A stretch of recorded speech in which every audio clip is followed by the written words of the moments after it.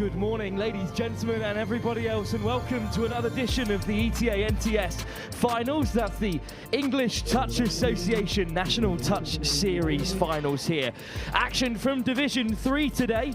There's plenty of players in action from yesterday as well. A smattering of representatives from Divisions 1 and 2. That thrilling conclusion that we witnessed live here with NextGen at Old Leamingtonians Rugby Club here in Royal Leamington Spa. Well, it's going to be a thrilling opening game for you as well, and our action starts from the women's competition. It's going to be a bright start to the day. Action from Pool B as the Wolves from Wandsworth take on the Cougars, a mixed invitational side of different age groups in the women's competition, mostly built up of England internationals in the 35s and 40s categories. The much younger Wolves side in action to kick off here in these 5-team pools in the women's edition of Division 3. Ball goes down, first turnover of the day.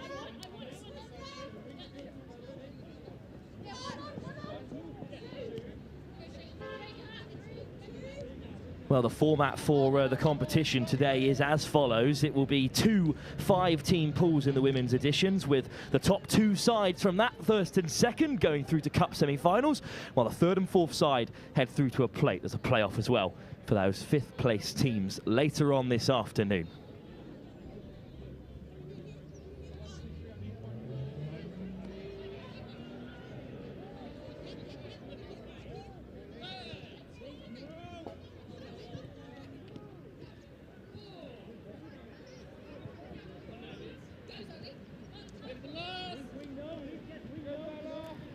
And alongside me for the first game, one of the refereeing contingent here, Dan Harrison. Dan, thank you very much for joining us for this first game. And, well, beautiful weather, exactly what you want for a touch tournament. Yeah, absolutely. Well, great weather today. We are going to be warmer than yesterday, I've been told, which will mean that we've got to have a little bit of staying power today, a bit of stamina. It's a long day if you're going to go all the way to the end of the competition. So pleased to be here, and thanks for having us over in Old Leamingtonians. It's certainly a long day for us as well in the commentary box here. So much touch rugby to take us through, and it's well, it's a pretty even start to things here. It's an interesting dynamic, this young up-and-coming Wolves side up against this very experienced and established Cougars Invitational team, with every player as part of the England women's 40s or 35 squad. So, well, it's a excellent sort of characteristic and picture of touch and the scene that there is at the moment in this community, where you've got this next generation and this well-established international side playing each other here in the Nationals, Dan. Yeah, it's really interesting actually, because you've got a blend of coaches here. You've got Andy Pennicard coaching the Wolves, and Sammy Phillips over in the far side coaching the Cougars, the 35s team. So there's plenty of experience there. Sammy with loads and loads of caps for England all over the place. So this is literally experience versus youth, or maybe age and treachery versus youth and exuberance. So we'll see how it pans out. It's a cagey start so far, no scores. Everybody's trying to probably get into the groove a little bit and get moving and find out how they're going to run their patterns for today. Pool B, of course, which also includes the Chester Cheetahs, whose men's side were successful in the Division 2 competition, and the Surrey Bisons are also in action, and we'll bring you results from across the pools throughout the day. And we return to the men's competition as well in our next game at 10:30. But for now, it's our opening game here at the ETA NTS Finals in Division 3. And it's a bright start for both these sides, but it's the Cougars on the offensive for now. Chong takes the touch, lovely lifted ball and sliding in from range. Well, a touch was made there, almost the first score of the day, Dan. Yeah, we've got one, yeah, ball to ground there. I was about to say we were about to have one strike touch left to see if they could get a score. This game will be decided about who, well, the game will be decided by who can get up the field in as few touches as possible. And I know that sounds like an obvious statement, but you need at least 2 or 3 touches sometimes to work out what the defensive pattern is and get a score. So right now, this is going to be a bit of a midfield battle. First mistake there from the Wolves, which is unfortunate. The Cougars will need to move the ball upfield here as fast as they can in as few touches, and just try to get a couple of touches on the line to see if they can establish a score. Touch made on Chong there. She leaves the field. Now Sonia Lamb at the half, handing it off. Stepping back off the left foot, Claire Rylance. And then a lovely weaving run through the defence from Sonia Lamb. So Lois, is that Lois? That's Lois Lau actually in number 8, I think, and she is a hell of a player. She's been in and around the touch scene forever. Just appears to create space from absolutely nowhere. Simple 32 platform with a trail. Oh, unfortunate ball going to ground there. Unlucky, but that was a nice setup off of a simple 32, which is the mid, dragging for a link, and a simple pass which can either be long or short to the opposite middle. Well, thanks, Dan. I've got a change-up of the team sheets I've been handed this morning. We'll see if the Wolves one can be slightly more accurate as they're on the offensive and crashing over halfway. Lovely footwork. Lola Sanderson at the half, flying through the hands, stepping back off the left on that occasion. Number 24, Lucy Henderson. But a penalty, Dan? Yeah, we've got an over-the-mark penalty there. Nick van der Wright spotting that in the middle, so the ball was rolled over from where the touch was actually made, so that gives the Cougars the opportunity to strike upfield. Really good drive pattern here on that far side as we're looking.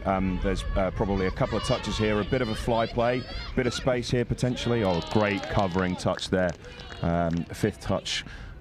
Let's see if there's a bit of sevens duet play here. Oh, here we go. Tiger onto the left-hand side, diving in from range, and that is the first score of the day. Finally awarded by the referee, and it's a great finish. Yeah, Julia Kang and Pam Tiga combining with establishing a simple 2-on-1 after a quick roll ball. Wolves caught napping a little bit on this near side as we're looking. That's a great little score in the corner to break our deadlock.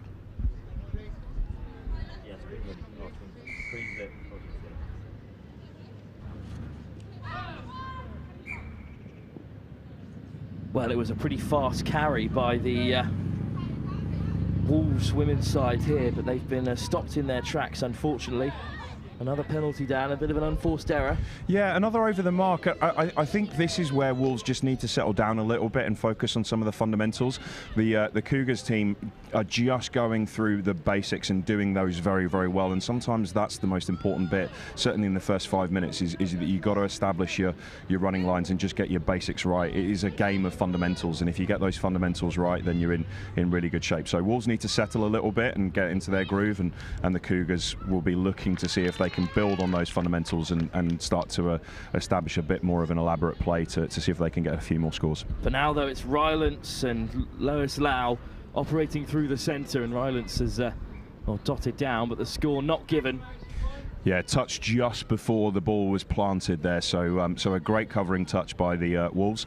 They're going to look to do a drive upfield here, a bit of a subbing play where they create some space for themselves to drive up, bring their fresh players on, interchange, and have those maybe 1 or 2 touches just to establish a strike move near the line.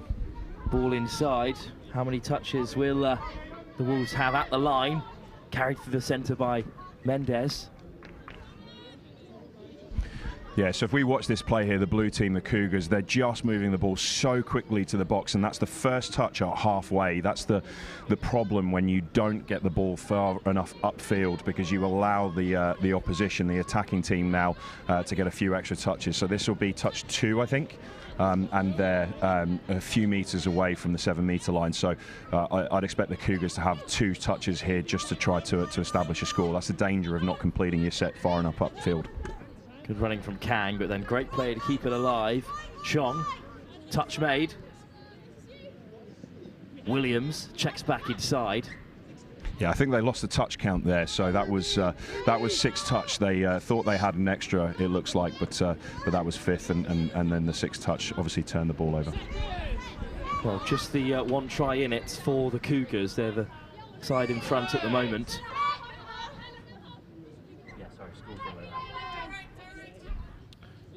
And the Cougars with that 1 try, bringing the experience, and they're just using all 6 of their touches at the moment, which is something that the Wolves haven't got a handle of at the moment, Dan. Yeah, fundamentals again. It's interesting. The Wolves, I think this is probably the 4th turnover that they've made, either before or in and around the halfway line, and that's where the Cougars are absolutely going to take advantage, because they just know how to get the ball upfield, use all 6 touches, as you say, Wilf, and see if they can get a score from it. But it is fundamentals. You've got to complete your sets. There's space here.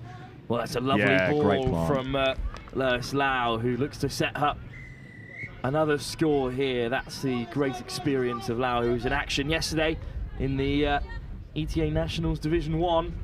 Yeah, she likes to play a lot of touch, Lois. She's on the field at all times, I think. So so it's great to see her get a good setup there, and I think that's Zoe scoring, and that makes it 2-0. And again, fundamentals here. Cougars are just taking their opportunities and completing their sets. Let's see if Wolves can get towards their line here and create a bit of an opportunity to get over. Well, carrying in is Tor Summers. And then a touch there on the captain, Catherine Richardson-Walden, right on the stroke of half-time. Well, they won't get another shot at the line, and that's unfortunate, Dan. It was a good attack brewing. Yeah, it just run out of the 10-minute half there. They looked like they were setting up to run a decent strike play. The hooter or the buzzer beat them, but let's see if the Wolves can get back into this in the second half. Well, the experience shining through at the moment for this invitational side, the Cougars, who are on top at half-time in our opening pool game here in Division 3 of the ETA NTS finals. The Cougars lead by 2 against the Wolves. Let's see what kind of reaction the younger side has coming into the second half.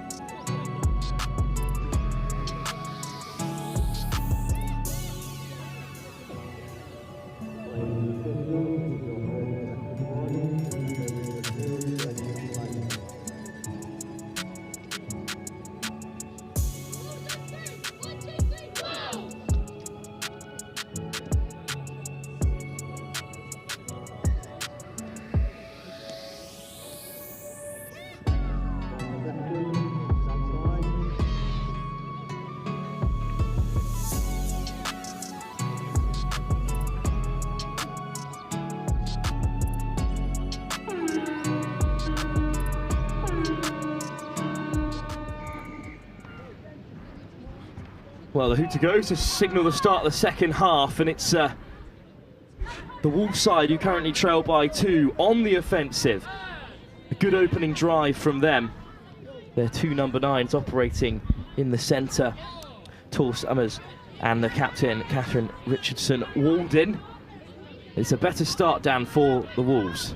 Yeah, 5th touch here. They're going to try to get through the line and see if they can get a scoop. There might be a bit of space here. Oh, well shut down by the Cougars there, just going man on in the end.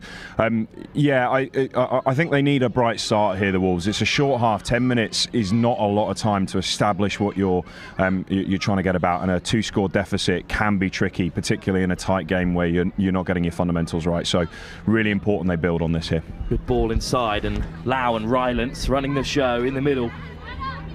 All the Cougars, great line by Lau, assessing her options, caught by Richardson-Walden. Yeah, 5th touch there. They're going to try and run that looks like it's going to be a late pass. So the pass happened after the touch is made, so that's going to be a penalty that Nick van der Rijt is awarding to the Wolves there. And the new referee, Rich Spears, is going to come and set the 10 metres and then the 7 metres for the next touch after that. So really important that Wolves build here. Unfortunately, it's 2nd touch in the middle and they haven't gotten to their 10 yet. They're going to need to work really hard here to get upfield now. Wolves are on the offensive. Strong carry by Charlotte Elton to get them going, and Elton at the half. Coyne, Elton and Coyne, well, marshalled out of it there by Claire Davis. Yeah, you watch the speed of the play here. Again, that first touch now beyond the halfway. The Cougars actually only had two players on the field there because the interchange happened so quickly. They're just so experienced and know how to manipulate the field and the players around them. This is going to be third touch coming, and they're going to be near the 7-metre line, so a few touches for them to play with. Good pickup from Tiga. Tiga looking wide, searching for Laura Anderson. Yeah, just that final pass didn't quite connect there, but you can see the threat that they've got near the line. They're just able to establish that right path to get through and create an overlap in a 2-on-1 situation. Sometimes it's not complicated. You just need to find the space and pick off a 2-on-1 or a 3-on-2 advantage. Now the Wolves now forcing the touches, but the Cougars keeping them contained. Touch made by Anderson, and the momentum taken out of things slightly. Hitchings with the carry. Winding run from Mendez, the Scorpion, who was in action for the women's team yesterday as they were beaten by the NQ Rebels. Yeah, so a bit of confusion there for the players. Let me see if I can break that down. So the referee on the field, Rich Spears, has called that as 6 again, which gives the Wolves another opportunity to get through. However, there's a loss of control there, which has meant that it's a changeover and the Cougars are now able to strike. If we watch this pattern here now, they've got 2 or 3 players that are immediately leaving the field. Unfortunate loss of control there, but if they would have had that, they would have moved up the field really quickly, loads of touches to spare. But they could be busted here. Lots of space out on the wide. Oh. Mendez with a good ball through the hands, and then it was passed on by Hattie Hitchings. Searching for Elton, but instead the Cougars will drive back. They still lead by 2 tries as we approach the midway point of this second half, and it's Rylance on the drive, lifted by Davis. Warren.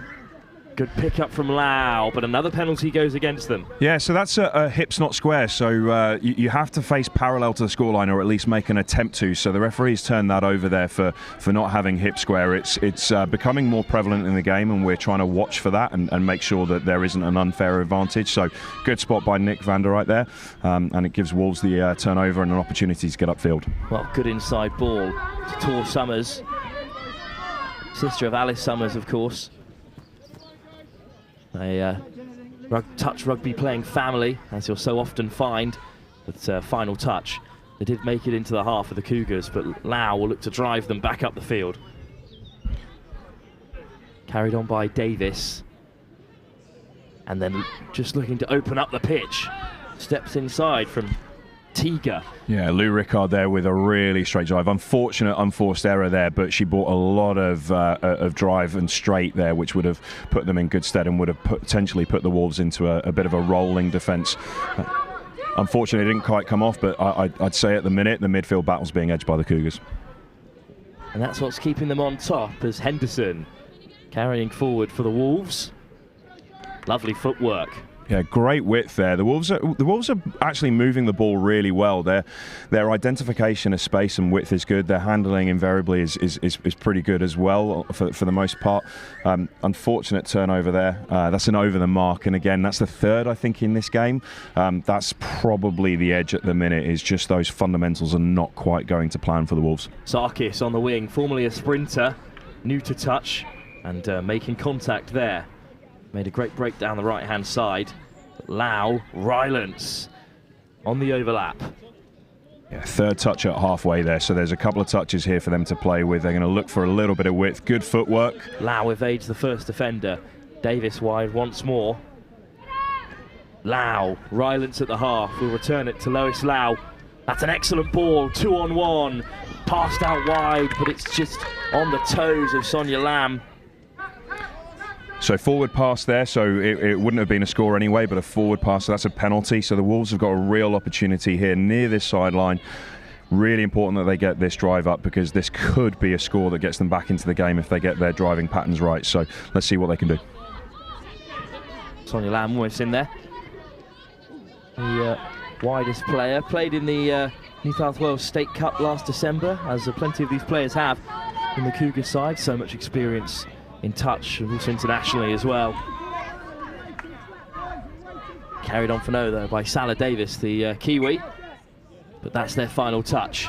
Yeah, quick play of the ball by Lois and Claire Rylance there. First touch at halfway, Zoe's going to drag that wide across into the link channel, and now the wing with, I think, Hannah Suzuki on that far side there. So that second touch, and you can see they're already beyond the halfway. That gives them 4 full touches to try to get a score. Such good driving play, good interchange to get them upfield, and a few spare touches to see if they can get that score. Well, change of direction here with Suzuki out on the left. Just a slip in the wide channel, so Tiga places it back instead. And Tiga just assessing her options for the moment. Well, lovely lofted ball over the top to skip out a couple of defenders, but better pressure from the Wolves and from Salah Davis, and that's caused the turnover. In defence there, they just stayed player on and just didn't force the defensive mistake. It was good patience and control in that defence, so well done to them. Davis now charging on, Mendes at the half. Touch made by Anderson. Better drive by the Wolves here. That's third touch about halfway. If they keep direct here and keep, oh no, fifth touch there. If they keep going and unfortunate, just ran out of time and space there and lost some of the supporting players that she could have passed to. Lola Sanderson caught. Defensive set now for the Wolves. They don't have much time left, just 2 minutes to try and get back into this game. They still trail by 2 tries. A good start this for the Cougars. Little show and go, shimmying over halfway. Lau finds Rylance, who takes the touch. Rylance on the inside, good ball from Lau. Important touch. Yeah, important Wolves say player on here. They don't need to overcomplicate it. Don't bite, don't buy a dummy, don't buy a cut. Excellent ball out wide though. Sucked in the winger, and Cougars are over for their game-sealing try, but in fact... forward pass there, yeah. Well, so final pass looks like it was forward. Unfortunate because the space identification was great and great speed in the wide channels from Hannah Suzuki. Well, the late call from the referees to strike that one off. That's a good take from Sanderson. Back with it, Sanderson. And a good pick-up by Catherine Richardson-Walden. Coyne to Henderson, and then searching wide again to the speedster Isabel Sarkis, but instead it's a turnover in a threatening position for the Cougars, Stan. I think again this is the edge, is that the Cougars are just getting the fundamentals of catch, pass, run, good strike dump, great ball out there. Oh, unfortunate loss of control sadly there. But yeah, difference here is that the Cougars are just getting that midfield position and giving them all the touches that they need to get the all important scores.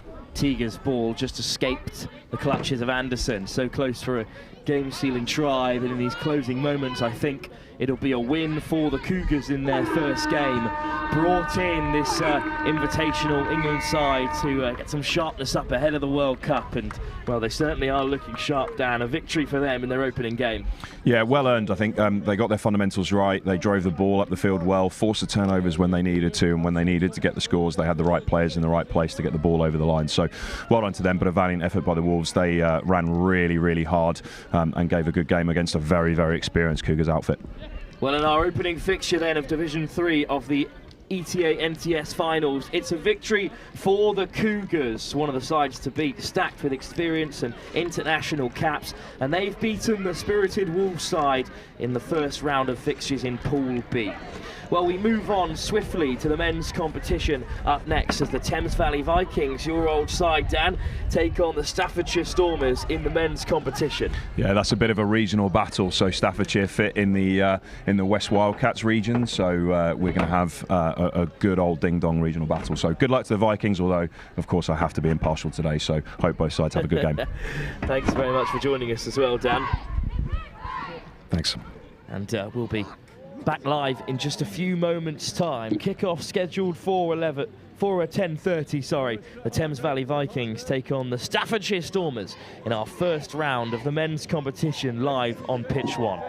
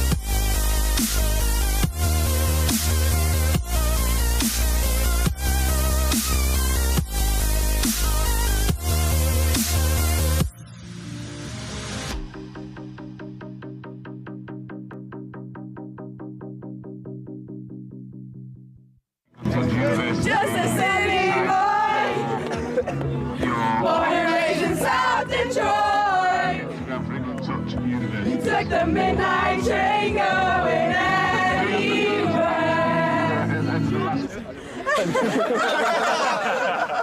No, sport mode. That's how much I care about the threes. Even got them in sport mode. We need to make sure that we're working on staying tight in D, and then when we're up there, we need to be a bit more organised. So 32 shorts, doing the quickies. I realise the camera's on me, so I'm trying to keep talking. We're keeping them in their half really well, so keep working hard because they're taking 4 touches, 5 touches, get down the line. Those last 2 scores have been exactly the same move. So just as soon as half gets hands on ball, eyes up, we've got to shut them down there. The other impact that it has is that you don't have an impact on the game because you're so far back, they can't hear you.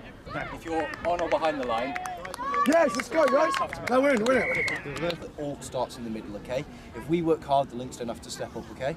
Yeah. Ready? Let's go. hands in. Come on, then. Tight, tight, tight! Eyes up, pressure! Cheers to Bristol, hip hip! Hey! Hip hip! Hey! Hip hip! Hey! One for the ref, hip hip! Hey! One for us! Woo! I want for the ref! Hooray! Go on, Darren! Act really casual.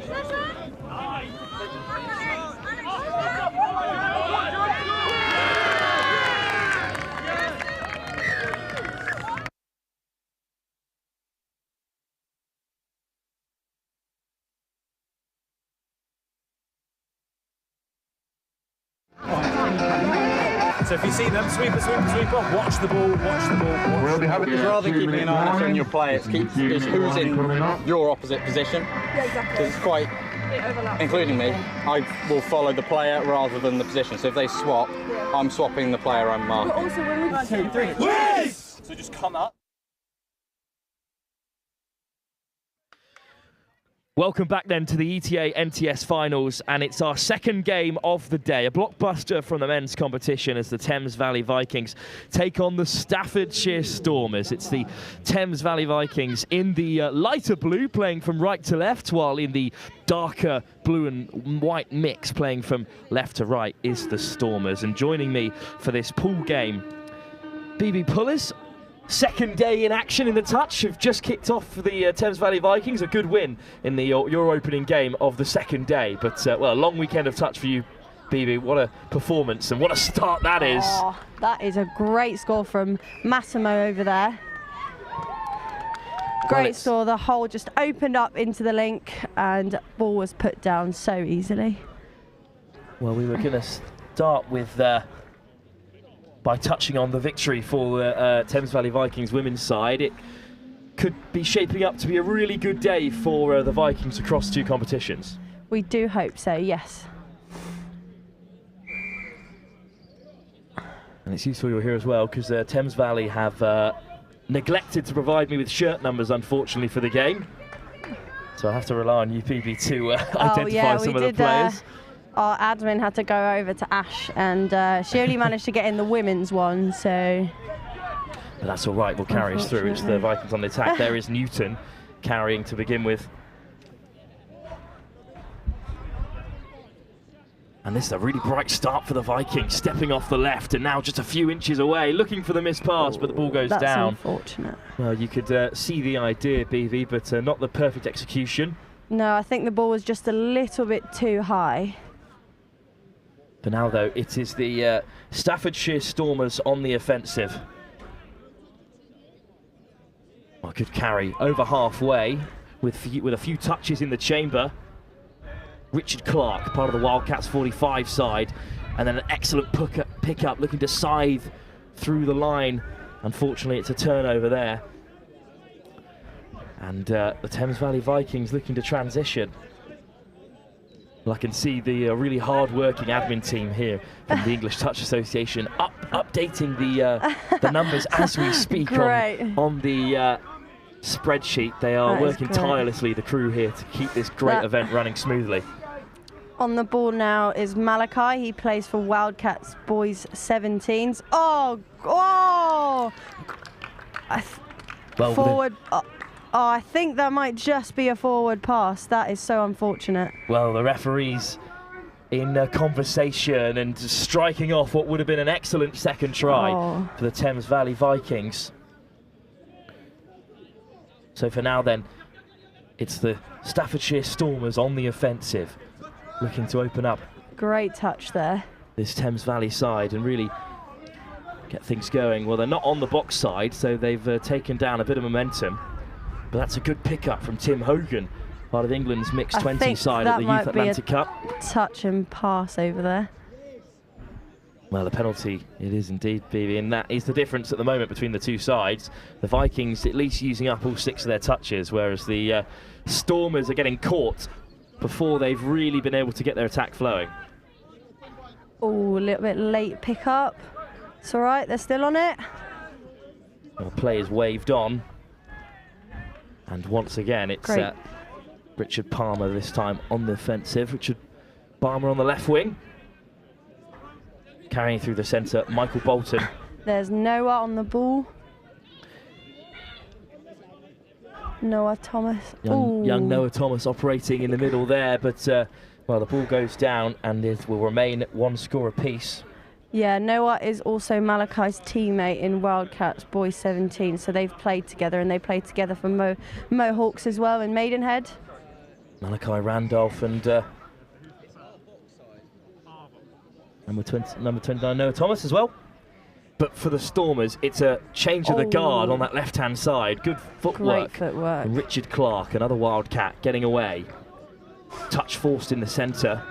Clark, lovely ball to the left-hand side, almost skipping away. Almost went through. But instead, it will be possession.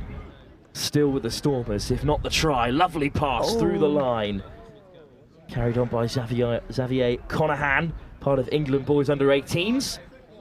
There's still a strong international showing, BB, even here in Division 3. Just shows the quality of touch across the country. Definitely, and also a lot of youngsters taking part, which is good for the development of the game. It's really nice to see.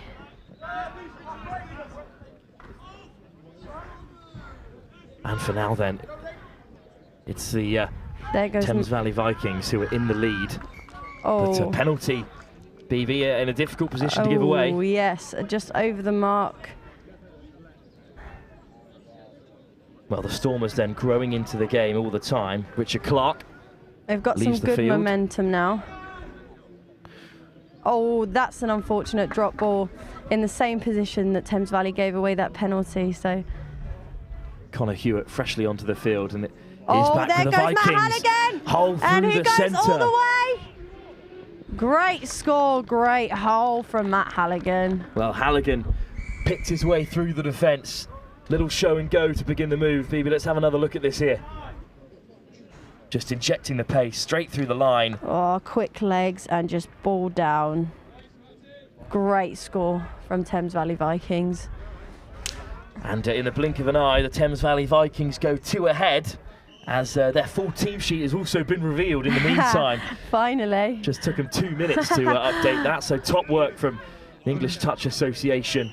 As the touch is made there on Connor Howitt. Oh, unfortunate offside there, so 6 more for the Staffordshire Stormers. I think the Stormers, BB, really do need to profit from this latest attack. Definitely, I think they could do with a score on the board here. In these reduced halves today, just 10 minutes. Got to make every attack count as Hogan is into touch. Great footwork, just resetting there. Tim Hogan, switching to Hogan of the Gavin variety. Hogan taking a bit of pace out of the game, handing it off. Short over there. Howitt at the great half. Hands. Hogan stepping off the right. Offside once again. Another 6 then for the Stormers. They really do need to score here, just 3 minutes before half time.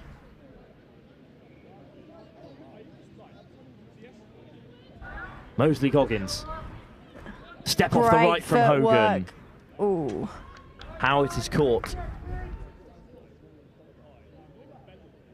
It's Tim Hogan, part of Mixed 20 squad at the Youth Atlantic Cup. The captain scything through, needs to find a pass, touchdown. Great score. One Hogan to the other. The Wildcat 45, Gavin, touches down to score, but set up by Tim Hogan. And well, a really good scoop. Great footwork. Great ball. And great line. Good score, they needed that, I think.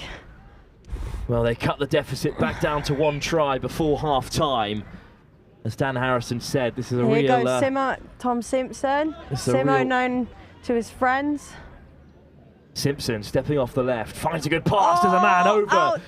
Could there be another score here out into the to corner? Chris. Great score there. Chris Findlay, it is in the end, 2 touches down. And, well, BB, unfortunate for the Stormers. As soon as they get themselves back in the game, they go back to 2 tries behind. I know, it's you hope that when you score, the momentum stays with you, but unfortunately that wasn't the case. I think it was just a good use of space from the Thames Valley Vikings. They attacked the left side and then injected some pace and went all the way over to the right side with a great long ball out to the wing. Well, it's a pool that also includes the Chester Cheetahs, the Southampton Stormers and the Cheltenham Tigers. But it's a bright start for the Thames Valley Vikings. Their women's side have already wrapped up their first win of the day. But it's the Stormers on the offensive now, a few inches short of the line. Well, an interception, and the referee was about to wave play on. It was Barmer who got in the way. I think he's called a touch and pass. Oh, no, it's just a roll ball. But, well, Barmer's done really well to win that back for his side. That's 6 more, I think. Yeah. A hand in there from a Stormer, trying to turn it over. Great dump there from Jason. Barmer with the pickup. Good hands. Inside Here comes pass. Matt. Link up with Malachi. Randolph working through the centre with Matt Halligan. I think he's going for a scoop. Here he goes. Randolph Can he make it? stepping off the left. Footwork. He's in the end zone searching for a pass. Barmer's down. That's ball down. Oh, I think they might call a touch and pass. That's unfortunate. It is a touch and pass. Well, it was a great ball from Malachi Randolph. He did really well, but great defence, scrambling back from the Stormers, Vivi. Great, yeah, definitely. Great scramble and a good hold on the line. No hard chasing, and they got their penalty reward. Oh, a little bit of a fumble there. Well, there goes the hooter for half-time. So as the touch is made in this wide channel, the long bars trying to keep the attack alive. It's a good half for the Thames Valley Vikings, who have contained the Staffordshire Stormers for the most part and have converted 3 scores of their own. They go into the break 3-1 up. BB, good value for their score? I think so. I think they're working hard for their scores and they're doing well in defence to keep the Staffordshire Stormers out. Unfortunate 1 score for them, but I think sometimes you need a score to get back in it, because you saw they got scored against and right back on it and with another score. So I think they're doing well. They've got good attack, good defence, and hopefully they can keep it up for the second half. Well, the Thames Valley Vikings are in front by 3 tries to 1 with 10 more minutes to go here in our first live action from the Men's Division 3 competition. The Staffordshire Stormers with a bit of work to do. They trail by 2 with 10 minutes left to play.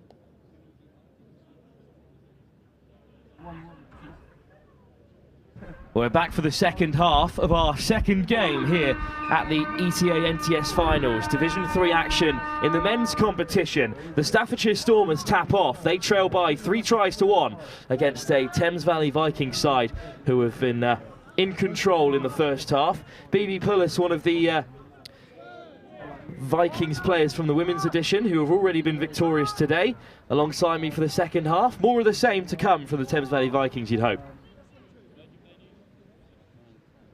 But for the moment, it's the Staffordshire Stormers on the offensive, and Hewitt through the centre with the captain, Tim Hogan, who set up their first try, but the ball goes to ground. And a good start, BB, for the Thames Valley Vikings. Definitely good defence there. Now they're back on the attack. Great yards here for the subbing. And on come the substitutes, wrapping round the corner. Strong carry from Tom Smith. Through the middle now, through Halligan. Tom Smith's girlfriend, Sinead Hughes, actually plays with me today. Good to see those familiar connections across touch rugby that we're getting so accustomed to. That some pass across the face from Halligan. But, well, final touch in the wide channel, but a good use, BB, of the 6 touches. Great. It's always good, even if you don't get a score on the board, always good to make sure you finish those 6 touches and get it as far up that pitch as you can, because that means the other team has to travel all the way up the field to try and get their score on the board. As the Stormers are trying to now through Richard Clark. Another Wildcat in the 45 side, and then this is a really good carry down the left. Oh, great yards all the way through. There could be a score. Through. Well, the try is given. A great finish down that left-hand side. And the Stormers are right back in the game, BB.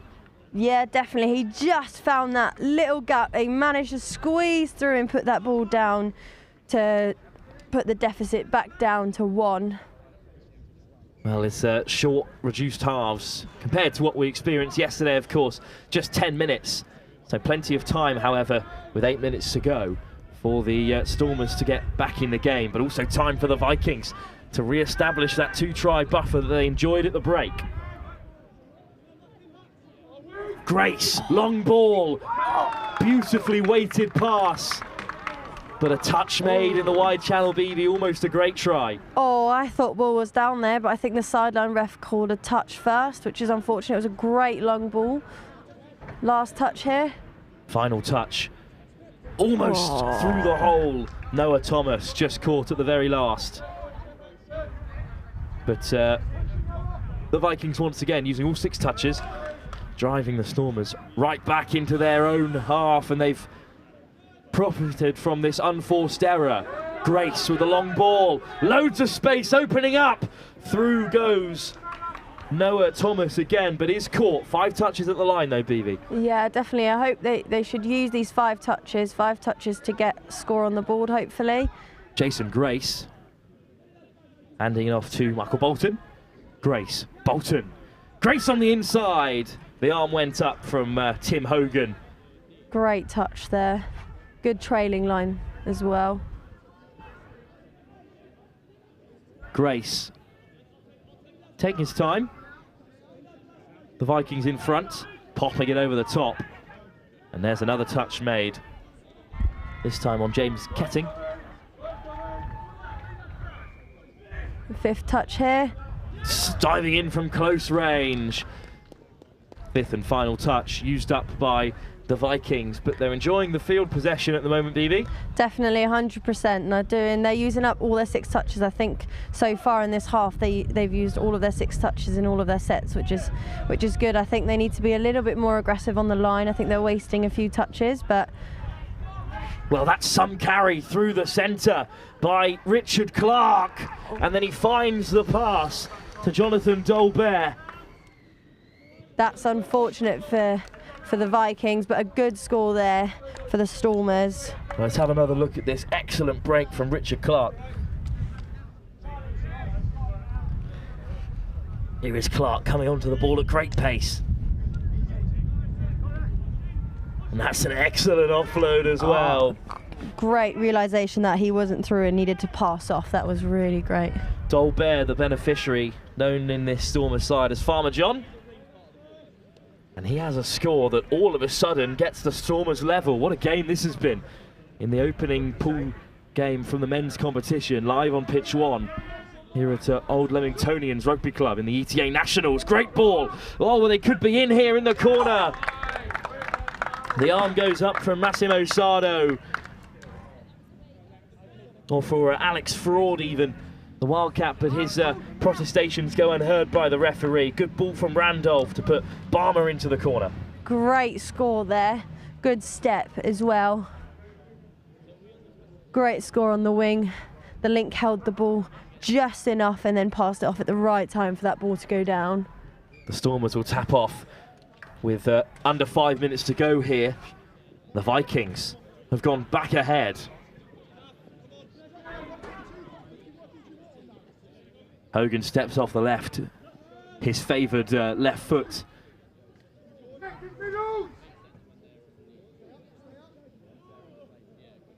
Hogan has it on the return, options left and right, and bit of a miscommunication there between the middles, and the ball goes down, Vivi. Good scramble defence there from the Thames Valley Vikings. Good yardage. And the substitutes in the transition entering the fray. Barmer takes the touch and will play half as well. Good carry from Jose Luis. And Sardo into touch. Simpson, good ball. Suddenly they could have one over there, the quick pass. You've just got to back that your winger's going to be there and under that much pressure, but unfortunately the ball is down, Vivi. Yeah, good line there from the link. I think the winger was just a tad too late. He had acres of space, but he just missed it. Well, we'll see if the Vikings rue that missed opportunity. I think they'll have a penalty and 6 more touches, the Stormers, to attack from. Yeah, I think that was a foot in the ruck there. Hopefully the Stormers can use all of their 6 touches. Well, they take touch in the midfield, just shy of halfway. Good offload. Howitt. Lifted and played on by Conahan. Conahan on the inside.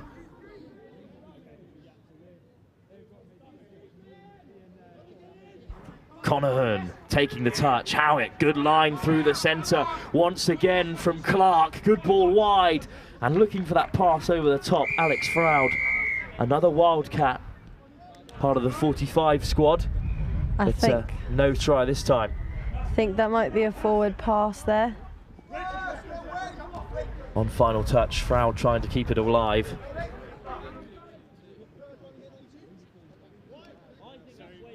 Carried up through the centre. And Bolton. Good pick up from Louise. And Louise looking to step through, just caught. Just ran into an onside player there, unfortunate. But again, they used up all of their 6 touches and got to the end of the pitch. Well, not long to go here, just 2 minutes on the clock. And the Vikings are up by 4-3. And that's a huge turnover. An important 6 touches, BB, to perhaps seal the game. Hopefully they can get another score on the board and get that deficit back to 2. Another try here would take the game beyond the Stormers. Here's Jose Luis. Good ball on the inside, Luis with a pick-up. Bolton looking to step in himself. Touch there. Referees in conversation on the sideline. Confirm the touch. Lovely ball out wide, but once again caught, this time Kelting. Good shot there from the wing, great decision. It's not easy on the wing, but made the good decision. Newton. Good pick up from Newton, no touch called, and Newton goes in on himself and seals the game. That is really good there. Good listening to the ref who called play on. He listened and he put that ball down himself. Great score there. Well, Newton thought he was touched himself here, but no touch was the call, so he picked it straight back up again. That's one thing about having big hands. You can keep that ball in your hand, because I would fumble that ball on the floor with my small hands, so that's definitely a benefit there. Well, with 30 seconds to go, it'll be a win for both Thames Valley Vikings sides from their opening fixtures. You've got your next one in just a few moments' time. Straight after this one, so... We could have plenty of Vikings on the live stream today if they can keep winning their fixtures ahead of our semi-finals and finals, which will be live later on this afternoon. The Stormers then with one last attack perhaps to take something from the game. Dean, ball goes down. Oh, okay, ref's called play on there. Well, there goes the hooter, so things will remain as they are unless Conahan can pull something out of a bag there, but instead no, touch made, so the final whistle here. It's a win for the Thames Valley Vikings. They were in front early off in the game and they maintained their control throughout despite a fight back from the Stormers that levelled things up at 3 tries apiece in that second half. In the end, the Thames Valley Vikings pulled through. A great win for the Vikings and a great start to the tournament, BB. Yeah, no, definitely good to have both sides win here, and hopefully we can both come up on top and see each other play in that final and keep it up. I think neither of us won last time, so I think us women, we came in the final and lost 3-2 to Scorp, so hopefully we can go into that final and get a trophy out of it. But definitely good win there for the Vikings. Hopefully they can keep it up. Thank you very much as well, BB, for joining us on the live stream. Hope to hear from you later as well. Yeah, of course, definitely, no worries. And that will conclude our opening round of the men's competition. We will stick with the men's competition for our next game, kicking off at 11 o'clock. It's the Clapham Feelers taking on the Nailsea Ravens from Pool C.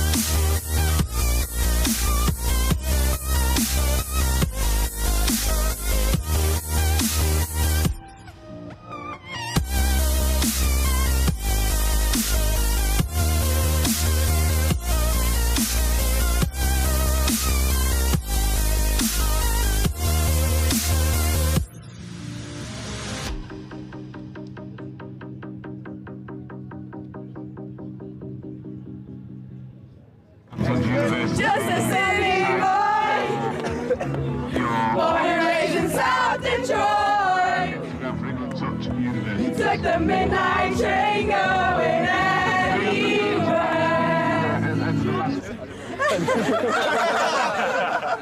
Oh, sport mode. That's how much I care about the threes. Even got them in sport mode. We need to make sure that we're working on staying tight in D, and then when we're up there, we need to be a bit more organised. So 32 shorts, doing the quickies. I realise the camera's on me, so I'm trying to keep talking. We're keeping them in their half really well, so keep working hard because they're taking 4 touches, 5 touches, get out play. The last 2 scores have been exactly the same move. So just as soon as half gets hands on ball, eyes up, we've got to shut them down. The other impact that it has is that you don't have an impact on the game because you're so far back, they can't hear you.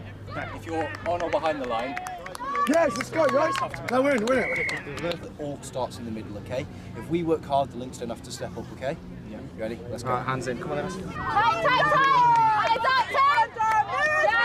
Pressure! Cheers to Bristol. Hip hip. Hip hip. Hip hip. One for the ref. Hip hip. One for us. Woo! I won for the ref! Hooray! Go on, Darren! Act really casual.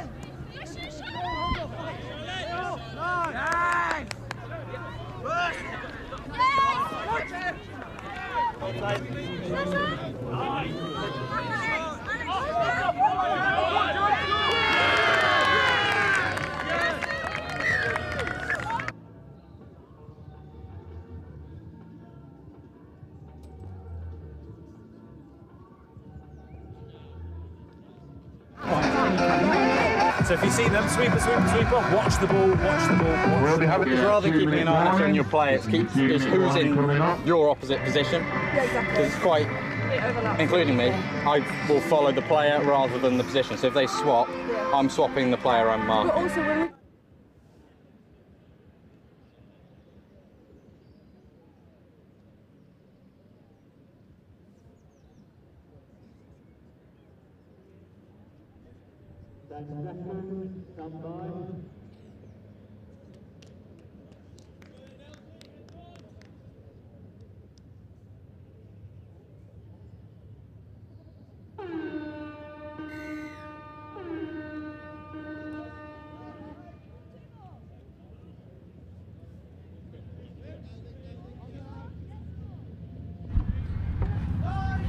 Continued action then from Division 3 here at the ETA NTS Finals, and it's our third game of the day. It's a pool outing between the Clapham Feelers playing in white and black from right to left, up against the Nailsea Raiders, who are, well, the Nailsea Ravens also playing in black and white, but the checked strip playing from right to left is the Feelers.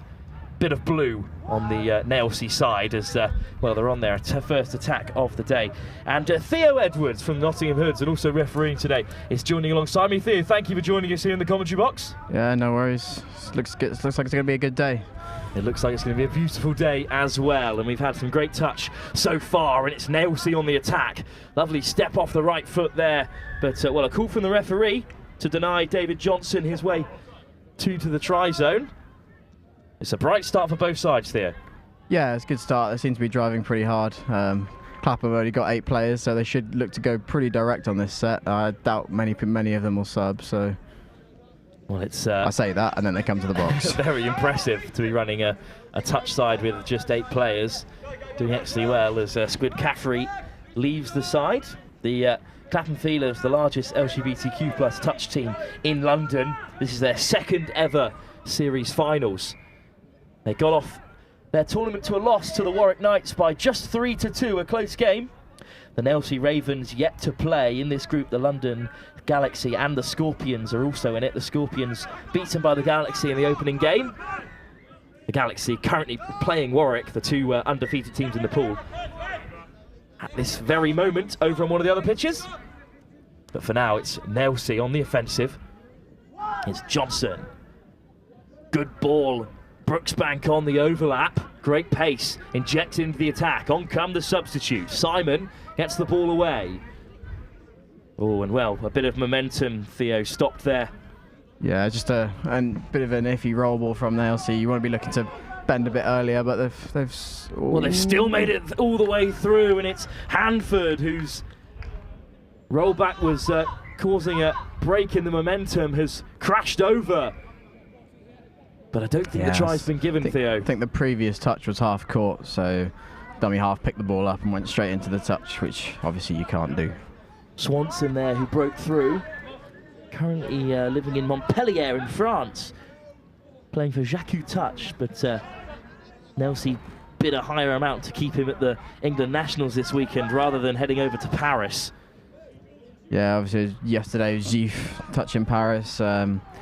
Usually a great tournament, but unfortunately on the... Oh! What a pass over the head by Caffrey, freeing the hands as well was Tim Hickson.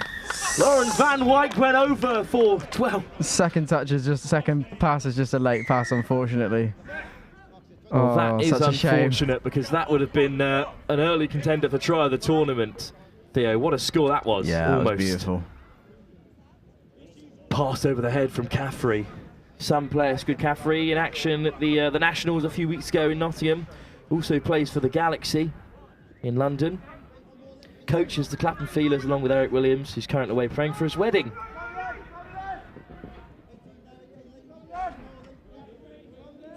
But it's on the offensive this time. A strong, powerful run from the Nailsea Ravens. Yeah, that's a really good drive from Nailsea, winning a repeat set on the line.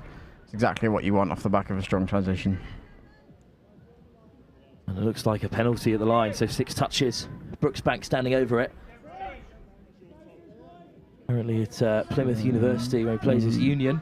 Look to run a sweeper. Here is Brooksbank. Important touch from Jack Reed. Or from Jack Nuttall even. And pushing back. The Nailsea Ravens. Good pickup on the overlap. Wide ball. Whoa, wow, what a take that is from Weavers. Well, they looked to go wide, and instead the Bristol native plucked it from the sky and touched down. That was some ball, Theo. Yeah, just I think it's just a sweeper step back, and then they ripped the ball into link hole. There's a really good win on the touch, so the dumper wins the touch, gets in behind his toucher. They can't recover quick enough, and it's just a hole opens up. Well, it didn't look like the pass was meant for him, but he plucked it out anyway. The captain and the lead coach for the Ravens, and they're 1-up against the Feelers. Yeah, it's just trying to get some momentum in the drive, maybe trying to force it a bit. You know, we always want to pass around shooters, but if we're not going to get too many yards, safer option, just take the touch.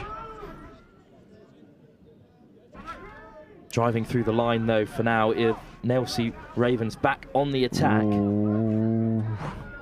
Got away with that one. And the referee's wave play on. All just put down, unfortunately, there. Hanford's pass dislodged. So the touch rugby gods perhaps realigning things, Theo. Yeah, it all evens out in the end. Oh, it's a good touch on the back of the shirt from Nailsea, and managing to catch Clapham over the mark there on that touch.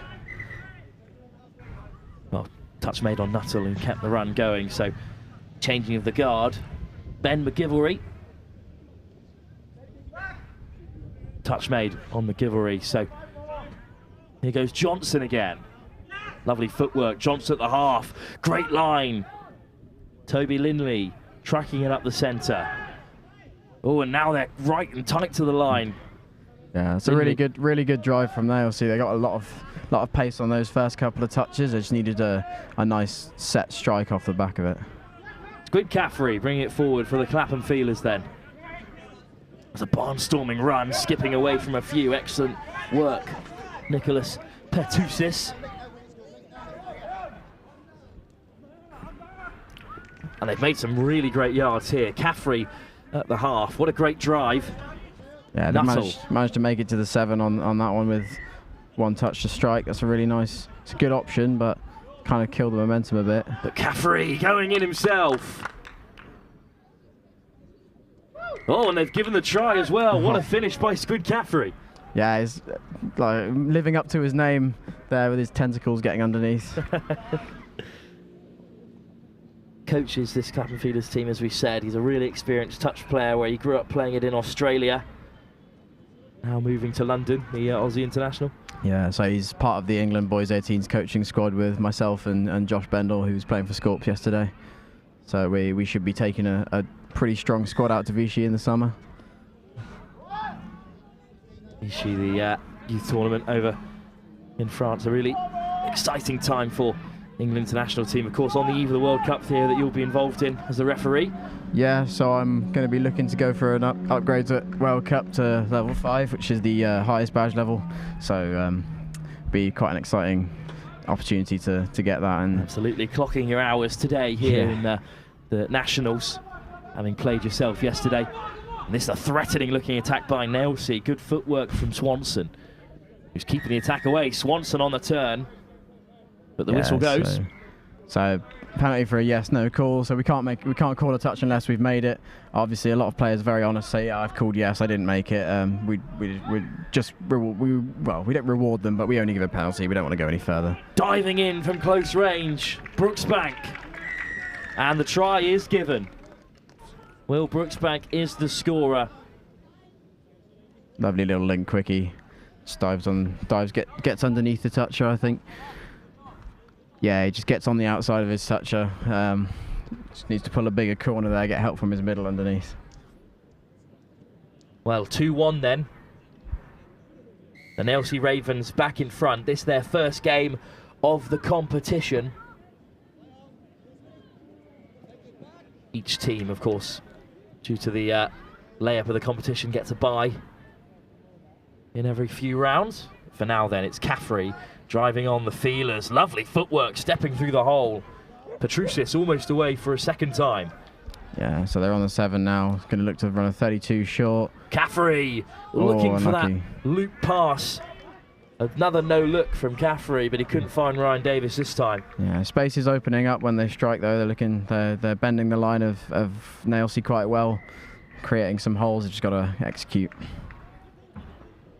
Well, from Stratford upon Avon, used to play here with Stratford Rugby Club back in his contact days. Ryan Davis decided he was far too good looking and moved on to touch instead to look after those assets of his, according to the touch notes. We'll believe him. If it's written on the team sheet, it must be true, Theo. Of course, as we know, Mark Alders definitely plays for the men's 40s yesterday. Yeah, I was caught hook, line and sinker by that one from the Scorpions. There are a couple on theirs that I made the conscious decision not to read. Well, the hooter goes on the stroke at half time, which means that at the break, the Nailsea Ravens, with a good performance, are just a single try up against the Clapham Feelers. Still 10 minutes to go here, and the game certainly is in the balance, Theo. It could go either way. Yeah, absolutely. I mean, both teams are getting a nice roll on in transition when they really get their drive set. So whoever wins that turnover battle gets the ball rolled first. Seems to be, getting up the pitch really nicely. We had a couple of sides, both teams get the repeat sets on the 7, and they both seem to be pretty threatening when they get down there. Well, in the beautiful sunshine here at Old Leamingtonians Rugby Club, it's our third game that we've reached the halfway mark of in the men's competition. The Nailsea Ravens, in their opening fixture, lead the Clapham Feelers by 2 tries to 1. 10 minutes for the Clapham Feelers to try and turn this game around and secure their first win of the ETA Nationals in Division 3.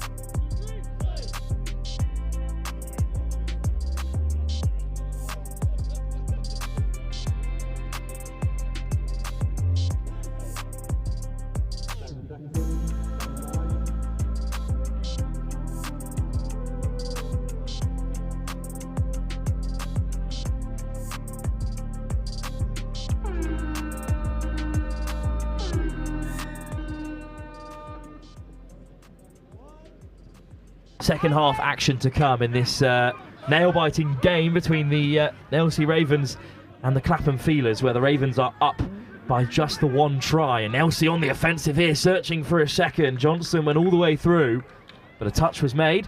Theo Edwards on alongside me on refereeing duty today.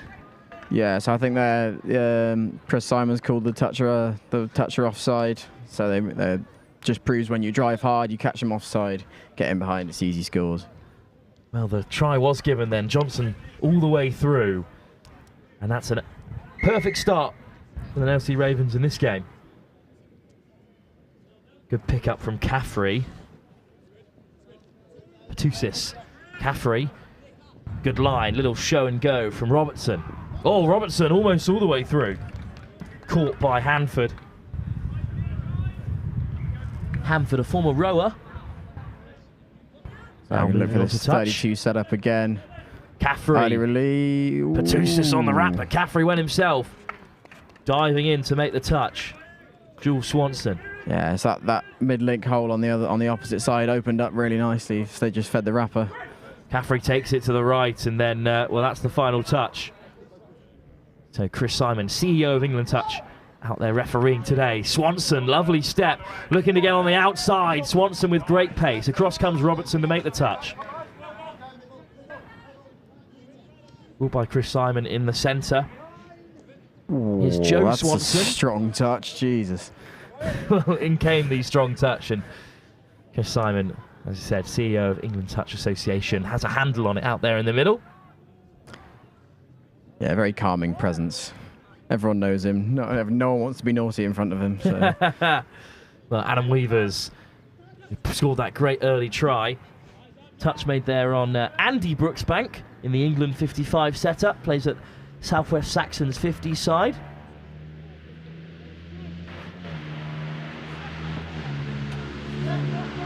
Touch made this time on Underwood, and then return to the try scorer, Adam Weavers. That's all the touches, Theo, but they've done really well to use all six and make their way down the field. Yeah, there are a couple of nice strikes at the line, but Clapham Field is reading the move really well and releasing nicely. So Touch knew that he could compete with that strike runner and released his outside players, so they were perfectly man on. Well, a referee's call on halfway. Yeah, so Nailsea had a hand in the pass, attempting to intercept it. If you knock the ball down deliberately, it's not a bin or anything in touch, so we just play 6 more touches. So it's sometimes a useful weapon to save a certain try, but if you trust your line defence, that's all right. Robertson caught. Over goes Tim Hickson. Robertson, Hickson again. Caffrey. Hickson. Yeah, so you need to go forward and get a strike here. Putting the hammer down, touch made. It's unlucky. We're wasting 5th touch. You really want to be ploughing down, getting a nice strike play on there. Well, wide ball, comfortably intercepted, and here come Nailsea. Now 3-1 up here, and that's a great break down the right-hand side. Last-ditch touch, but they're all the way up to halfway. Great running by Adam Weavers. Little mispass into the centre of midfield. Quick pick-up, Nailsea looking to get in behind. Johnson goes himself, delays the pass for Hanford. Yeah, I think we're coming back for a forward pass here, or a touch and pass. Yeah, forward. So spotted from the sideline by Chris Simon. Very difficult to see when you're the on-field ref, so it's important that all 3 refs work as a team. Caffrey touched for the first. Lovely delay on the pass. From Hickson. Just need to re-establish momentum here. They're a little bit static. Oh, it's unlucky. Well, the ball goes down, unfortunately, off Ryan Davis. Big opportunity then for Nailsea, and Linley. Linley steps off the right. Great footwork, almost away from Davis. Nailsea in a dangerous area. Here's David Johnson. Ed Simon. Johnson lifts it to Linley. Simon's there, but Linley goes alone. Good touch from Tim Hickson. No, not made. Oh, well, not made is the referee's call. No, he didn't. I don't think he claimed a touch. So we saw Chris Simon asking, "Did you make it?" And he says, "No, I didn't." Which is what we really like to see. Was our sport's built on honesty, so we really encourage players to keep in the spirit of the game and admit when they haven't made a touch. it's a really good example of the mixed open final last World Cup. It's the last minute. New Zealand and Australia are even, and New Zealand concede a score because somebody admits they haven't made a touch. That loses them the World Cup, but it's what makes our sport so special. Well, Toby Lindley, the builder, putting the hammer down and getting through to make the score that may well have sealed this game with just 4 minutes to go. But Robertson on the offensive. Excellent pickup and sliding in from close range. That is an amazing take. Well, it's a great take from Nuttall, but the referee's still in conversation. Eventually it's given. An excellent try. Created really by Nicholas Petousis as well.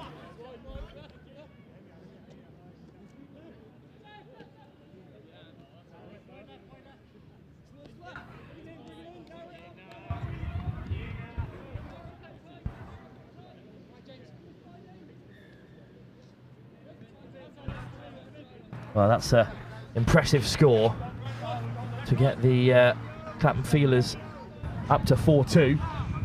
But here comes Swanson and the Nailsea Ravens. Great pace from the two Swansons in the middle, linking up. Brooksbank to the left, but there's a little flick inside. Searching for Andy Brooksbank, who was out there with Will Brooksbank as well. But instead, it's a turnover there. And, well, there's still a bit of time left in the game for the Feelers to get back into this. Yeah, definitely. They seem to have the momentum now, that score, and they've got a nice stop on this tap off. So, look to bring the ball up the pitch. That's Caffrey good work to bring gets the ball inside. Get around the shooters. The footwork from Hickson. Robertson again. It's good. Caffrey to his left. Caffrey at the half. Yeah, so I think they've made it to the 7. They should look to set up something here. Middle setup. Touch made by Swanson. Here's Caffrey on the wraparound, dummies the switch and delays the pass, but it just doesn't go to hand. Yeah, he's created the holes there. He just wants his runners to hit his holes. Yeah, I think they ended up running some form of ML setup almost, and stepping back, hole 2 was quite open. So for now, though, it's Nailsea Ravens who make it to the box and bring on the substitutes. Something that the Clapham Feelers do lack today, but still good of them to make it down here with their 8 players. That's a good touch. Performances like this, great touch from Hickson. Handford. That's a good pickup, and Weavers is in behind. Weavers with acres of space picks out Handford, who slides in for a 5th, and that will seal the game for the Nailsea Ravens. Yeah, it's a very strong roll ball in the middle. Again, gets in behind his toucher, and that just lets his scooper get straight through the middle. If that does happen, Clapham probably want to stay a little bit tighter, not let that scooper through, force the difficult pass over the top. But very good score, very good capitalisation. Well, he opened the scoring for the Ravens, the captain Weavers, and left his mark again by scooping through to score what you'd imagine with 2 minutes on the clock will be the winning try. But another score for the Feelers would frighten the Ravens, but instead Nailsea will have it back. David Johnson rolls it back to Brooksbank. Good line from Simon. Yeah, it's a very good direct drive here. Look to run an arrow setup. Going to break out of it now. Wide they go to Andy Brooksbank and Simons. Johnson, Brooksbank, the younger, on the left-hand side. That's a great touch. It's a great dive and a great covering touch. Great attack, great defence. Johnson through the hole. Brooksbank caught by Van Wyk.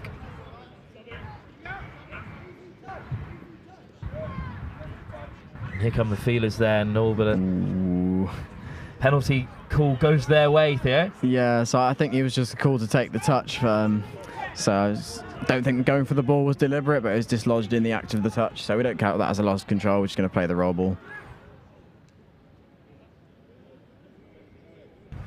Well, this is a opportunity for the Ravens to really put the cherry on top of this performance.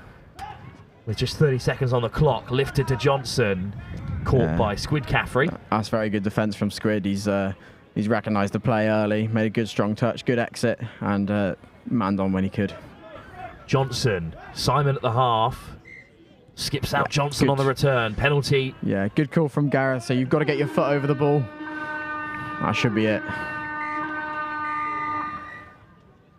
Well, the whistle goes before Squid Caffrey could take the tap, but the result never in doubt after a strong second half by the NextGenXV Ravens. They win the game by 5 tries to 2 against the Clapham Feelers, who taste defeat for the second time here at the ETA National Division 3. This only their second outing at the Nationals following the event in Watford back in April, and they've given a good account of themselves. Yeah, definitely. I mean, it's a very tough ask to get them to play a full proper game with 8 players. You know, they're doing really well. They're working out how to get up the pitch without running a usual sewing pattern or a direct drive, and they seem, you know, we've seen flashes of what they can actually do when they get some attempts on the line. Victory then for the NextGenXV Ravens in their first game here in Division 3 at the ETA NTS Finals. Thank you very much for joining us here. Really appreciated having you alongside. Yeah, no worries. Anytime. And we'll be back live with more action from the men's edition of this competition. Pool E, the Exeter Eagle Owls take on the London Vipers second team. That's the next game, live here from the ETA NTS Nationals.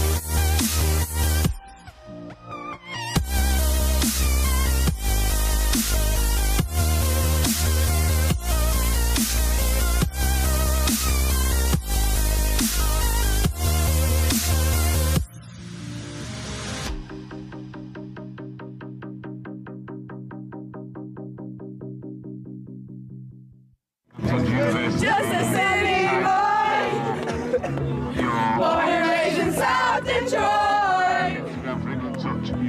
Took the midnight train going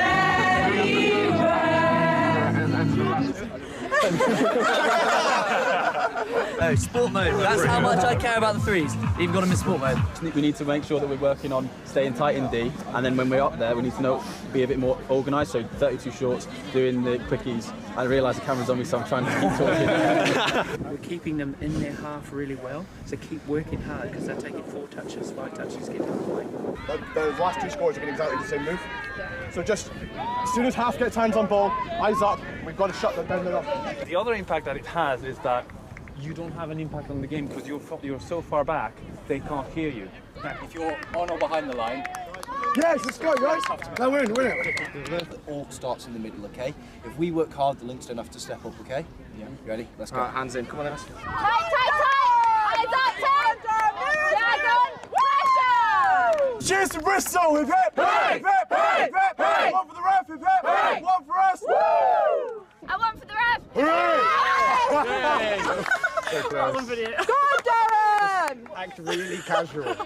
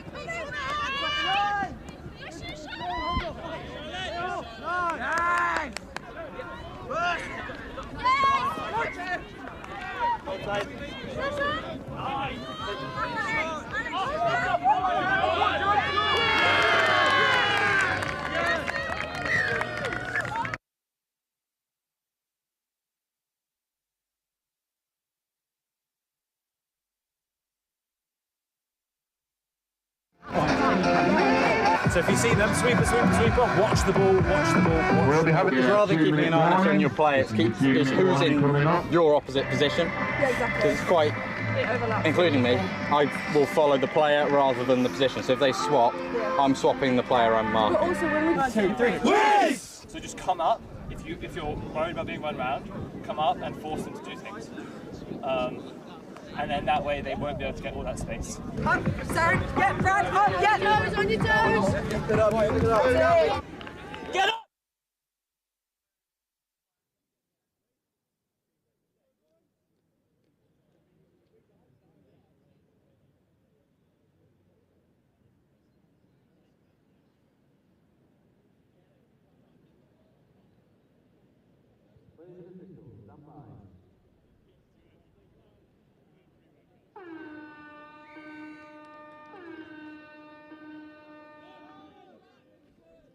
The action does not stop here from the ETA NTS finals. More action from the men's competition. This time it is the London Eagles second team who take on the Exeter Eagle Owls. This Exeter side off a victory in their first game. They put 8 past Cambridge's second team, and they're looking to start the brightest here as well. Well, and they have done. Exeter Eagle Owls in their quite wonderful coloured kit, playing from left to right, and they've got the first score as well. Alongside me to talk us through the game, Keris Godwin, playing for the Blaze Flames today, was also in action yesterday, of course. But Keris, thank you very much for joining us here. Happy to be here. And it's a very bright start for the yeah, it was a lovely Exeter score. Eagles. So the Blaze Flames in the women's competitions have also got a men's side involved. How goes the ETA Division 3 final so far? Yeah, it's going well. The girls are playing really well. Ooh. Well, that's just Luke Messam going in the corner. We've got a really bright Lovely start to the little game score. as well.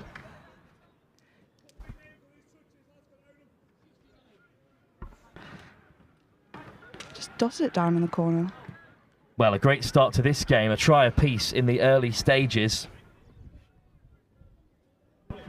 So all things level here between the London Eagles second team and the Exeter Eagle Owls.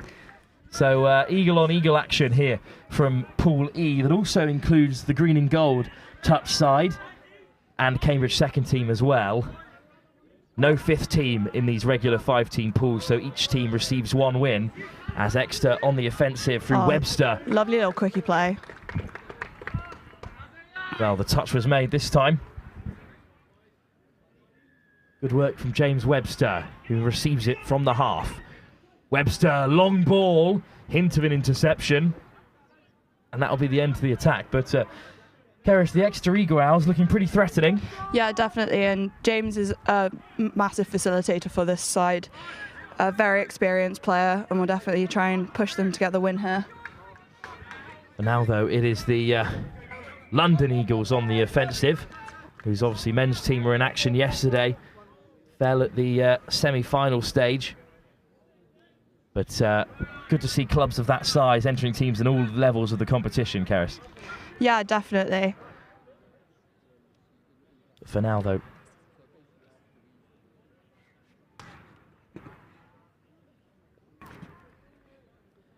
Well, thank you, Keris, as well, for the correction there. This is the Vipers from London, of course. The London Eagles second team also involved today at the Nationals, but too many Eagles on the mind as Exeter grab another score. Another score to go 2-1 in front. Very exciting battle. Scores end to end in this game.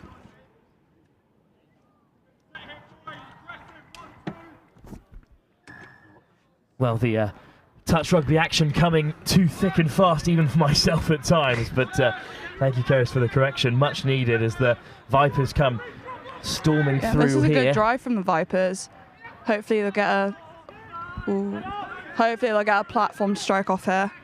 Evans with control.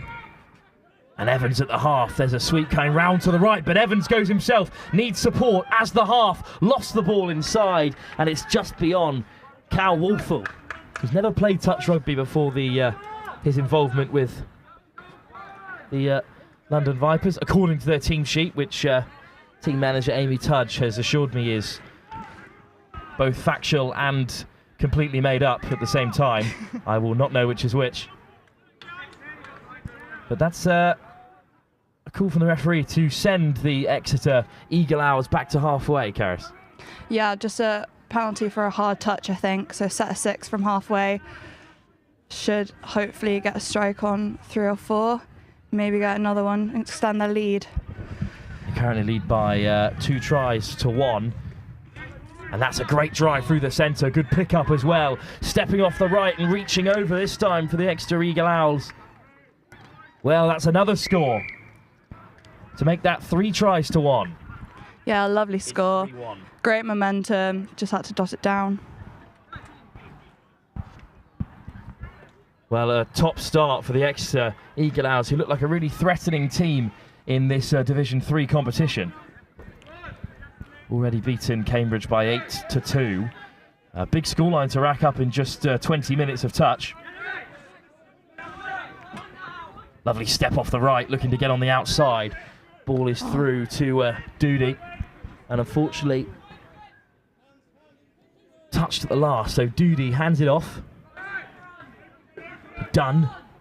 Oh, good ball wide. Pass was from George Elsey. But that's the end of the attack, Keris. Yeah, that looked much better from Vipers. Their tap-off was like really fast. They got up the pitch and they had a nice couple of strikes on the line, and eventually they should come off. But yeah, if they keep running hard like that, scores will come.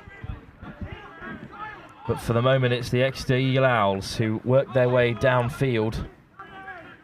And they're up to halfway, with a few touches left in the chamber. A great pickup. Good power brought to the attack.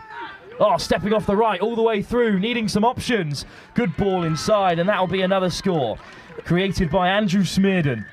That's an excellent scoop. Just making his defender question the direction he's going, using his footwork, getting through, and great finish as well. Smearden gets the ball away. Eventually, the try converted by George Jones. And, well, it looks like the Exeter Eagle Owls could be on for their second victory in the pool stages here. Unless the Vipers can create something quickly. Plout, forced back by the referee. Great yards, though. Lifted by Vusa Matunzi. Matunzi has it back. Matunzi on the return. Good pickup on the wraparound. Well, once again, they're floating into that goal zone from the half, and this time they can convert. Well, it was a great scoop from Rhys Evans. Oh, unlucky. And a great ball, but the try has not been given. Well, what a late call by the referee. And as we see the replay there of that great effort, no try, unfortunately. The score remains 4-1 to the Exeter Eagles, but much better, Keris, from the Vipers. Yeah, definitely. It was a lovely little pickup and great ball to find the winger. Just unfortunate there that wasn't awarded. Great hands and a good drive, though, from the Eagle Owls in response. They've got numbers on the left. If they can use them, they won't need all of them, because charging through, picking a great line, Collis Skelland. And that just comes from great momentum again, just creating that overlap. Wonderful try. Just has to dot it down. Great quick hands from the Eagle Owls, and double disappointment really for the Vipers. They thought they'd scored a great try. Instead it was written off, and then from the 6 in response, this Exeter side go up the other end and score. Messam dunks it off to Doody. Dunn trying to inject a bit of intensity into the attack. Good ball in behind to Messam, who dots it down. I think the touch was just about made there by Lewis Reed. Yeah, great read in defence, great touch. All hands. Well, little show and go through the centre. And now, Harris, they do go to the left-hand side, as you were calling. Yeah, their driving pattern to get their subs on is really what's winning their game. Just the momentum they're creating off their transition is creating all of their opportunities for them. Excellent pickup from Holland.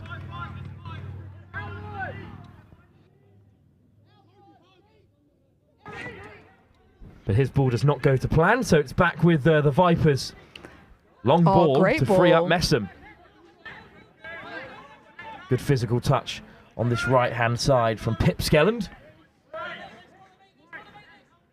And this is a much better transition from the Vipers, Keris. Yeah, they've gotten great momentum. They're in a great position to scoop here. Lovely footwork. Matunzi got a late pass away, but that is the sixth touch. But in a better position. Great defence from the Eagle Owls as well. They were getting up really fast in defence and really trying to shut that transition play off. And it paid off for them. Here come the substitutes as well for the Exeter Eagle Owls. Perhaps the best strip of the competition so far. And lovely footwork as well in the meantime. They don't just look the part, this Exeter Eagle Owls team. They're 5-1 up before the break. As we approach half-time, perhaps one more chance. No touches. Oh, great switch. Well, they could be through regardless, but Matunzi looks to make the touch, but they could have gotten away there. And they have scored on the stroke of half-time. Well, it's rare that any side can notch up a score before the hooter, but Keris, they've managed it here. Yeah, great footwork just to get away from the defender and just get the ball down before the touch came in. Andrew Smearden, who created one just a few moments ago, has now scored one himself. And that means at the break, it's a blinding performance by this bright Exeter Eagle Owls side as they beat the London Vipers 6-1 at the break. We'll see what the Vipers have in response as we head into the second half. 10 minutes more to come here from this pool action at the ETA NTS Division 3 finals.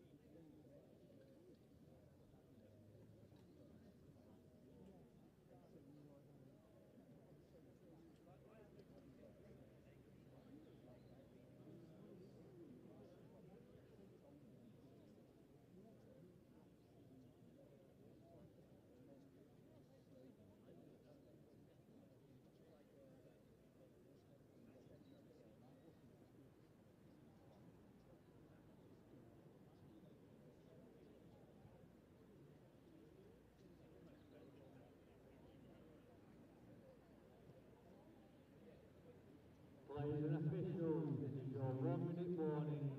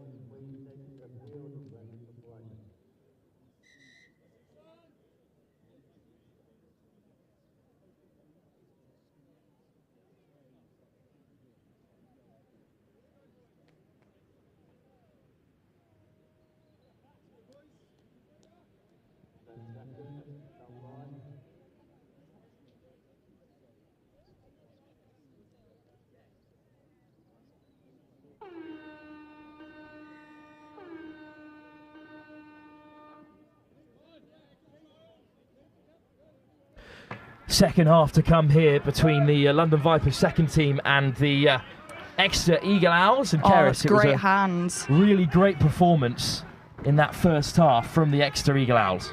Yeah, absolutely. Just creating momentum, creating opportunities for themselves and taking all of them. But hopefully we see Vipers are doing well to shut this down.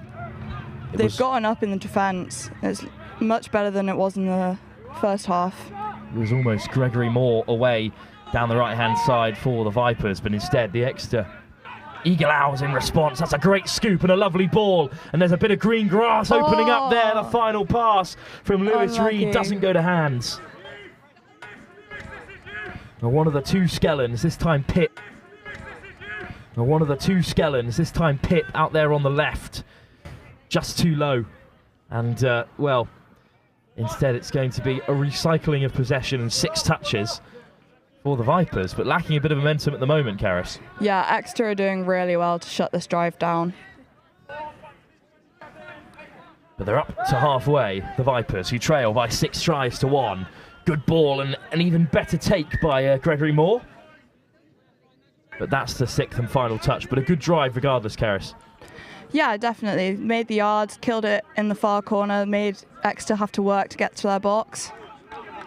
And some great pace, though, from the Exeter Eagle Owls in response. Their transition, as you said, in the first half, Keris, has been the difference between the two sides.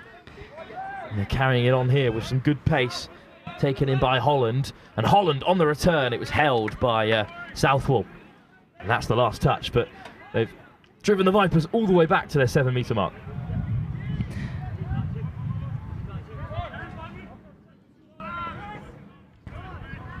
Milsom, great hands. Milsom does really well to keep a hold of that one. This is much better from the Vipers. They're running hard with momentum, making yards, and they should get a good platform here. Some strong carries down the right-hand side, out the back door. Well, some ingenious passing from Archie Barraclough, who was in action yesterday as well for the London Vipers, put down by Moore. And the Exeter Eagle Owls will look to respond, as they have so often done in this game of touch, with great speed and pace to their transition, and there's just a slip there. Just going to be a loss of control. Unlucky. But Vipers now in a real good position to get up the field and hopefully get some strikes on the line. Driven up over halfway. They are looking better in this second half, Keris. Certainly in the fixture. Milsom. Yep. Moore hands it off and then retreats to his wing. Matunzi, great ball, well held. Oh, lovely hands over the top. Will it be a forward pass from Luke Messam? Well, I think unlucky. Messam's final ball, which he got away under loads of pressure, was given as forward pass. But as we were saying, Keris, is a much better performance from the Vipers. What are they doing differently in the second half? They're just creating more momentum for themselves. They're just hanging a little bit deeper, running a little bit harder, and it's making the yards for them, which is creating the opportunities to go get the line. And that is an excellent run for Exeter. Well, in response, it's Toby Venning who breaks away for the Exeter Eagle Owls, and just as the Vipers were looking to get back into the game and swing momentum their way, it's a devastating score to concede, Keris. Just turn the burners on. Love it. Venning broke away and from long distance dots down for the 7th try for the Exeter Eagle Owls, who look like the team to watch out for in this Division 3 men's competition. Certainly the strongest performance and the biggest scoreline we've seen today on pitch 1. Carried on by Wolfall. Touch taken. Looking to add a little bit more pace into the attack, James Plout. Sadly doesn't have a half with him. Evans taking the long way round. Good carry from Archie Barraclough. But that's the last touch. And as you said, Keris, things just didn't go exactly the plan there for the Vipers. Just looked like a little bit of miscommunication. But great transition from this Exeter side, as you'd expect. Inside pass Well, they've broken through once again. But unfortunately, they just overran it there. It was the 6th touch made. But Exeter could have been in for another, Karis. Yeah, Vipers will be really pleased with that outcome. Great defence from them. And now they look to make it to the box side in transition. They are on the edge, but they've burnt a lot of touches, Karis. Yeah, so strike from 5th, just over halfway. Flipped over the top for Messam. Keeping it alive, though. Oh, and Messam has gone straight through. Line. And Messam will score. Lovely jouet. What a score. It was just lifted over the top to Messam, and, well, he's danced his way out of a phone box there. Straight through a crowd of Eagles. Great footwork to just get the breakthrough and get a very well-deserved try. Well, that makes it 7-2. Perhaps not time for the Vipers to get back into this game, but this, their first fixture in Division 3 of the Nationals, will give them a bit of momentum if they can score a couple more before the end of the game. But it's diving in Smith from close range. Lovely dive. James Smith converts from 6 for the Exeter Eagles, and that is a really great finish, Karis. Yeah, great finish. Just comes off of that little sweeper play, coming around the back, gets nice and low, great dive. Well, that makes it 8 now that the Eagles have scored. They've matched their previous result where they beat the Cambridge second team by 8 tries to 2. But the Vipers will be looking to add a couple of more onto the scoreline. Who knows how points difference could play a role in this game. Of course, the top 2 sides from the men's competition headed to a cup and plate, with only the winners going through to the cup semi-finals. But that plate is on the line for the Vipers when they take on Cambridge later on today, and Green and Gold, the other 2 teams in this group. Putting the hammer down, Skelland. Great good yards. Pace. And on come the substitutes. For now, though, it's George Jones handing it off. Wrapping around with good speed, looking to through the hands. It's going to be 6 again. Messam got a touch onto that, but he did stop a really threatening breakaway from Exeter. They've got great field position now to go get a good few strikes at the line, hopefully add to their total. They lead by 8-2. They've certainly won this game with 2 minutes to go. Great running, sliding in. George Jones this time. I think the touch was made, Karis. Yeah, touch was made, but offside has been called, so Exeter are going to get another 6 to strike at the line here. Surely they must convert from this position. Limmer. Jones. Jones on the return, sliding in. Touch made. Second penalty for offside for Vipers. Christian Dunn, I think, was called offside that time. Dunn makes the touch, but it's a good pick-up. Jones goes himself. Caught again by Christian Dunn. Just over a minute to go here. Could this be the last attack of the game for the Exeter Eagle Owls? And a miscontrol at the base. But the referees have waved play on. And that's an excellent line, and they will have a score. Lewis Reed goes over for the Exeter Eagle Owls. And, well, Karis, we thought there might have been a miscontrol there, but the referees continued the play. Yeah, it looked like loss of control might have been given, but they're allowed to play on, and the space just opened up for them to go and take. And that is the 9th try for the Exeter Eagle Owls. They now lead by 9-2 against this Vipers side. Just lovely patience from them, running those link quickie plays over to the right-hand side, and then all the space opened up on the left for them to go and score in. 20 seconds on the clock for the Vipers, looking to finish the game with a flurry, even if it is beyond them. Here's Barraclough. Barraclough takes the touch, lifted by Paul to Matunzi across the face, right on the buzzer, searching for that miracle pass to find Gregory Moore. But in the end, the fixtures will finish with this round, and it's a 9-2 victory for the Exeter Eagle Owls. Well, Keris, they always look the stronger side, and in the second half they just saw off the game with some good game management. A strong performance from the Exeter Eagle Owls. Yeah, absolutely. Great game and a well-deserved win for them. The London Vipers in their first game have been defeated. In our next game, however, we return to the women's competition where the Thames Valley Vikings and BB Pullers will be back in action. It's the Exeter Eagle Owls live again for you here on Pitch 1 at Old Leamingtonians Rugby Club. Thank you very much for joining us, Keris, for that one, and best of luck for the Blaze for the next few fixtures in the women's competition. Well, our next fixture then, a return to the women's competitions where we started the day. It will be Thames Valley Vikings, whose men's side got off to a victory, chasing their second win through the women's team, live on Pitch 1 against the Exeter Eagle Owls.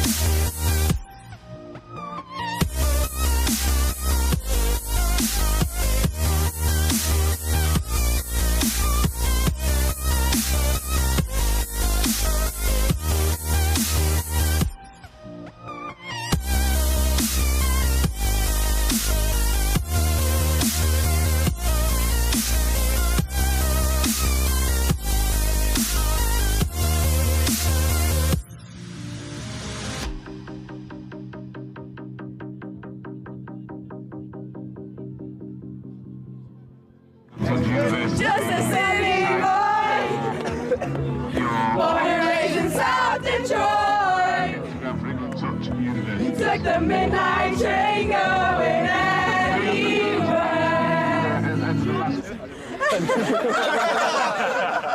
Oh, sport mode. That's how much I care about the threes. Even got them in sport mode. We need to make sure that we're working on staying tight in D, and then when we're up there, we need to be a bit more organised. So 32 shorts, doing the quickies. I realise the camera's on me, so I'm trying to keep talking. We're keeping them in their half really well, so keep working hard because they're taking 4 touches, 5 touches, get to the point. The last 2 scores are getting exactly the same move. So just as soon as half gets hands on ball, eyes up, we've got to shut them down there. The other impact that it has is that you don't have an impact on the game because you're so far back, they can't hear you. If you're on or behind the line, yes, let's go, guys. No, we're in it. It all starts in the middle, okay? If we work hard, the links don't have to step up, okay?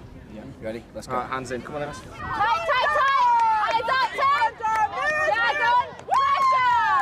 Pressure! Cheers to Bristol! Hip hip! Hip hip! Hip hip! Hip! One for the ref! Hip hip! Hip! One for us! Woo! I want for the ref! Hooray! Well done, video. Go on, Darren! Act really casual.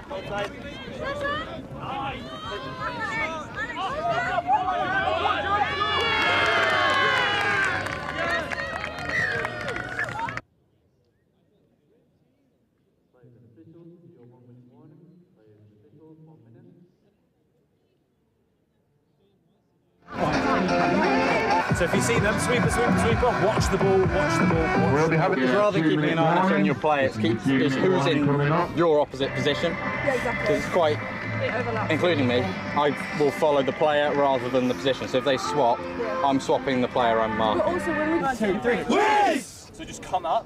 If you're worried about being run round, come up and force them to do things.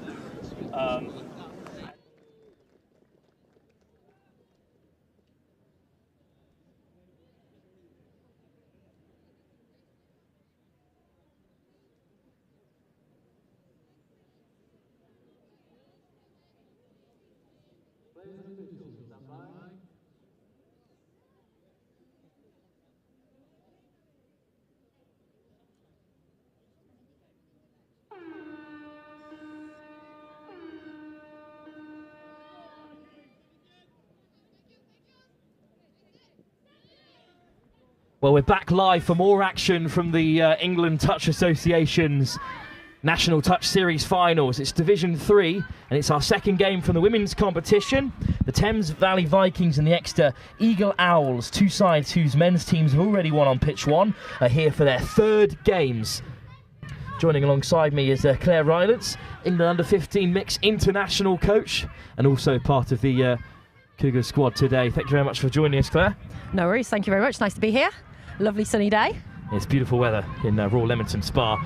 And, well, the Exeter Eagles and the Thames Valley Vikings, as you were just saying before the game kicked off, perhaps the best two sides in Pool A of the women's competition. Yeah, they both had really strong showings at the first tournament. Really nice scoop through there. Might be the first score on the board. I think so. Well, we await the conversation from the referees. I think they have given the score. I think they've given that, yeah. And it's the Exeter Eagle Owls in their excellently multicoloured kit, playing from right to left in the first half, who have dotted down and scored the first try. Well, the Exeter Eagle Owls, 1 win and a draw so far. They drew with Warwick, but they beat the Blaze Flames by 4-1. A Blaze Flames side that the Thames Valley Vikings had already beaten 4-2 before after their opening victory against the Nomads by 5-3. So the winner here, very much likely to top the group. It's the top two sides from the two 5-team women's pools that go through to the Cup semi-finals. It's the brightest start, though, for the Exeter Eagles. But then, how about that for a response from the Thames Valley Vikings? A great score, Claire. Yeah, it really was. That's Rachel there. She plays for the Wildcats region, which I play in as well. And yeah, she's got wheels. She's run around me on a number of occasions in our training games. When I was in 27 squad, she was in the open squad. And yeah, you can't afford to give her any amount of space. She'll just take that opportunity and go. Rachel Goodwin goes over for the opening score for the Thames Valley Vikings, who level it up. We're in for a real cracker here between two top sides. Yeah, it looks like it's going to be a bit of a tri-fest at the moment, doesn't it? Like exactly what we'd like to see. Yeah. And it's the Exeter Eagles on the offensive. They've made it to the 7. And looking for that long pass, but just put down, unfortunately. Missed opportunity. Still plenty more time in this game for both sides to take the lead again. 10-minute halves in these very early stages. We've already had 2 scores. It'd be interesting to see how they settle just into kind of that grind of driving plays now. We've had 2 kind of scores straight from kind of tap-offs, and now they're just getting into their driving game, getting subs on and off, see what they've got as they come towards the back end of this set, the Vikings. Oh, touch made. Last touch here, so scoop through. Scoop straight through the centre. Can she find someone? Can she find someone? Harrod looking for a pass. I think there was a touch there. A diving effort by Megan Burton. What a bright start to the game, Claire. Yeah, it's been action-packed, hasn't it? First couple of minutes, and it's just been end-to-end. Both teams really looking dangerous with their attack at the moment. Lots of players managing to get those scoop-through plays. A lot of pace on both sides by the looks of things. And here's the Exeter Eagle Owls transition. Strong physical touch.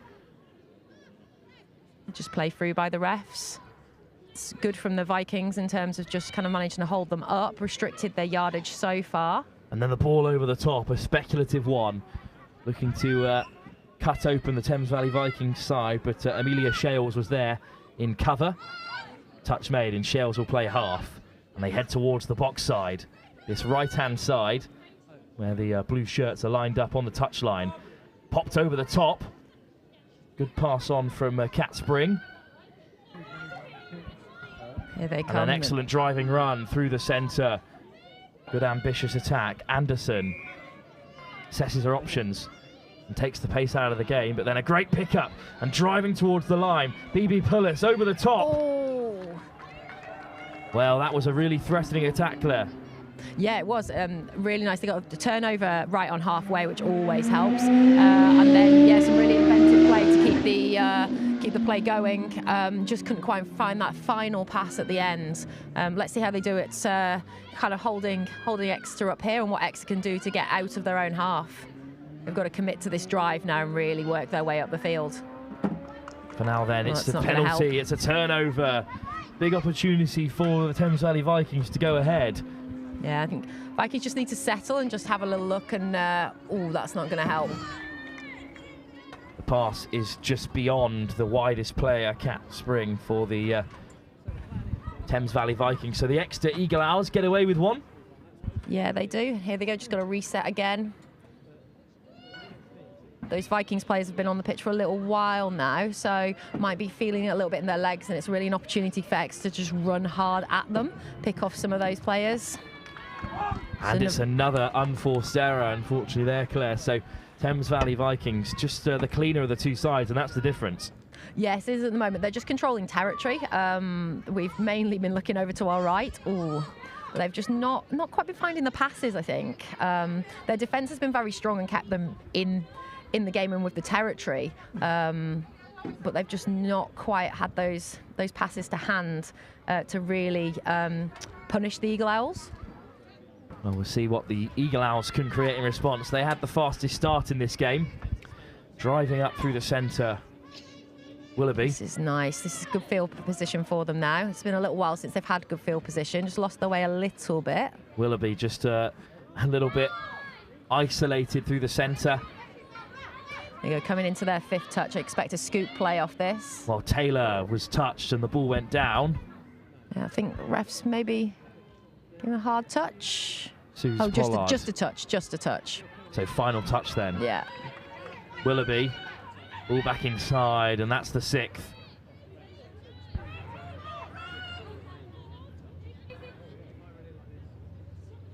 Neil Hook hands it off. First touch then for the Thames Valley Vikings, and they look to transition with a bit more pace. These are the two top sides in Pool A of the women's competition. Nice drive here. They are on last touch again. Bit of a scoop. Oh, well, there's a touch made, but offside. Yeah, so Neil Hook, ball out wide, just put down by Rachel Breen. Yeah, real clear call from the referee there that player was offside, and they took advantage. But again, just that final pass out wide. Just let them down a fraction.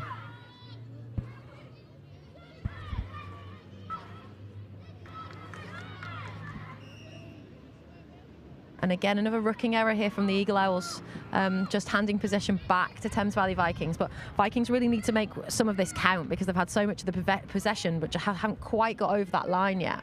Enjoying the field possession, but not the share of points. It's still level here, locked up between the Eagle Owls and the Vikings. Oh, and that ball has just gone down. Good pressure, good defence from the Exeter Eagle Owls.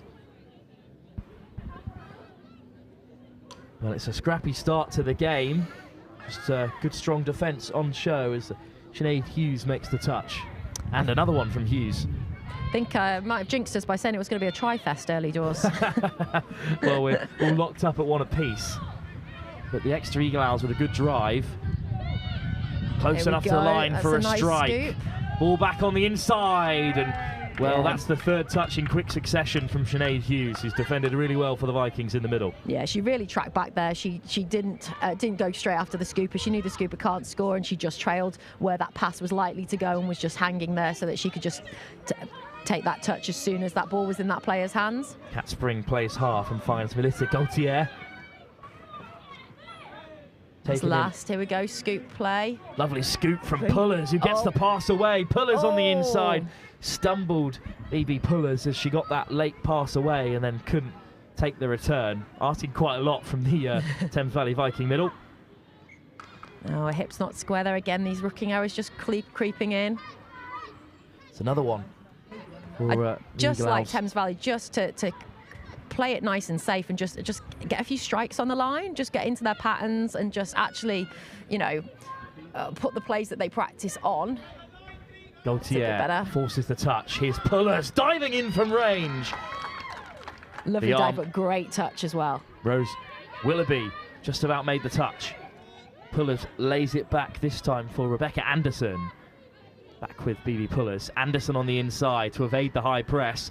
Here's Pullers putting the hammer down. Wide pass. Oh, it's just ricocheted off Grace Ward. But a bit better from the Thames Valley Vikings, Claire. Yeah, I like that. They actually looked like they had a plan when they got to the line. They put some plays on there. Really nice conditioning with the dive first and then kind of picking up and looking at those wider options. Really nice, strong finish to the half for them there, but still all level. Well, the buzzer goes 10 minutes in, and that brings us to half-time in what was in the offing to be one of the tightest games of the women's competition. Two of the strongest sides in Pool A, locked up at 1 try apiece. Two very early scores from our first 6 set of touches for either side. The only thing that separates these two teams, as they're locked up at 1 apiece. Thames Valley Vikings, the field possession is giving them momentum. But Claire, what needs to change in the second half for both these sides really to start unlocking each other's defence? So I think from Exeter's point of view, I think they've just got to tighten up these rooking errors that they're having. So they're getting the ball and ending up turned over early in their touch count. We've seen that when they can complete a set of 6, they've got some dangerous scoop players, and they've got pace across the field. They just need to slow into these rucks and make sure hips are square, ball down nice and cleanly. You often think that you have to go a million miles an hour when you first get that ball turned over, but actually having a little bit more control, so they finish some sets and they get more of the territory. For Thames Valley, they've had the territory. They just need to be more clinical, really, when they get close to that line. Well, the top 2 sides from the women's pools will be through to a cup semi-final. Both these sides will be hoping to nab one of those spots, but who will top Pool A? Well, we'll find out with 10 minutes still to come in this crucial game in the ETA NTS Finals, Division 3 women's category.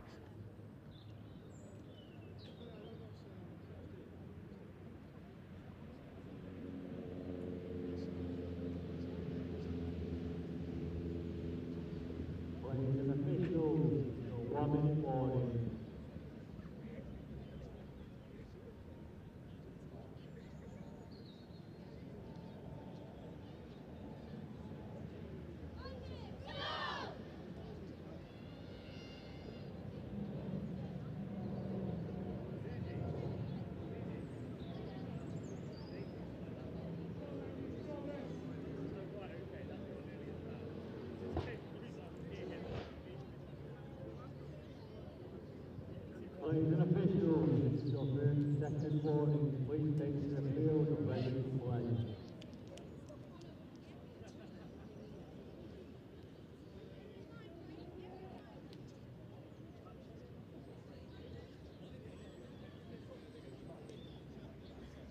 Seconds, stand by.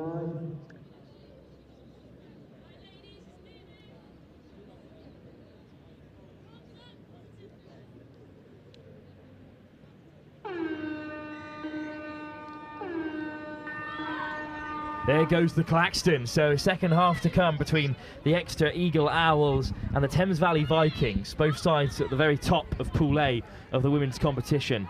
Claire Rylance alongside me for the second half. And, well, we're expecting a try-fest given the opening few moments. But at half-time, we went in level at just 1 try apiece. Changes to come as both sides look to get on the front foot. Yeah, and it's a bright start from Eagle Owls. They've had the tap off. They'll be really hoping to make use of this and get an early score on the board just to put some pressure on the Vikings. Oh, well, it's an ambitious pass to that left-hand side by Megan Burton. It was, but they finished it far, far away for the Vikings in terms of them getting over to their box. So actually quite smart play. There wasn't a huge amount on fifth, so making sure it was finished over there is good. It makes life harder for the Vikings. Lifted by Kat Spring, who's there at the half again. Yeah, she was doing great work on the wing there in terms of just controlling the players, making sure she's in there at half. Shales at half this time, looking to get in behind. A weaving run from Carmina Harrod. But a turnover, Claire. Yeah, that was good from the Eagle Isles. Much better defence. They're starting with the ball in a much better position and a bit better territory. So let's see what they can do with it now on this set. Good ball wide from Pollard. And the Eagle Owls now wrapping round the corner. Was just miscontrolled on the floor there, so it'll be a turnover.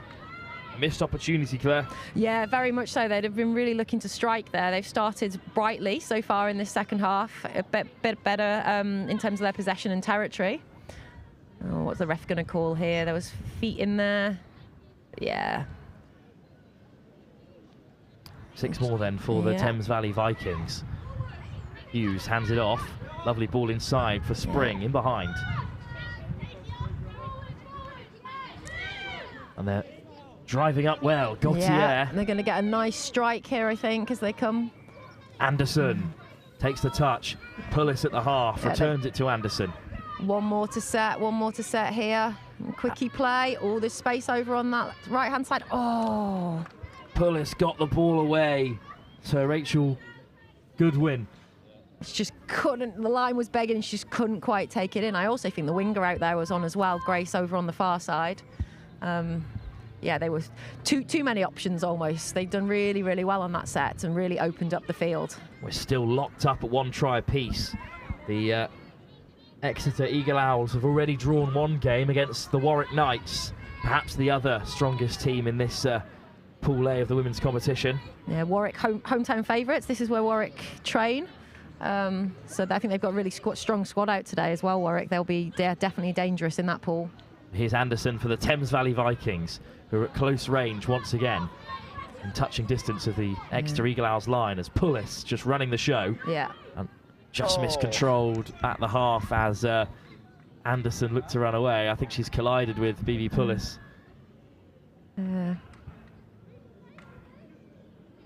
She took a hit maybe as she came into half there. I think she ran into half as Anderson went the other way. Yeah, collided with her own player, I think. Turnover then for the Exeter Eagle Owls, but they've got a long way to go to break the deadlock. They just need a really clean set. They've had so many kind of rucking errors coming out of their own half, and if they can finish a set. Lovely switch play. Yeah. But good line speed and a well-marshalled defence for the Thames Valley Vikings. Strong 3 up there. Didn't look like there was any space through. But here's a better run from Willoughby. He gets the pass away. But that's the 6. At least, however, Claire, a completion of the touches available. Yes, yeah, and I think sometimes you've just got to go for those small goals as part of kind of that process of getting yourself into the game and getting where you want to be, and just something as simple as we're going to complete our sets of 6 is actually massive. You know, just gives you that sense that you can do those things, builds a bit of confidence. Well, Pullis with a strong run, but leading with the shoulder there, so she's been dismissed for the moment. Thankfully, Katie Parker back to her feet, but the Thames Valley Vikings forced to make a change. And the Exeter Eagle Owls will play on. Just making sure they're taking it from the mark, I think. Tap off from the Exeter Eagle Owls. We're still locked up at 1 apiece here. And this is a better transition from the Exeter side. Willoughby hands it off. Laid back by Taylor, but that ball's gone loose. Another unforced error, Claire. Yeah, again, and I think that's what's killing the Eagle Owls really at the moment. They're just not getting those strikes on the line because they're fluffing the ball through various rucking errors early. And this is really strong, intent runs here from Lucy Neal-Hook. And now Annabelle, straight through the middle. Nice direct. Sometimes the easiest way to score in touch, just run through them. Well, finally, the deadlock has been broken. Annabelle Roberts is in the end will go over. Great line and great pace as well in the attack. Yeah, strong player. She played in the my under-15 squad last year, the Youth Atlantic Cup in Nottingham, and has just moved up into Girls 18s training squad. But yeah, really, really smart player. Lots of pace. Well, there's 4 minutes to go here, and the Thames Valley Vikings now lead by a try. after that score by Annabelle Roberts. Yeah, Eagle Owl straight back in it here, though. Well, it's a great looking attack. There's one ball on out wide. That's where the space was. Yeah. They saw it just a fraction too late, I think, and there was just too much pressure on that pass.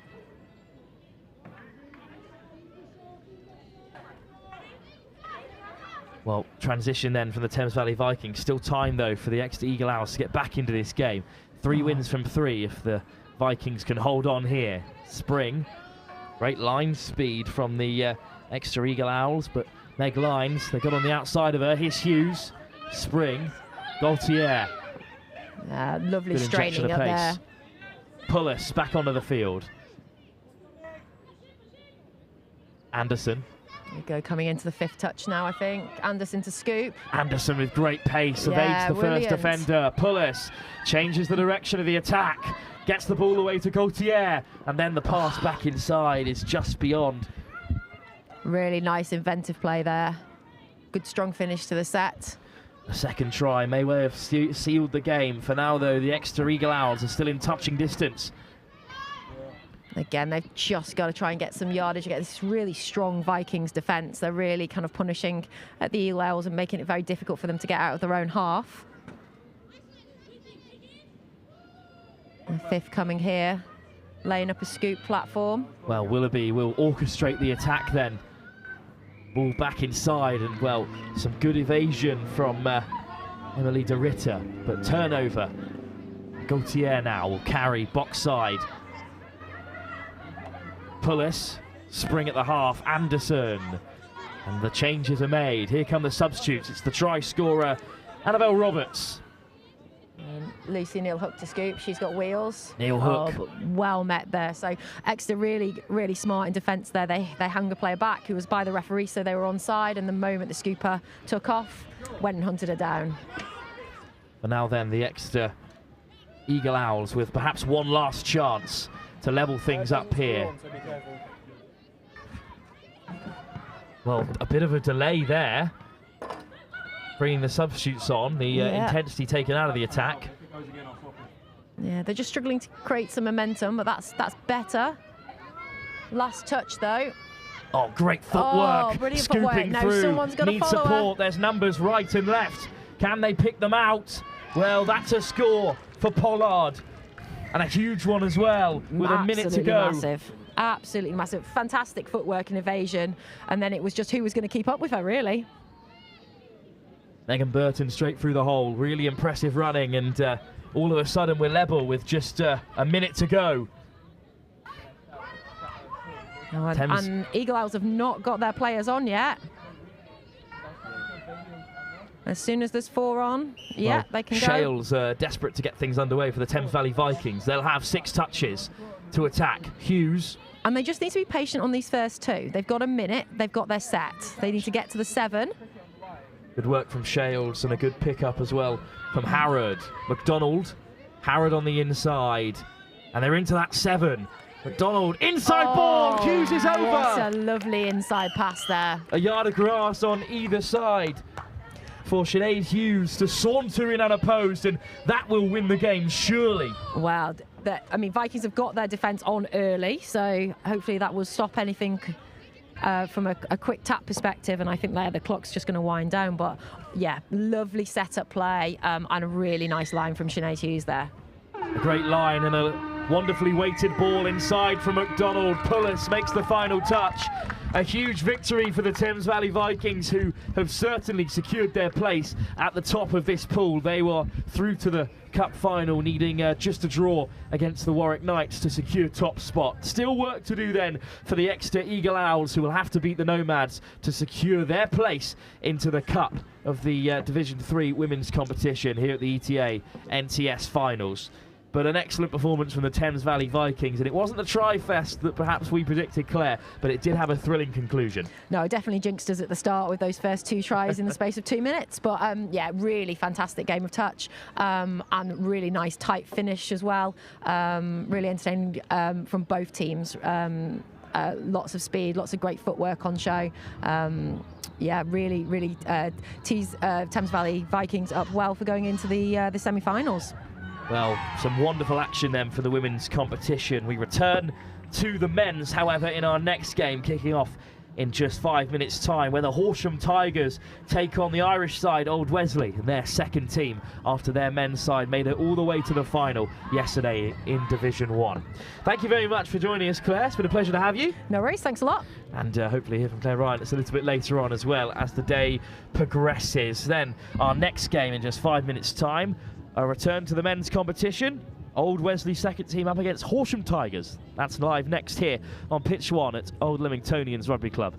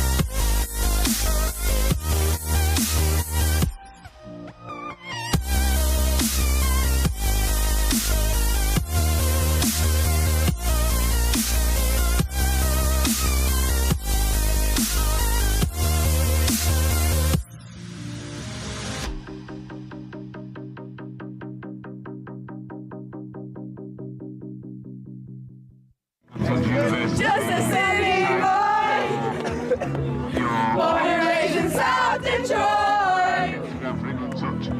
Took the midnight train going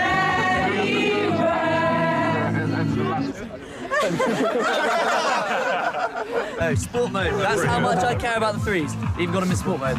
We need to make sure that we're working on staying tight in D, and then when we're up there, we need to be a bit more organised. So 32 shorts, doing the quickies. I realise the camera's on me, so I'm trying to keep talking. We're keeping them in their half really well, so keep working hard because they're taking 4 touches, 5 touches, get to the line. The last 2 scores are getting exactly the same move. So just as soon as half gets hands on ball, eyes up, we've got to shut them down there. The other impact that it has is that you don't have an impact on the game because you're so far back, they can't hear you. If you're on or behind the line, yes, let's go, guys. Now win it. All starts in the middle, okay? If we work hard, the links don't have to step up, okay? Yeah. You ready? Let's go. Hands in. Come on, Evan. Tight, eyes up, Dragon, pressure! Cheers to Bristol, hip hip! Hip hip, hip hip, hip! One for the ref, hip hip! Hip! One for us! Woo! I want for the ref! Hooray! Well done, video. Go on, Darren! Act really casual.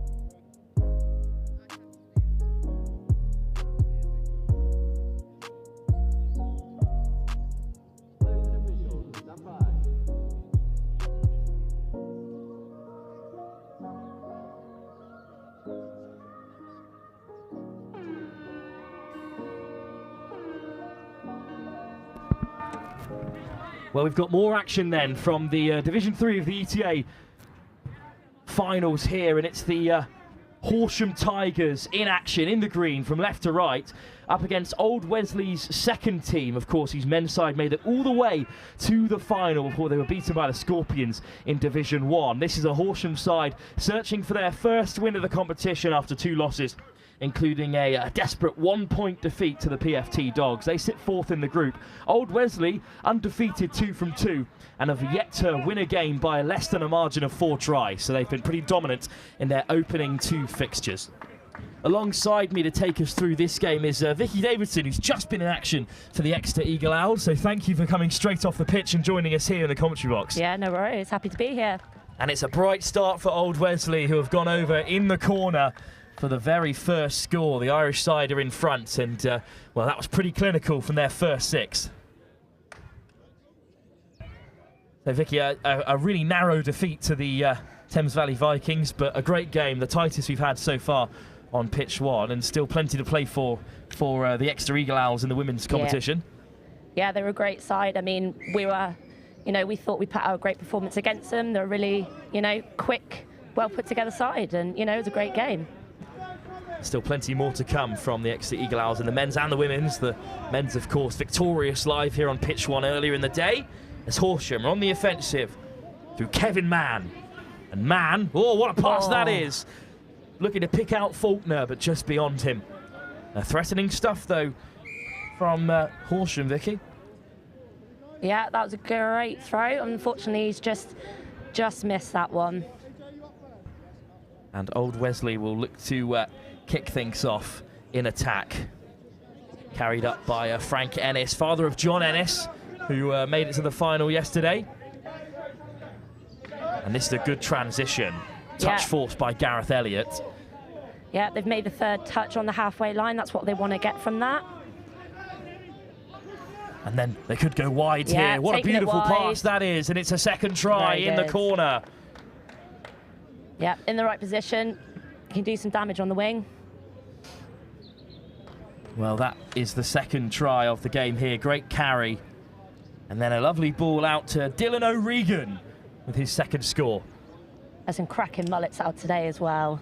Well, yes, that is the most famous one from the sideline of the Division 1 competition yesterday, throwing that long ball. And, well, Old Wesley's second team go 2 up against Horsham, but this is a good drive from the Horsham Tigers. Grimsey takes the touch. Good pickup. Grimsey on the return. Another long ball. Yeah. What a take that is in the wide channel by Dylan Fox. On that. Dylan Fox on debut today, part of the Horsham Tigers junior section. Recently played in the Tri Sports School competition down in the southeast. That was an unfortunate drop there from number 13. Well, that's unfortunately put down, so Old Wesley on the break. Another great sub in play from them. Touch forced by Ty Brennan, who was a part of that first team side yesterday. Another touch forced by Gareth Elliott, and now they could look to go wide here. But just put down, unfortunately, by Hugh Guest.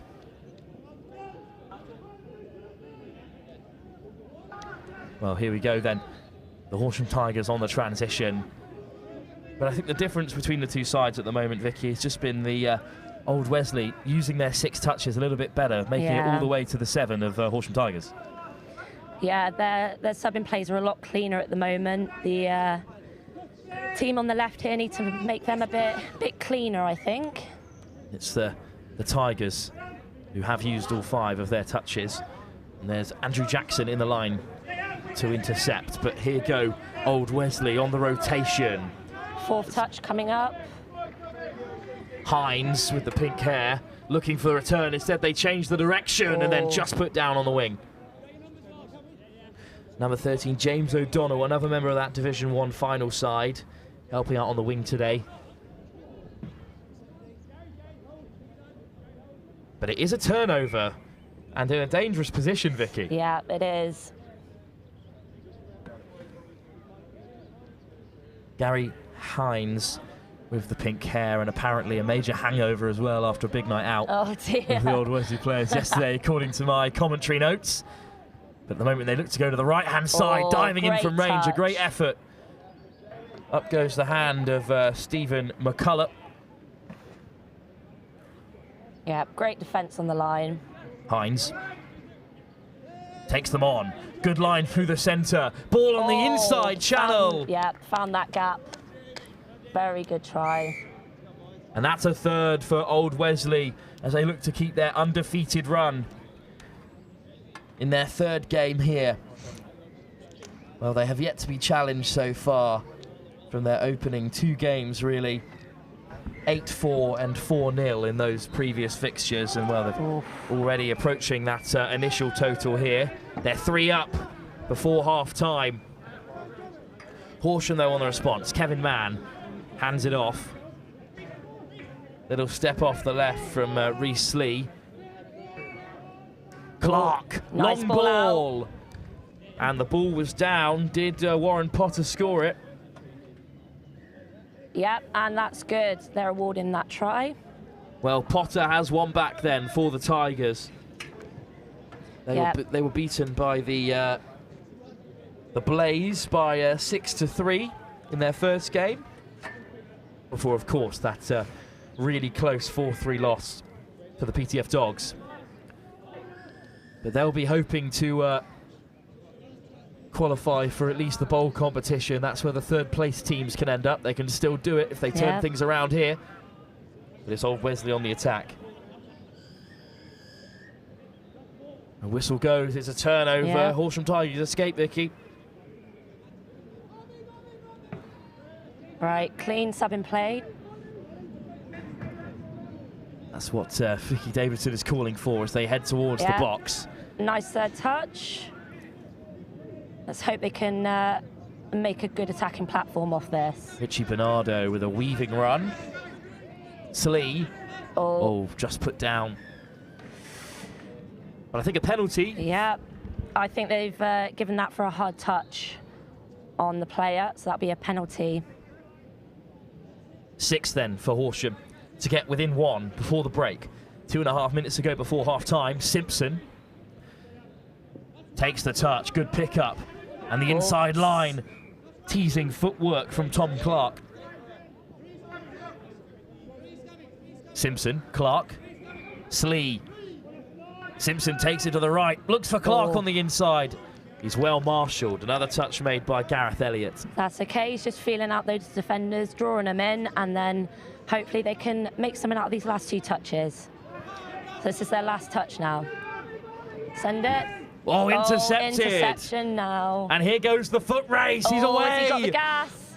And he'll go in unopposed. A tip of the hat from James O'Donnell.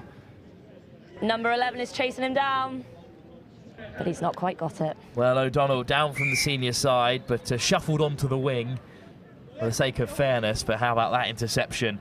He's gone coast to coast here. There was the long ball looking for Dylan Fox, the young Horsham Tiger, but O'Donnell got away. And before half-time, they'll have another score. And that is the cruelty of touch sometimes, Vicky. A really good attack from Horsham.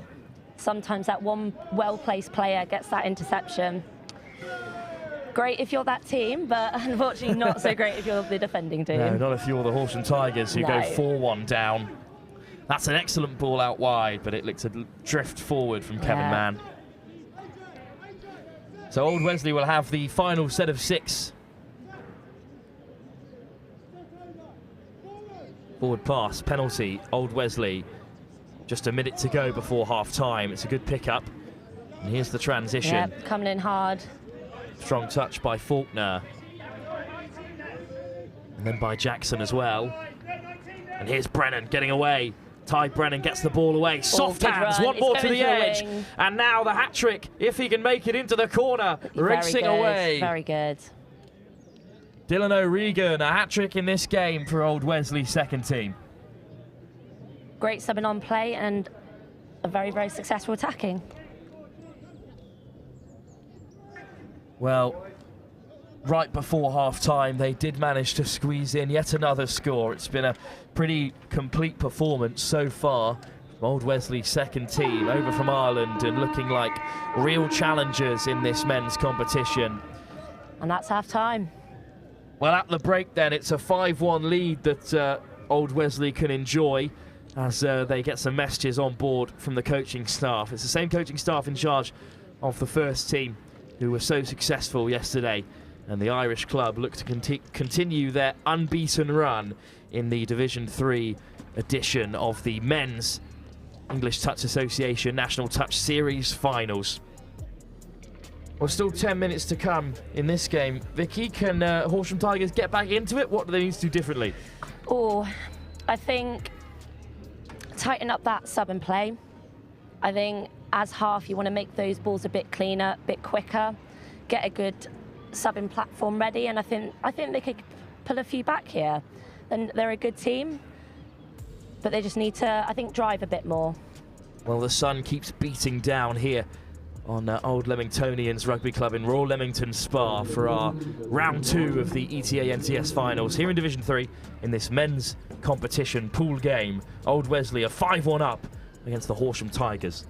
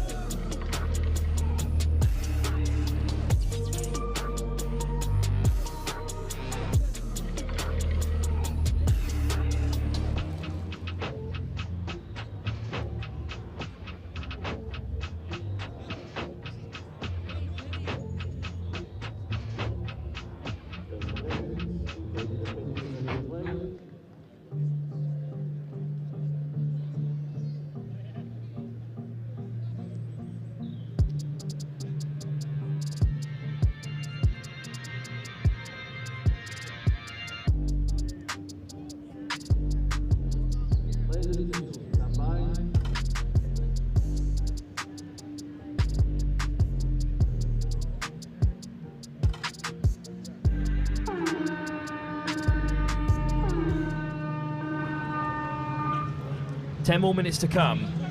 Can the Horsham Tigers stem the flow of this Old Wesley attack? They're already 5 up, and it's a blisteringly fast start for them. Jamie Kingston diving in, but a touch made. Touch on the line. Well, the Tigers escape for now, but a couple of stabs at the line then for Old Wesley with touches in the locker. Flashed across, brilliant. Beautiful ball. Well, a really well-weighted pass. And story of the first half continues. Old Wesley have another, Vicky. Yeah, they found that gap and a clean pass. Oh, that looks lovely. Brian Laveau with a great ball across the face of the Horsham defence. Touch made by Hines in the meantime. Jackson for Horsham, bringing it on. Tommy Batchelor in the centre. There's inside ball for him. Oh, great scoop from number 19. Batchelor on the wraparound, just caught. Tommy Batchelor, another product of Horsham's junior section. His second National Touch Series finals. Recently played as well in that South East Tri-Sports Schools competition. For now, Old Wesley and Hines on the transition. Just a powerful travel from them. Back onto the field, it's the try scorer, Ben Horgan. Oh, and what a run it is. Little show and go. Horgan over for another. Brilliant. Well, the referee's hands are up, though. Frank Ennis thought he'd carve through.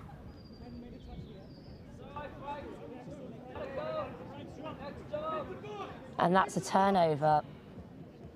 Well, the penalty went Horsham's way. What can they create on the counter? Batchelor frees up the hands. And then a bit of momentum taken out of the transition. There's Bernardo. And then Bernardo once again plays half. That's a bit better, adding some real pace into the attack that time. Good take from Mann. And a good pickup from Simpson. That was the last ball. But a better use, Vicky, of those 6 touches. Yeah, the problem, well, the difference between these teams is that, you know, the old Wesleys, they are driving on every single touch. They are making meters, they're going forwards. I think that, you know, the team in green, they need to push, they need to be moving forward. They're going laterally at the moment. Good carry from Brennan. Laveau on the inside. Important touch from Mann. And that's the turnover. Richie Bernardo at half, finding Mann. And they go box side, looking for some changes. Simpson carries it on. Oh, take it back. Well, 6 more for the Horsham Tigers. Let's hope that you can use these. Simpson with the carry. Taken on by Tommy Batchelor and by Aaron Parrish. Batchelor again up to the 7. Parrish to his left. All right, that's our 4th touch. Here is Parrish. Aaron Parrish in the inside. Here we go. Picked up by Clark. Clark in the end zone. Wide ball, lovely weighted pass. Over goes Warren Potter. And Horsham have another on the board. They reduce the deficit. 6-2 now they trail, with 6 minutes still on the clock. And that's a really well worked try, Vicky, as we have another look at it here. Yep.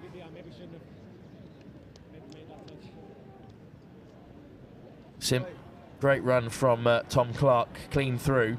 Yeah, very good. He was lucky not to go out with that one, but he held it really well. Warren Potter crashing over. But now, though, it's Hines. 2 number 10s operating in midfield. Hines on the inside. Excellently weighted ball on the spin, Ben Horgan. But the touch was made. Yeah, great defence on the line. O'Donnell hands it off to Horgan. Hines, good pickup. Hines on the return. Inside pass, that must be another. Jamie Pearson-Evans goes over. Given. But instead it's the 6 touches. Or the try given, sorry. Yeah, I thought he had almost got that touch, but I think just slightly off. Jamie Pearson-Evans has another for Old Wesley, who go 7-2 up. They're 1 try away from their highest scoring result of the tournament so far. What can Horsham respond with here? Jackson, Mann, Tom Clark will get it on the return. Clark over. Nice. Up goes the hand from Old Wesleyan, so the touch was made. Jackson, Mann. Little show and go to escape one and then drifting through.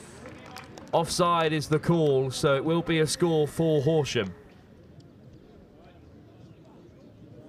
That was a really lovely little show and go as well from Kevin Mann. Great footwork. Yeah. Get away Great from Mark weave. McCauley. Punished the players offside. Well, Mann has another on the board for Horsham with 4 minutes to go here.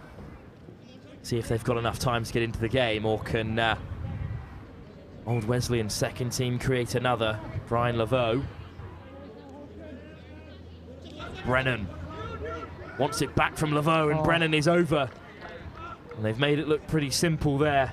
Old Wesley with a great score. Yeah, punishing that link wing channel again. I think the defensive team really need to pull in tighter at the moment, because they're just finding those gaps. Another score then, and the game certainly now taken beyond the Horsham Tigers, although they will keep fighting to the very last. 8-3 now. It's pretty impressive to rack up 8 tries in just 20 minutes, Vicky. It really is, yeah.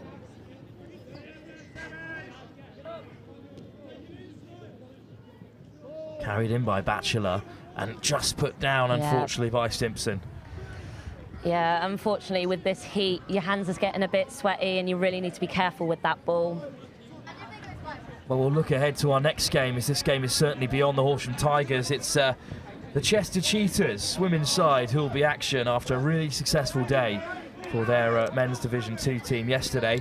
They'll take on the Wolves, who were in action earlier from Wandsworth. That's our next fixture live for you here on pitch 1 at Old Leamingtonians. As that's another try, is it, on the board for Old Wesley second team. That's again punishing that link wing channel. This is just putting the hammer down. Jamie Kingston, described as perhaps the prettiest man in the NTS by his teammates, which is very kind of them. So not self-documented then? Well, it was written in the third person, but who knows? Yeah. Perhaps he got access to the spreadsheet somehow. At the moment, it's the Horsham Tigers with just 1.5 minutes to go. How strongly can they finish this fixture? Bernardo. Oh, and that's long ball, another interception. James O'Donnell's off to the races again. His second intercept keeps the hold of the cap on the way through. Double figures up for Old Wesley. A try every 2 minutes in this game for them. That's a pretty impressive record. Yeah, unfortunately, that ball just went high and loopy and someone was underneath it. I don't think it was ever going to make that wing, unfortunately. Second try of the game for James O'Donnell. A second intercept from long range. Yeah. As if he didn't do enough running yesterday in the men's Division 1 competition. Well, he's definitely earning that takeaway on the way home, isn't he? As all these touch players are, especially the ones pulling 2-day tournaments like yourself, Vicky. Yeah.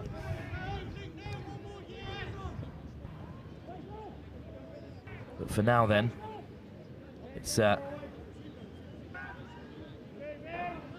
attack orchestrated by the Horsham Tigers, and Clark. Oh, great dive. In between two players. And it has been given. It. So in the closing stages of this game, the Tigers will have a fourth on the board. And it's the impressive Tom Clark, who's had a great day, will crash over. Yeah, unfortunately, I think those players were just offside, so try given.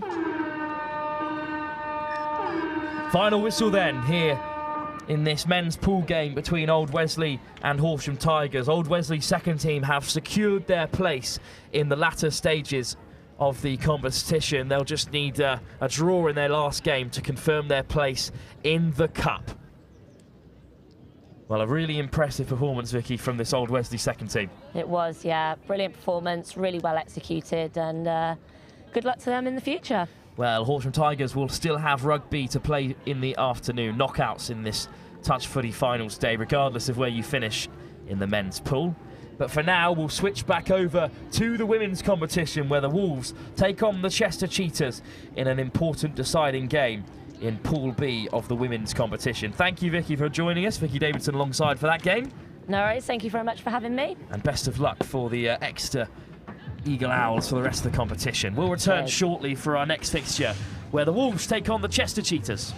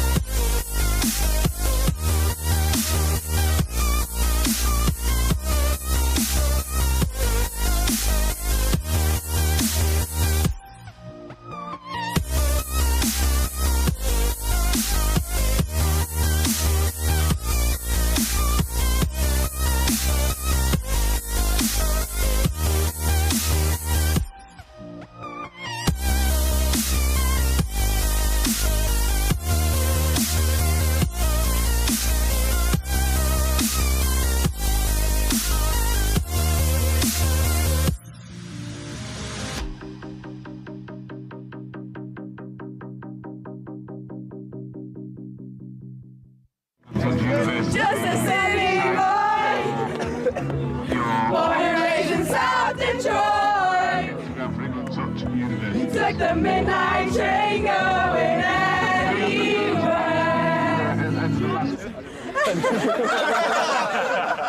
Oh, sport mode. That's how much I care about the threes. Even got them in sport mode. We need to make sure that we're working on staying tight in D, and then when we're up there, we need to be a bit more organised. So 32 shorts, doing the quickies. I realise the camera's on me, so I'm trying to keep talking. We're keeping them in their half really well, so keep working hard because they're taking 4 touches, 5 touches, get to the line. The last 2 scores are getting exactly the same move. So just as soon as half gets hands on ball, eyes up, we've got to shut them down. The other impact that it has is that you don't have an impact on the game because you're so far back, they can't hear you. If you're on or behind the line, yes, let's go, guys. Now win it. It all starts in the middle, okay? If we work hard, the links don't have to step up, okay? Yeah. You ready? Let's go. Hands in. Come on, Emma. Tight! Eyes up, Tom! Dragon! Pressure! Cheers to Bristol! Hip hip! Hip hip! Hip hip! One for the ref! Hip hip! One for us! Woo! And one for the ref! Hooray! Go on, Darren! Act really casual.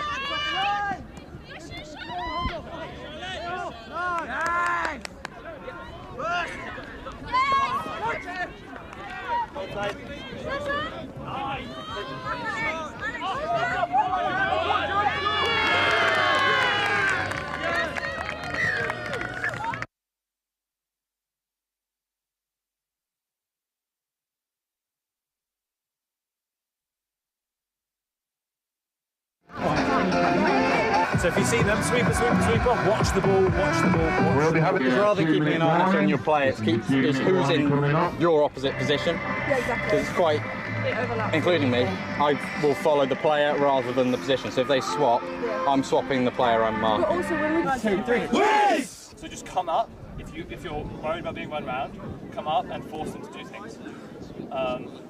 And then that way they won't be able to get all that space. Up, Sarah, get Brad, up, get toes on your toes. Get up! Take the space! Take the space! Work hard defense. Get onside early, help each other out, okay? Right, quickies, you stay tight. Push out, okay? Put a smile on your face, enjoy yourselves, yeah? It's a big game. Let's get it, okay?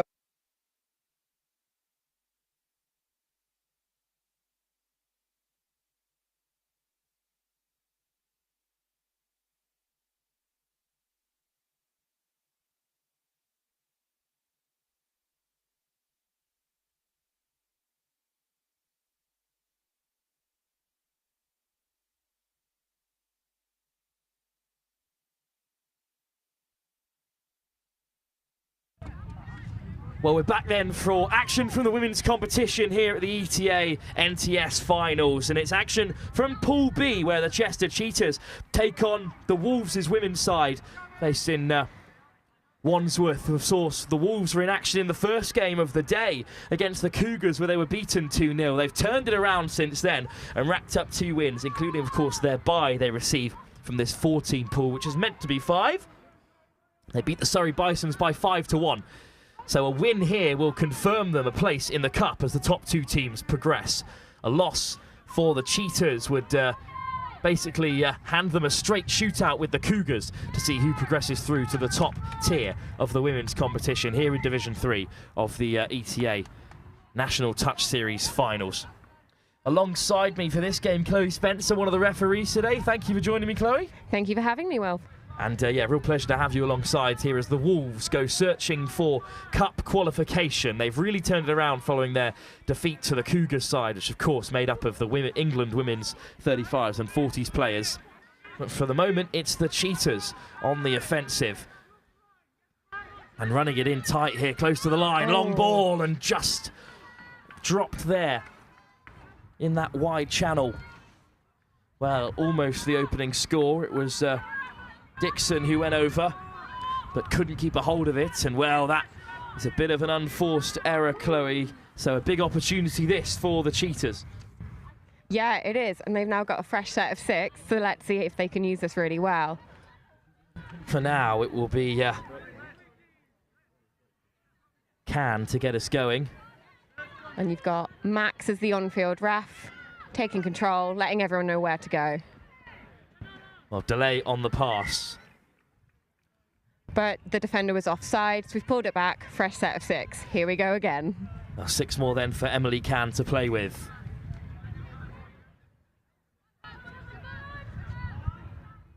Touch made on Jones.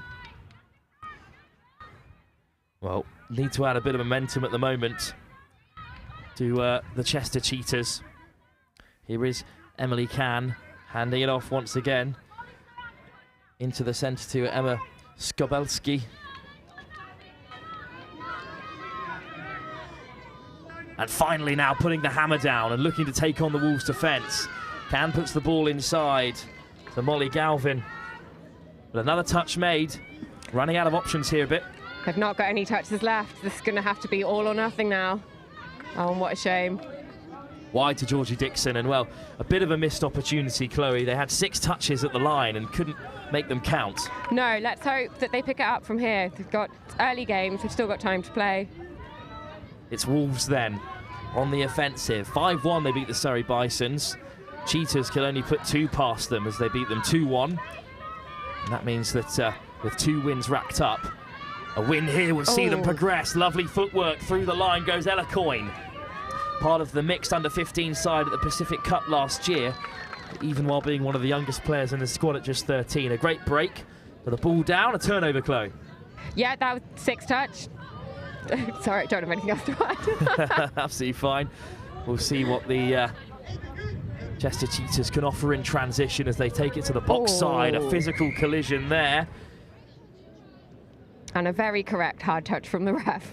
Good work, Max. Checking on everyone, making sure people are okay, chatting with everyone, getting on the same page. There might be a change here, so a turnover as well, a penalty for that hard touch. Yeah, so I think the attacker just went in a little bit out of control. Defender did what they could, but ultimately they've got to do what they can to avoid problems. Just taking a minute now to make sure the player's okay.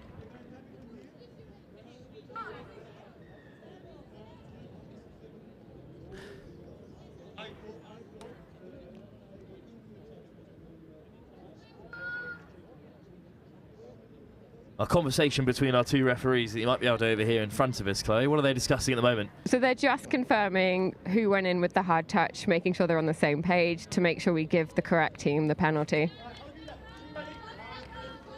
And it looks like it will be the Wolves who have 6 touches to play with, and Sarkis takes it in. They're far from the box side, but that's a winding run to set them on their way.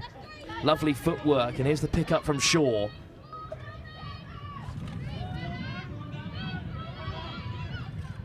Oh, what a strong carry this is. Then that last ball wide was just put down by Charlotte Elton. Came in after the Tri-Sport School event in Reigate in 2023. He's been a regular member of the Wolves ever since. But for now then, it's the Cheetahs looking to respond. And a quick transition down the right. Good meters made by Joe Seymour. It's just really great to see how many youths there are playing right now. Like, touch is an emerging sport, and it's just, I don't know, these girls are all about half my age. I wish I knew touch when they were this young. It's brilliant. Certainly is. A lot of youth on show. This is a young Wolves side who were undone perhaps by just the nous of that impressive Cougars team. Yeah. Expecting through to the cup competition. What a pick out that is. A great grab on the run.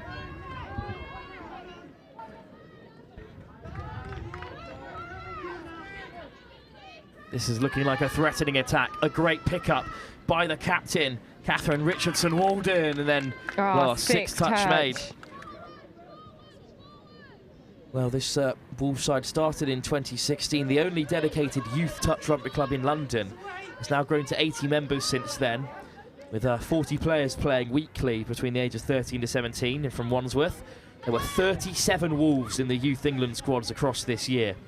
3 in the England Men's Open now, and 1 selected for that World Cup squad. So it's great to see the growth of the game being spearheaded by sides like Wolves. Now, though, it's Emily Can working through the middle, finding a pass. Zara Allen. But that final ball leads to the 6th touch. So. Poor Chris having to make a panic run across the field as he gets back into position. Happens to the best of us. And it is the Wolves on the offensive. Good pickup by Richardson Walden. Oh, fantastic interchange there by Geordie just to help Chris out with that. Referees rotating on the field and suddenly a little bit isolated. Good ball inside from Sala Davis of the Scorpions, the Kiwi. A couple of Scorpions helping out today. Here's another one in Mendez.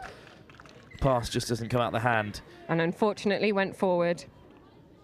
Daniela Mendez, a Scorpion, but also one of the coaches at this Wolves team.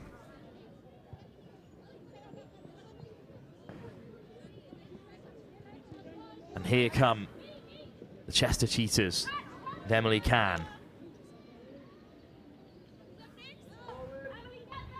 Can, stepping off the right. Jones in support. We just need to build a bit more momentum. They're in the right place. They clearly have the right moves. I say this as this just happens, but they'll get there. Oh, Chloe, the commentator's curse has oh, I know. I should have known better. Put an end to the attack. But as you said, getting in position, but just need to carry with a bit more intent as Mendez does the same for the Wolves. And they're up over halfway and just put down. Well, yeah, commentator's curse from you this time. Absolutely, yeah. Well, it's a tight affair here. We're closing in on 8 minutes gone in this game. Over 8 minutes now and still level. It's been a really tight game, Chloe. What do these sides need to do to break the deadlock? Well, I think the Wolves have got the right idea, but they're just not building that momentum. They're getting stunted. So it's just if they can just keep that going through with their 3-man drives right early off, get the opponents on the back pedal, then they'll find a way through. Touch made on Shaw, but great pickup and wonderful meters made this time by Lucy Henderson. Henderson on the pickup. Go on, long ball. Coyne does find the pass. Catherine Elton over in the corner. The referees both happy. Do give the try. Elton opens the scoring. Great pass from Coyne. And the breadlock is broken. The Cheetahs go behind. Wolves are on their way to the latter stages of the Women's Cup competition. Well, it always looked like the Wolves, Chloe, that were going to be the more threatening of the two sides. The Cheetahs, though, with 6 to get back into the game. They really do need to make this count before half-time. Touch made, the first of 6. Lovely ball inside, bit of momentum perhaps. Lawton. Lord. Lawton there for the Cheetahs. Lord on the inside, great touch made. Flying out of the line by Tor Summers. Lawton with a good pickup. There's one over for the Cheetahs, and Chloe, the pass just doesn't go to hand, but a big opportunity for them on the stroke of half time. Because it's a penalty, they've got to play this last ball. So we'll see. Could be an intercept on the try line, you never know. Could be anything with a wild run at things for the... Oh, and they're just not quite getting to the mark. Well, Geordie on field is whistling away, trying to get their attention. Richardson Walden, the captain, will comfortably take the touch and bring an end to a nervous first half for both sides. The Wolves well aware that qualification to the cup competition is on the line. The Cheetahs in need of a win to avoid a straight shootout with the Cougars, that talented side, in their final game. At the minute, however, the Wolves just about in front. So a really close game that could still go either way. Yeah, definitely. Potential from both sides. You're seeing good moves. It's just sometimes building that momentum and keeping those passes a little bit cleaner. There's been a lot of unforced errors with your forward passes and drop balls, but it's early days. Still got another 10 minutes to play with. 10 minutes, in fact, to come then in this Women's Division 3 encounter here at the ETA NTS Finals. Both sides still in the game. The Wolves with a slight advantage coming into the second half. We'll be live in just a moment's time here at Old Leamingtonians Rugby Club for the ETA NTS Finals in Division 3.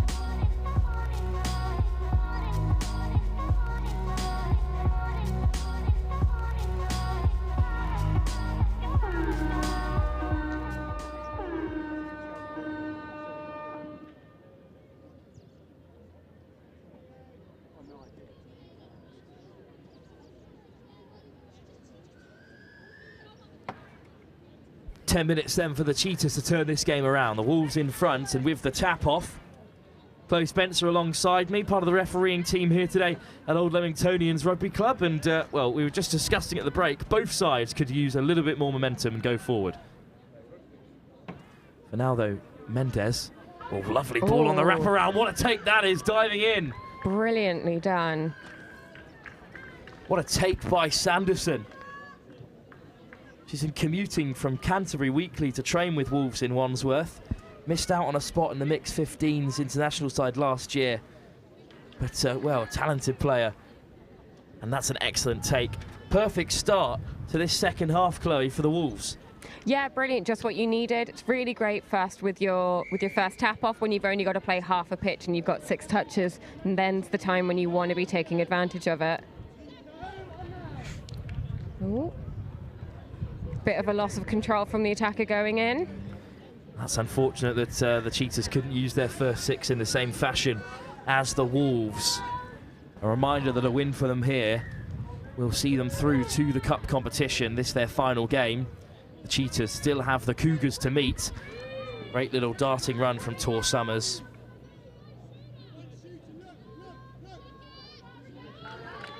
And the sprinter. Oh, just a slight Sarkis. off the mark. Well, it will be a turnover. It's a good spot by Geordie on field ref. A missed opportunity perhaps for the Wolves, but up comes the captain, Richardson Walden, to grab it. 5 years she's been at the Wolves now. Also a regular coach there, passing on her knowledge. Well, here goes Lord. And again, the pace of the game has just slowed a bit. Emily Can. Yeah, you can see they're getting ready to set something up. Here we've got a sweeper coming round. Can. Oh, a bit of Jones, space. player Go on. over. But Jones goes in herself, and the Cheetahs are on the board. Well, you predicted it pretty effectively there, Chloe. They set it up, and, well, with the player over, little show and go, Jones crashed over. Yeah, sometimes building momentum doesn't physically mean building up speed. Sometimes it is just taking that minute to check the move, to get everyone in place, and then go for it. It's just finding that balance. Amy Jones, the scorer for the Cheetahs then. The Wolves still lead by the 1 try, but they'll look to re-establish that advantage as Coyne with a good carry. Coyne, inside pass to Imogen Shaw. Coyne goes to Shaw on the right, and Shaw is over. Well, the try is given. A great finish by Imogen Shaw, the youngest player on the team.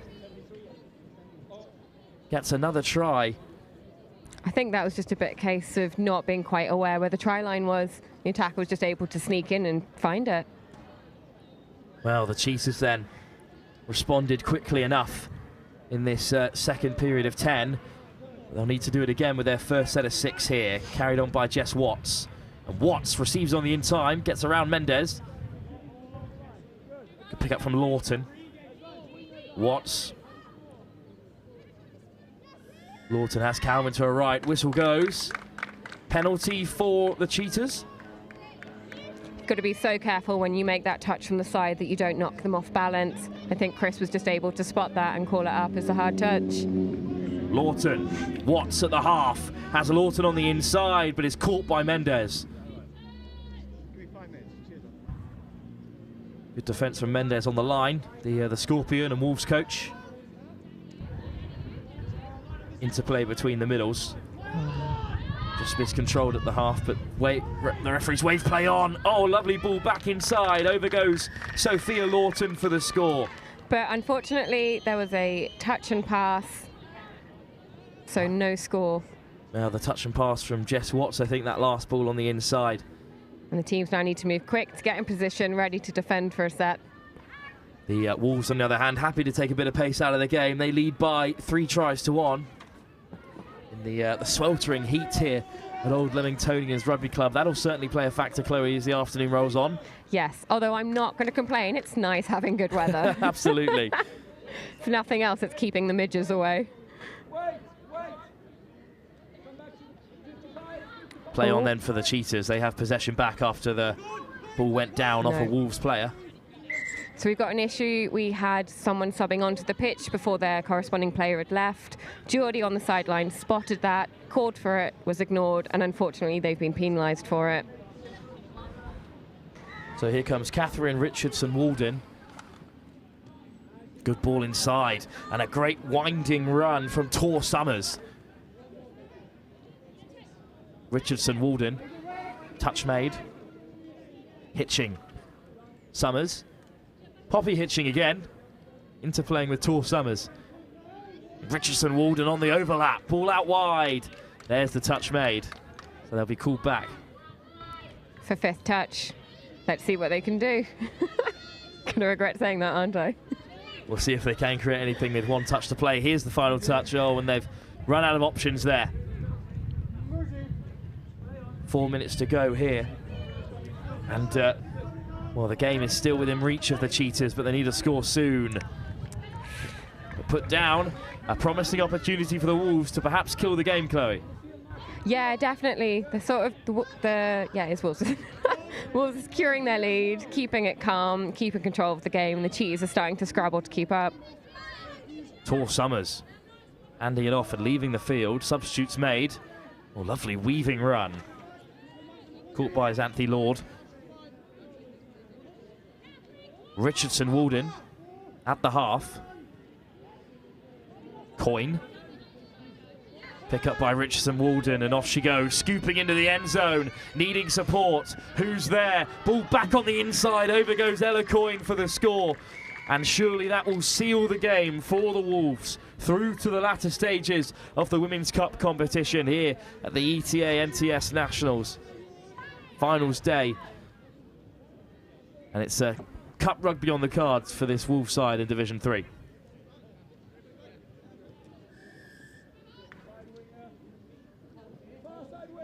Well, a great score.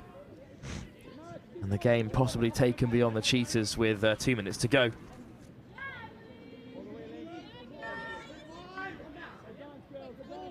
But this is a good attack. Quick hands. Looking to force the Wolves to retreat. Here's Can.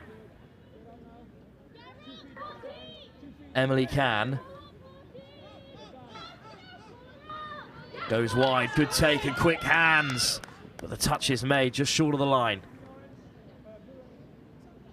So I think here we see the Cheetahs getting down, doing their 3-man drive really well, getting loads of momentum going, getting to that line, trying to set something up, and then just for whatever reason it doesn't seem to follow through. But there's so much potential there. Just be nice to see them capitalising on that. A good turnover though, Chloe. Yeah, here we go, fresh set of 6. Let's see what they can do.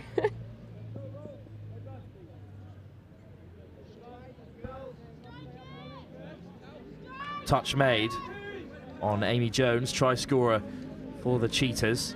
Jones carries on. Good ball on the inside for Can, but a great touch by Daniela Mendez.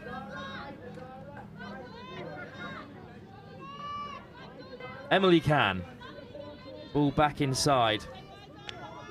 And now the wrap around, they might shoot through here. But a great touch from Sala Davis, the Scorpion, the Kiwi.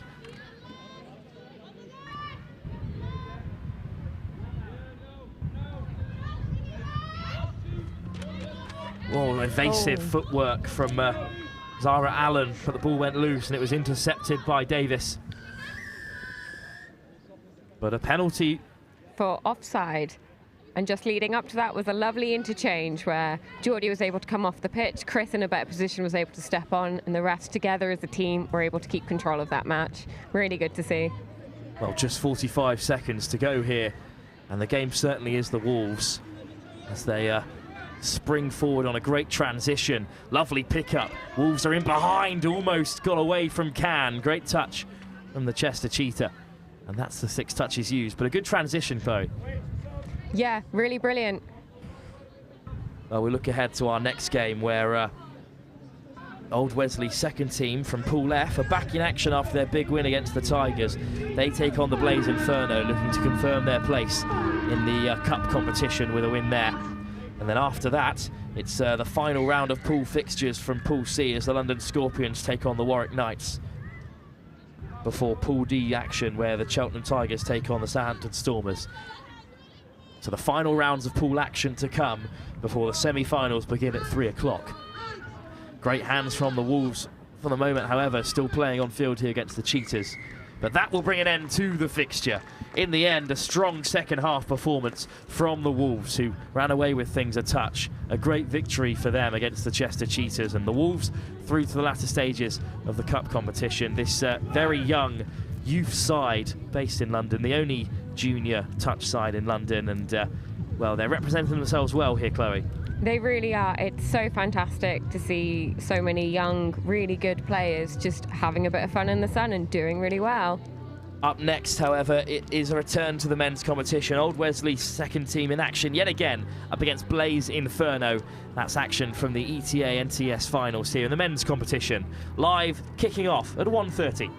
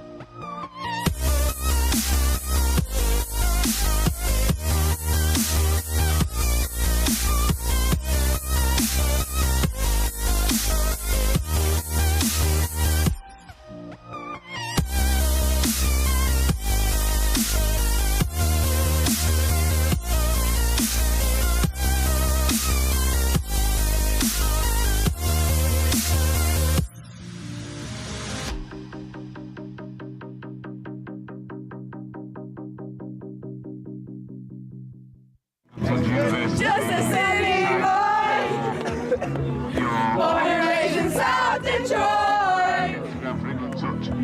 Took the midnight train going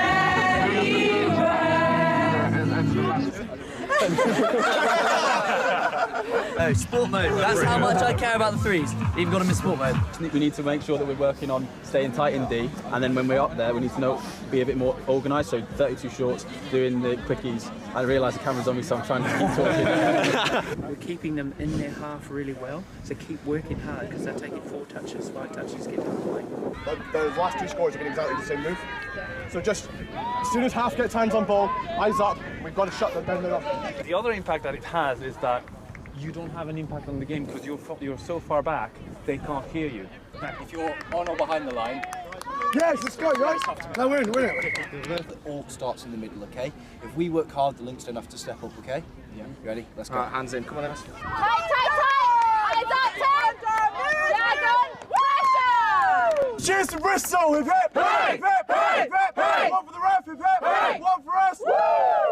I won for the ref! Hooray! So close. Go on, Darren! Act really casual.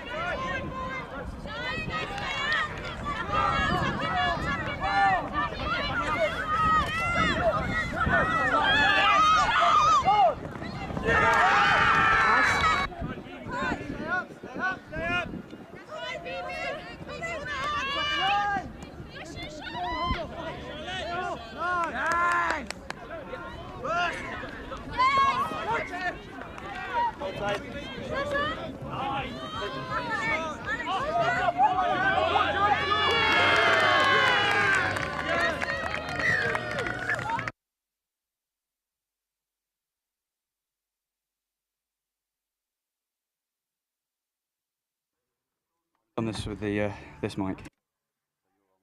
All right, and welcome back. Our main commentator, Wolf's having a breather, so you've got Chris Simon. Unfortunately, that's me, but I'm really pleased to join me as Oscar Davis, just fresh off the field for Scorps. Oscar, how's it going today? Yeah, really good. Second day in the sun, having so much fun. Yeah, it's been brilliant. Some great results. Really good to see a bunch of our developing players come into their own, and this looks like it's going to be a good game.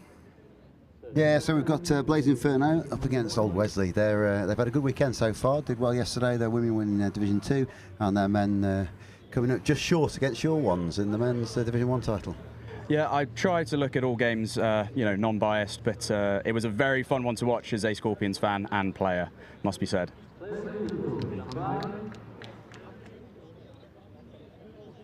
So we're drawing to the closing phases of the pool round robins. We'll go into knockout this afternoon a little bit longer, and it's Blaze to top off. I've just realised, Oscar, we're without team sheets here at the moment, so we're going to have to try and remember who we know on this field, which will be interesting. Yes, don't know many from the north. I do spend a lot of my time in the south of England, and not in Ireland, but I'll do my best. It has been noted you ready to come north. I'm only kidding. A quickie play. Oh, nice little sinkhole into the link. Good read by the winger. Yeah, good read by the winger there. See how they go. Straight to box.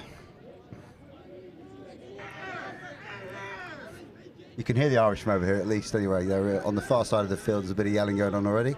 Very intense. It's, passion. They want to do well. Back into the middle now. Here we go. Fifth coming. Excellent scoop. Always through. Or just ball down there. Got unlucky with the last pass going to ground. But I'll see how Inferno Blaze drive out here.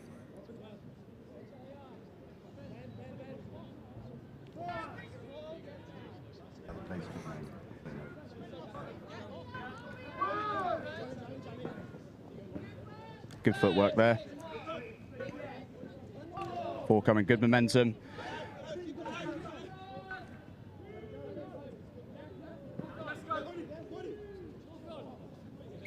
And the Irish shot yesterday, they demonstrated how hard they drive, and they really move the ball really quickly, and they're intense down the middle. I'm intrigued to see how this second string Irish go, and whether they have the same intensity as the ones yesterday.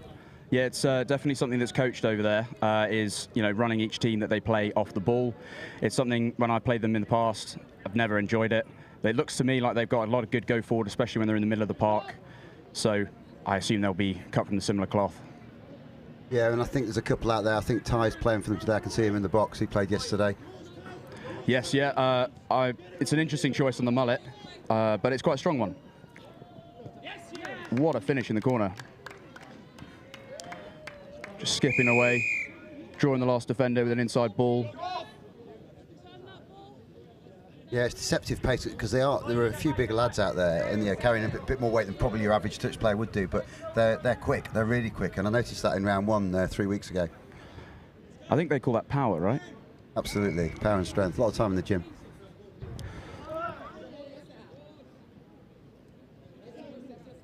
Good driving. Looks a good strike on third here. They get a platform. All right, here we go. Setting up now. Fourth coming for Blaze. It's a big wide open side over there. Sweeper coming. Oh. Good footwork, but good touch. Yeah, I wasn't sure whether he split into the traffic there in terms of where the sweeper's trying to run the hole.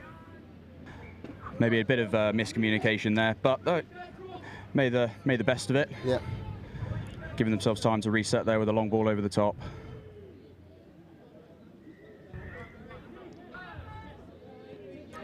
Here we go, this is a good drive. Oh, ball down. Lost control just in that second one. I think it just, refs get a little bit sharper on that loss of control, the control in the roll ball. Certainly, yeah, I think going a metre now, it can go less than a metre, and if it's not a really firm control, they will give it. Yeah, it's definitely, it helps all the players and coaches as well, especially with it being a World Cup year. We all need to be getting better at it. And yeah, getting pinged for it, we've got to learn the hard way sometimes, right? Absolutely. 32 short platform there coming in with the rapid in the early release. ML platform. Good footwork. Good score. Good score. Excellent step. Good dive. Looked a bit like a slam dunk.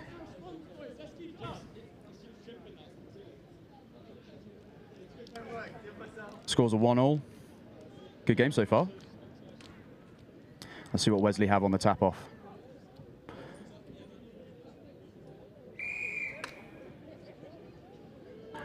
Starting with a 32. And just slowed the momentum a little bit there, not initiating.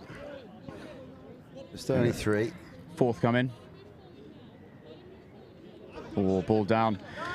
Just looked a little bit disjointed there, but good defense, great pressure. Pressing up in Pistons form. Getting heavy in the touches as well, legally, of course. Absolutely. I think it's an interesting start, like, what, 5 minutes on the clock, and maybe Blaze, the slightly more technical team, slightly maybe, and the Wesley are just playing hard, driving hard. Lost control there in the middle. I thought he got away with it. I've just said more technical, and then a simple mistake in the middle. Wow, you're always going to get caught with one commentator's curse, right? Absolutely. Well, they get a redo. There's no go forward right now. Here we go, now they're moving forward. Well, they're getting subs on, fresh legs. Second touch, and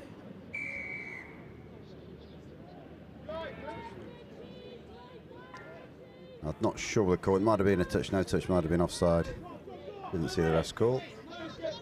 But it gives always here a really good chance at a platform. Indeed. They're having a chat, just get on with the game. I think it's Chris out there, just play and get on with the game. Here's Ty, danger player. Yeah, threat with the ball, got to keep him contained. And that opens up a hole somewhere else. Excellent hole hitting in that hole one there. Easiest try to score all day. Absolutely. And I think, yeah, just worth saying, I mean, Ty did play yesterday, and we do, at England Touch, we allow players to play both days, but we're trying to minimise that, just from a point of view of giving as many people the opportunity to play at this level as possible. But you do need the odd person who helps with a bit of structure and management of the team. Yeah, touch is very much a game that you learn by playing, and it's hard to learn if everyone's on the same level. So having people that can bring you up, super important. And you know, people that can answer questions, both on the field and off the field. Absolutely. How many teams have we had enter over the 2 weekends? That's a good question. I think you're going to test me. I think we've had, so we're roughly getting about 30 teams a day. So, I mean, obviously some consistency between the 2 weekends, but so just maybe 58, something like that across the weekend. But I was looking ahead to the mix. Then Ash and I had a look yesterday, and yeah, the Sunday's already sold out on 32 teams for each of the 3 Sundays, which is a really good place to be. Saturday, we've still got a bit of manoeuvrability at the moment. Oh, amazing. And the quality's so high. That was a brilliant score, step back dive. They've scored twice through that same hole, so I think Wesley have to answer a couple of questions they're being asked. Yeah, and I think probably those middles, they need to tighten up a little bit. I mean, wasn't a big separation, I think, on either of them, but they probably, against some of these younger lads with a really good step, just need to be a bit closer. Definitely. That spacing between the middles can never be too tight, really. Oh, here he is again. He's through. Good touch. Here we go, 2-2. 2 minutes remaining. Good footwork getting to box. Excellent yards.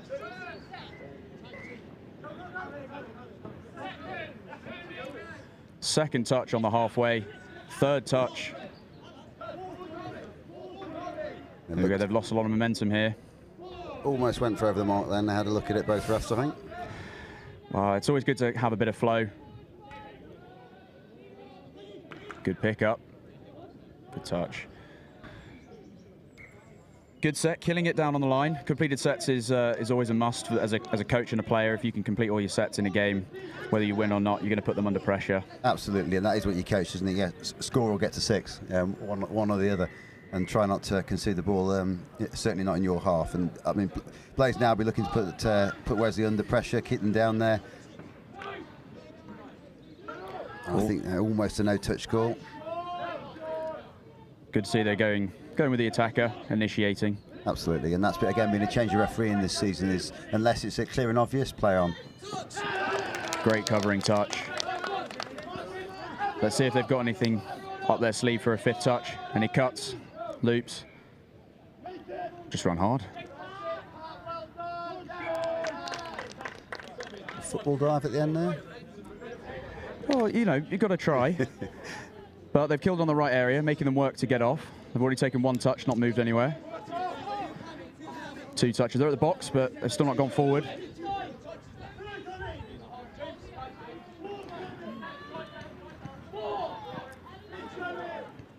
Here we go. Ooh. Over the mark, I think Leo said them. Yes, she did. Great defence there. Put them on their 5th touch on the far side of the pitch and just made them work and put them under pressure. Really great stuff. Absolutely. I think that's probably going to be close to half-time by the looks of it. I think I'll just finish this one off now, Wesley.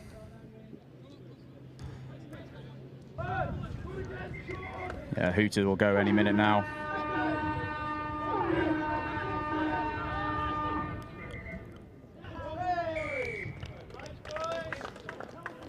Maybe touch and pass called there.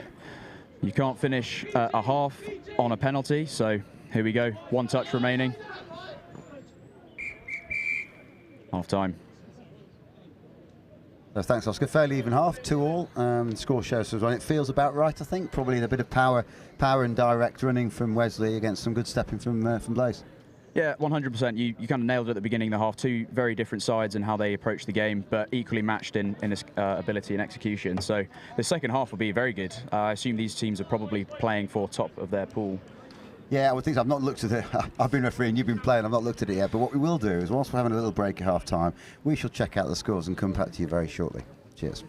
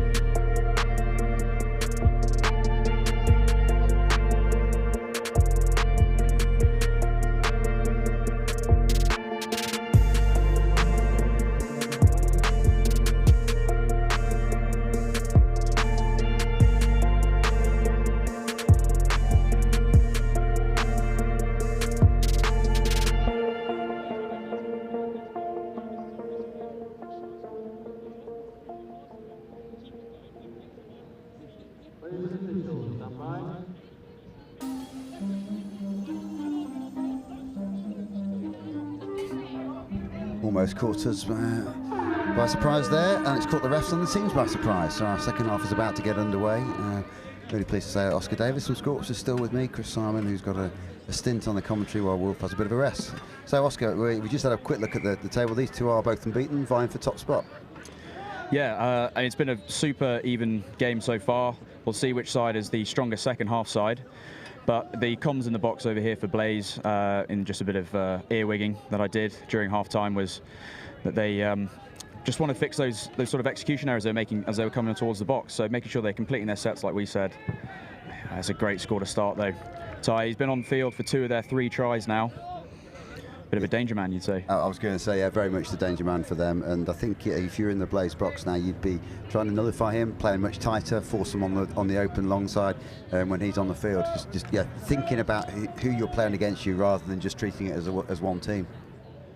Yeah, I think you've got to, as a player like that, you demand respect from your opposition. So, yeah, it's definitely something, especially on the line. They just got to get a bit tighter, make him throw, I mean, at least at that point, you're relying on 2 people executing. Yeah, absolutely, and yeah, that forces mistakes occasionally, doesn't it? Certainly, you've got more of a chance.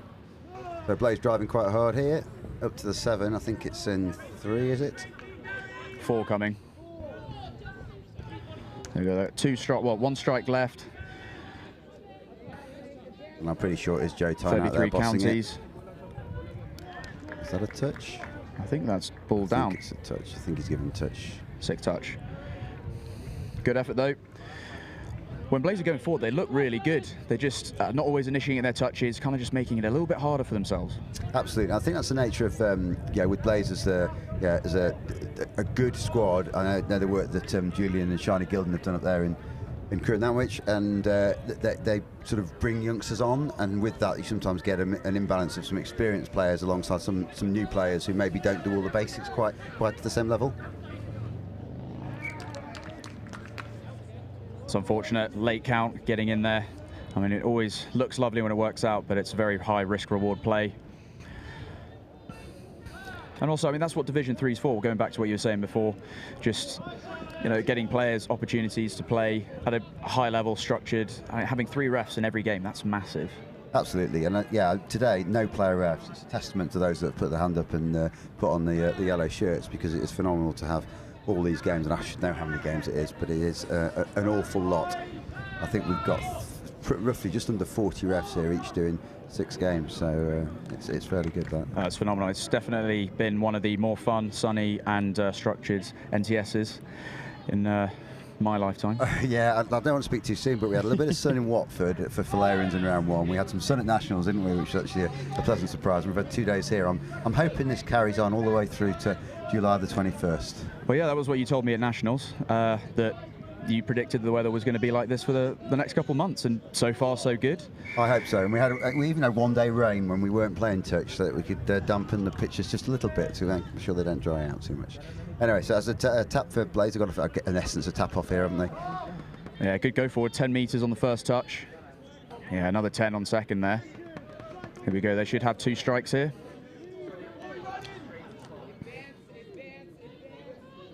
Sweeper coming. Here we go, short side. Ball's gone. Referee's in discussion. Yeah, they're taking the touch on the wing, so that's 4th, I think 5th coming.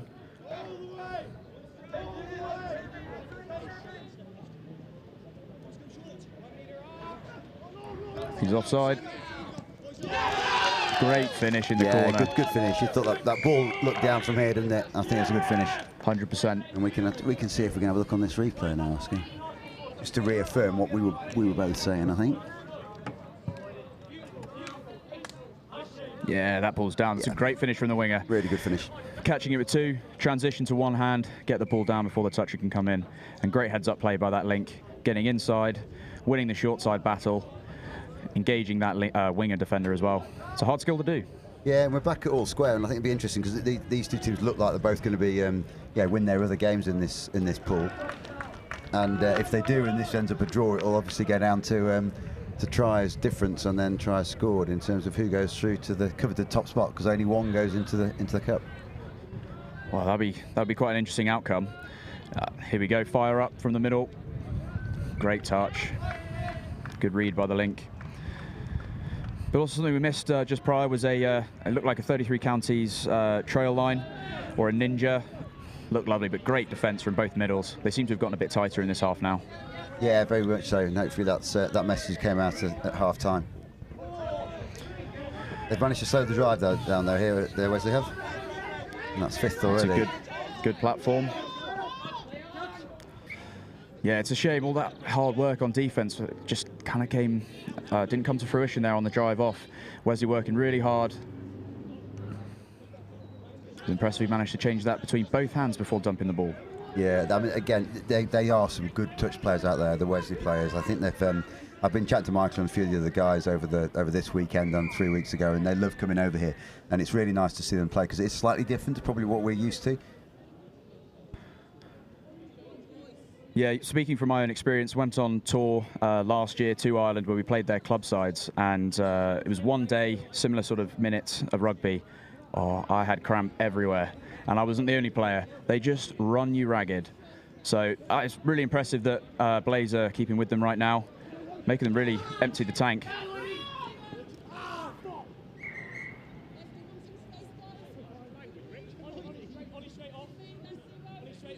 Pardon the language there, we can hear it.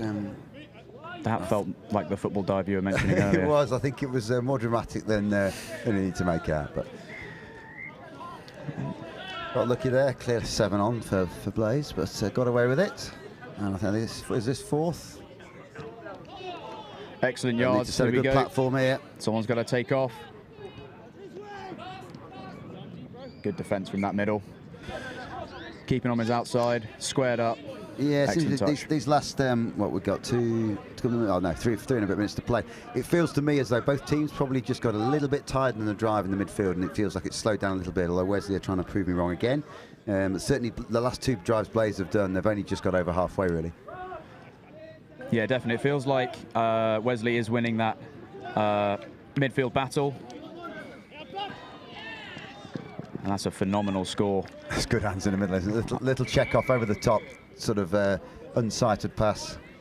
In the space of 2 touches, that touched everyone's hands on Old Wesley's team, I think. Very impressive. I was about to say that I think the next score was going to win it, but we've got a bit of time now. I didn't think it was going to come that early.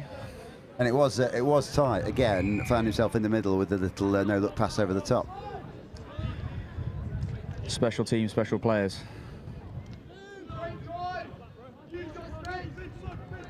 I'd love to say in the one season he had with Nottingham was where he got all those skills from, but I think that's probably not likely. Well, I don't know if anyone's here to discredit that, so I think you could just say it and we'll believe it. Here's Oscar. Good effort. He absolutely climbed high for that one. But here we go. Fresh set on the line. If they use all 6, get a score, level it up. Yeah, 2 minutes to go. I think this is the time to strike. If they can strike in this next minute. And I was going to say put a drop off, but of course it's not a drop off. It's a round game, so we will get a draw if if Blaze can score off this set. Wing ball. Here we go. Great pill. Now that is someone I know the name of, Matthew Hawkrigg, with an amazing pill left to right, something that's quite rare these days. Yeah, very good actually.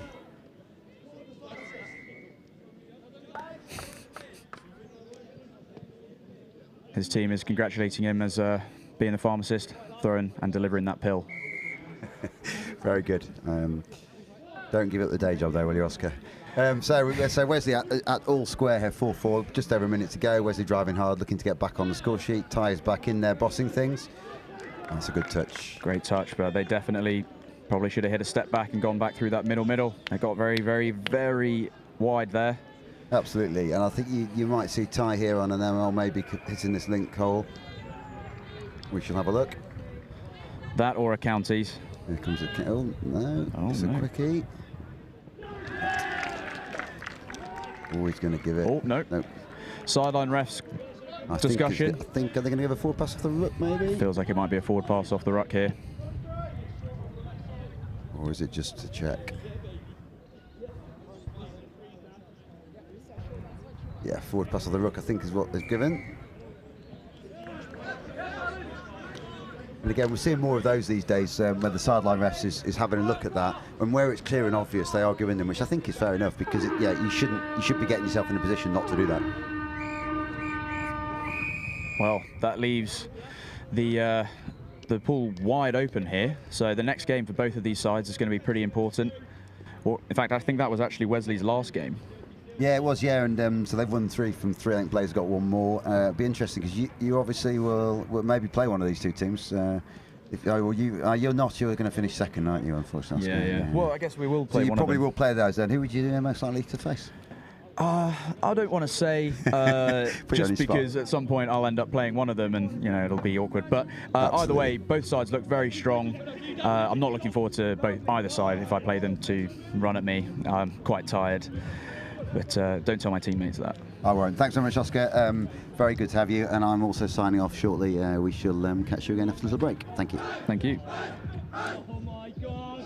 Let's go! Let's go! That's fix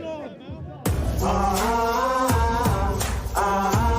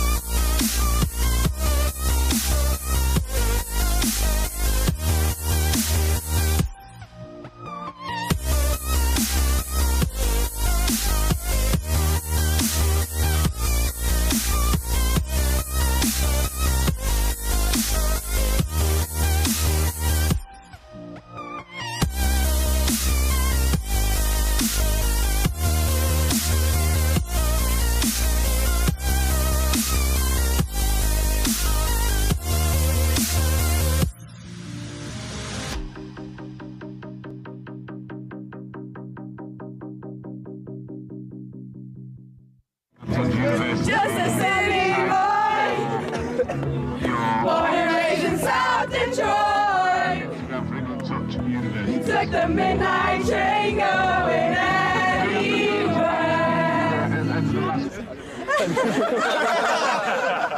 No, sport mode. That's how much I care about the threes. Even got them in sport mode.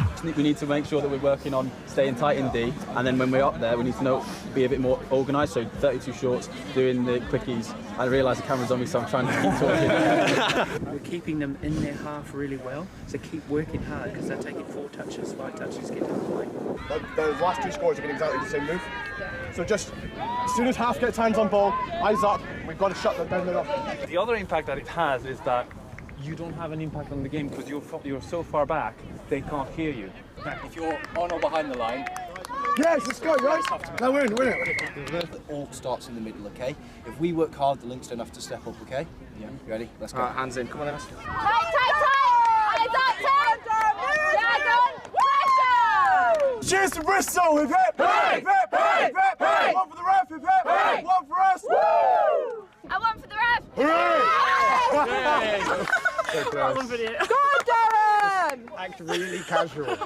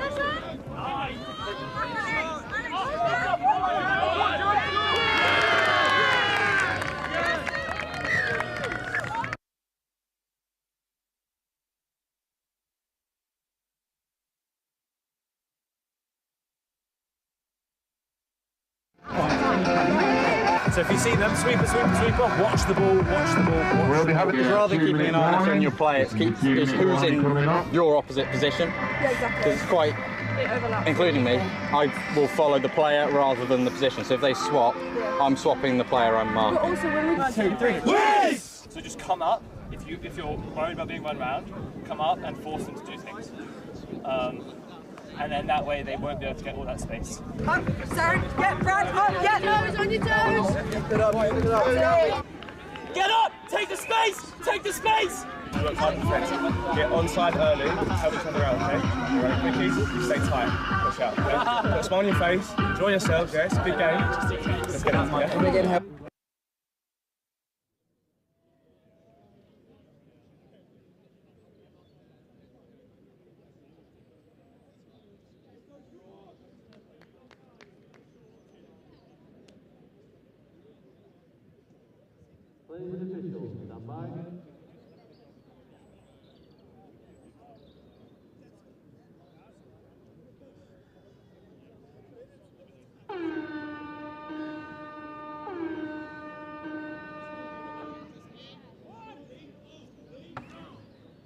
Tap off then, and it's the London Scorpions' third team to get us underway. Their first and second involved in Div 1 and 2 of the Nationals yesterday. They are currently the second place side in the group, just behind the Galaxy, as are this Warwick men's side. They're both sitting on 9 points, chasing down the Galaxy in 12. A win for either side will see them go top of the group, depending on results elsewhere. The Galaxy, 1 game left to win. So it's a straight shootout here for plate or bowl competition in reality. Michael Carney alongside me, coach of Old Wesley, have had a really good weekend so far. Thanks for joining us for this game. It's my pleasure. Thank you for having me. Thank you for having Old Wesley. And it's going to be on the offensive, this Warwick men's side, through Chris Wood. God, this is a fast game for this heat. It is absolutely sweltering here at Old Leamingtonians Rugby Club. The temperature steadily rising throughout the afternoon, both on and off the pitch, with semi-finals and cup finals to come from a plate and cup competition across the men's and women's sections. So much more to play, but at the moment it's the Scorpions who have just lost it in transition there. A bit of a nervous start to this game, Michael.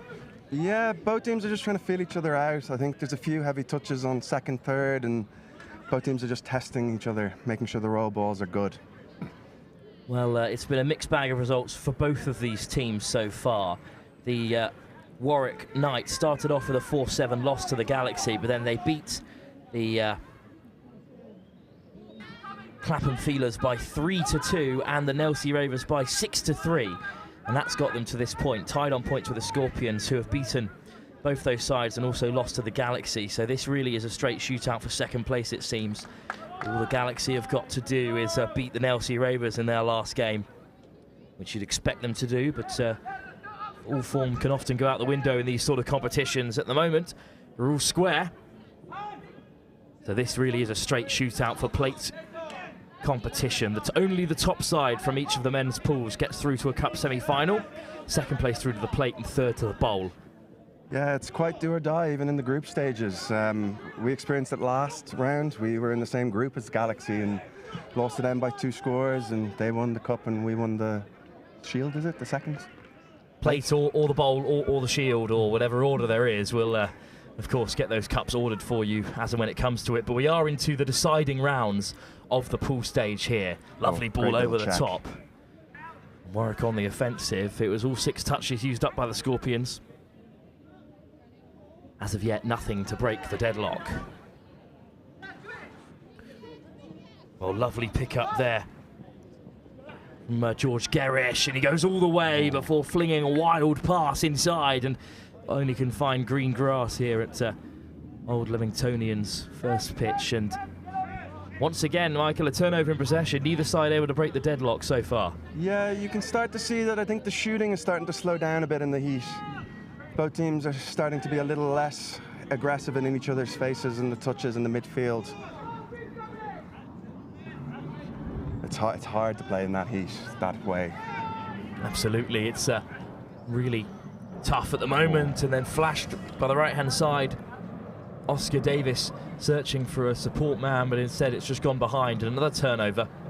Neither side really clicking at the moment. Of course, they've already had 3 very tiring games of touch already. This is the final of 4 pool games. They've both lost to the Galaxy, so it would take something rather special for either of these sides to progress through to the cup. But a place in the plate on the line, the plate final, will be live for us here on pitch 1 as well later in the afternoon. But it's Warwick on the attack. But that's all their touches, unfortunately. So once again, just using all 6, Michael, but unable to string together anything threatening enough, really. Yeah, it's part of the game, though, is when you can't score, you leave the ball on the opposition 7 and let them play out. And both teams are doing exceptionally well at it. Now the Scorpions with a bit more momentum to their drive. And that last touch, as you've alluded to there with your sigh, Michael, has slowed down the momentum a little bit. Yeah, it's almost sometimes trying too much. Trying to get the side of the player when all you have to do is just roll the ball and have a quick downtime. But there might be a pass all the way through. Well, that was ambitious. It did find its way through to Stefan Fletcher, but via the deck, unfortunately. Good ball, though, from Sean Lowe. It was a forward pass, I believe, or a touch pass. So instead, Warwick will have to play out from their 7. Chris Wood. Oh.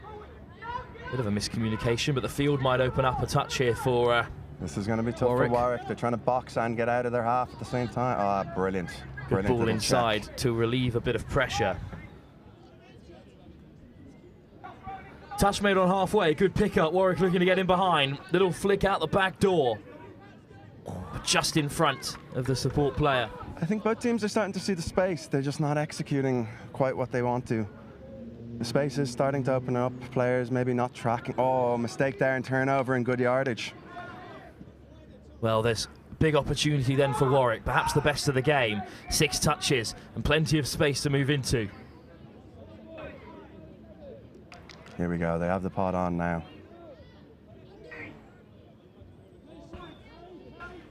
George Gerish was a part of that national side who faced off regionally in Nottingham a few weeks ago. And Warwick, good footwork, almost through the hole. Well, the referee's got a decision to make here. Yeah, I think there's a bit of confusion.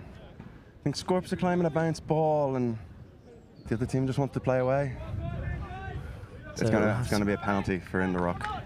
6 more then for Warwick. Surely they must score from here. In a dangerous position. Gerish on the inside, lovely ball back across. But a touch made by Sean Lowe. Brilliant touch. An important one too. A few more in the chamber though. For Warwick, long ball out wide. Touch made. They're burning through them. The Warwick side. Gerish draws the touch well. Surely now a 4-on-1, but it goes to ground. The Scorpion hands tucked behind their back. Another penalty. There's 2 on the line now. Justin van der Net perhaps did get a touch on it. Yeah, Warwick they're seeing the overlap, but they're attacking in too small a space. They don't have time to get the hands across and execute. Good ball inside. Ooh. Gerish flashes it out. This time it's put down and no penalty to bail them out. So finally the Scorpions escape, and they've done really well, Michael, to weather that storm. God, I've been here myself. After 2-3 sets of penalties on your own line, you just want to get into that box and get a breather. And that's exactly what the Scorpions execute, but that's a loose pass, unfortunately, from Fletcher. And all of a sudden, Warwick back in possession, a bit lateral there. Good touch from Kieran James. It sounds a little stupid to say, but that's actually a pretty decent set for Scorps in the sense that at least they got their subs. I don't know if that pod could have done another set on their own line. Changes made, even if Warwick are still in possession. Oh, floating through the line, great pickup as well. This could be threatening, missed pass, juggled and just put down. But that's the closest that either side have come here, Michael. Yeah, that was a good opportunity. Just, I think the link caught between kind of being more in a passive line or being up in a heels line. Touch taken and a transition in the offing for the Scorpions. This is good. Rolling round the corner. Here's Oscar Davis. Good pickup, good scoop, and the Scorpions are away, and they could be into the end zone here. Claim of touch, ball back inside, put down regardless.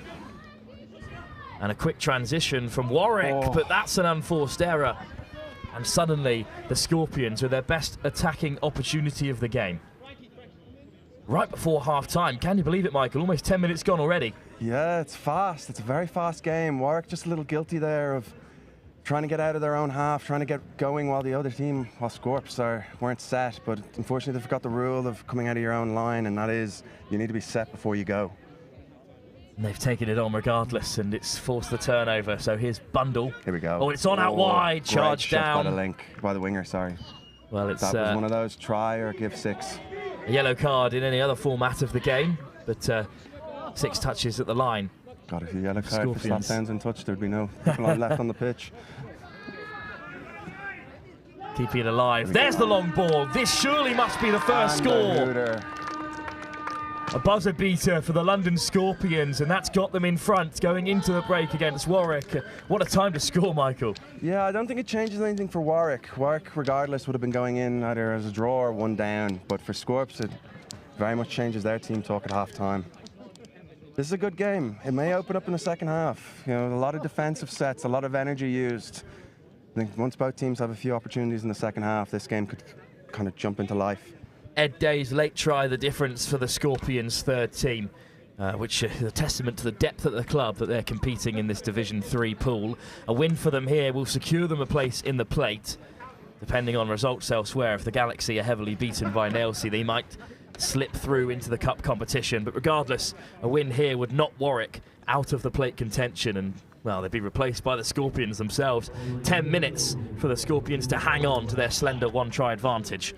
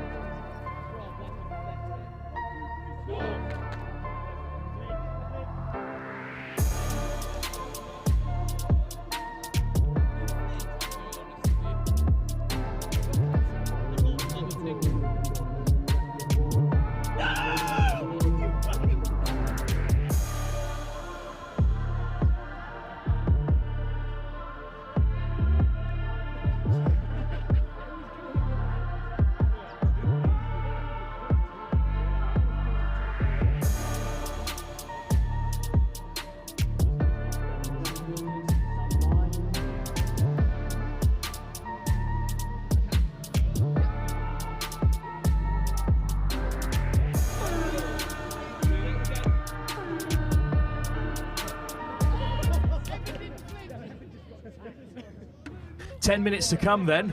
We were discussing at the break, well, predicting, in fact, Michael, what we think is going to happen in this second half. Your money's on the Scorpions. Yeah, I just feel Warwick have had quite a few attacks at the line, and it seems a little bit like they're not setting anything in particular up. It's very much individual strike plays and seeing what happens. Scorps at all levels are a very disciplined team that know what they're doing. And Fletcher there on the wing, well marshalling the Warwick player. And look how they'll transition with great pace and intensity, charging into the box. And looking to open up the pitch a little bit here. Buddle hands it off. Stepping off the left is Chris Andrews. Andrews with a great pickup. And Andrews is drifting into the end zone, out wide, touchdown, another score. Well, Andrews was a key part of the... No, it's been called as I think over the sideline. Well, I was about to give Andrews his flowers, but we'll have to wait and see how the rest of the game pans out. But, well, that's a big call because it was a big score by Malcolm Oluwasanmi. Yeah, Scorps have had to defend multiple sets on their own line, and now it's Warwick's turn to defend one. This is where we'll see. Here's Andrews. A really talented player at Division 3 level. Was starring in the Nationals in Nottingham a couple of weeks ago. Van der Net. Andrews. Back with it from Van der Net. He'll step back on the inside. Important touch from George Gerish. Looking threatening here. Buddle. Andrews. Just setting up. Rooster. Well, here's Chris Andrews. One more pass out wide. What a grab that is. Oh. I don't think he needed to give that pass. I think a dive would have got him himself in. Well, instead, Fletcher was caught just about. Andrews a little bit frustrated as he leaves the field. Very disciplined by Scorps. They get a penalty. They completely change their pods. Davis flashed it to the left-hand side, and here's one of those changes. Thomas Holland's going over, and that's a second try. The Scorpions double their advantage. Do you get a feeling they put their strike pod on? Yeah, right before they score there. Holland's diving in, just gets on the outside of the closest Warwick middle. And 2 up here. They've got 7 minutes to hold on, and they'll be through to the plate at the very least. Challengers for the plate, perhaps, this Scorpion side. They're unfortunate to miss out in that group with the Galaxy. I think any competition Scorps are in, they're definitely going to be one of the teams to beat. Of course, victorious in the men's Division 1 final yesterday. I was trying to keep a lid on that, but of course, a fantastic game of touch. No, brilliant game. 2 brilliant teams, I think, and looking over at their box, they were just as exhausted at the end of it as we were. Didn't go our way, but I don't know. It was a good game. You can't always win. No, but a top performance from all of the Old Wesley sides, including the men's second team, who are going to be through to the cup unless there's a 10-try swing in the final game for the Blazing Infernos. Stranger things have happened in touch, but let's hope they don't have their shooting boots on. Low into touch for now then, as the fate of the Scorpions is what we're debating at the moment. Warwick could be knocked into the bowl. There you go, he got stuck in the touch. Flashed across just beyond Fletcher. Touch pass. Well, touch past the call even as the ball didn't go to hand, so an opportunity missed for the Scorpions. We wonder if they'll rue that. As you say, Michael? I think we should give the passer a bit of credit here. Maybe the touch put him off. That's why it didn't go to hand. Yeah, he knew that it'd be less embarrassing if he scored it and then it was disallowed. I completely understand. Well, that's a good pass. Oh, great and drive. Warwick cutting through the line. Touch made by Oluwasanmi. And into touch onto the field, Chris Wood. I think Warwick will be a little disappointed with that. They got a roll and they just kind of let them off the hook.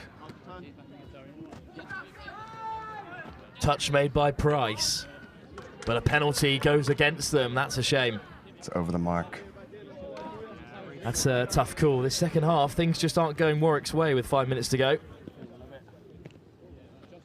It's unfortunately with these 20-minute Div 3 games in the heat, it's if you get a score or 2 down, you start trying to chase the game, and becomes very difficult.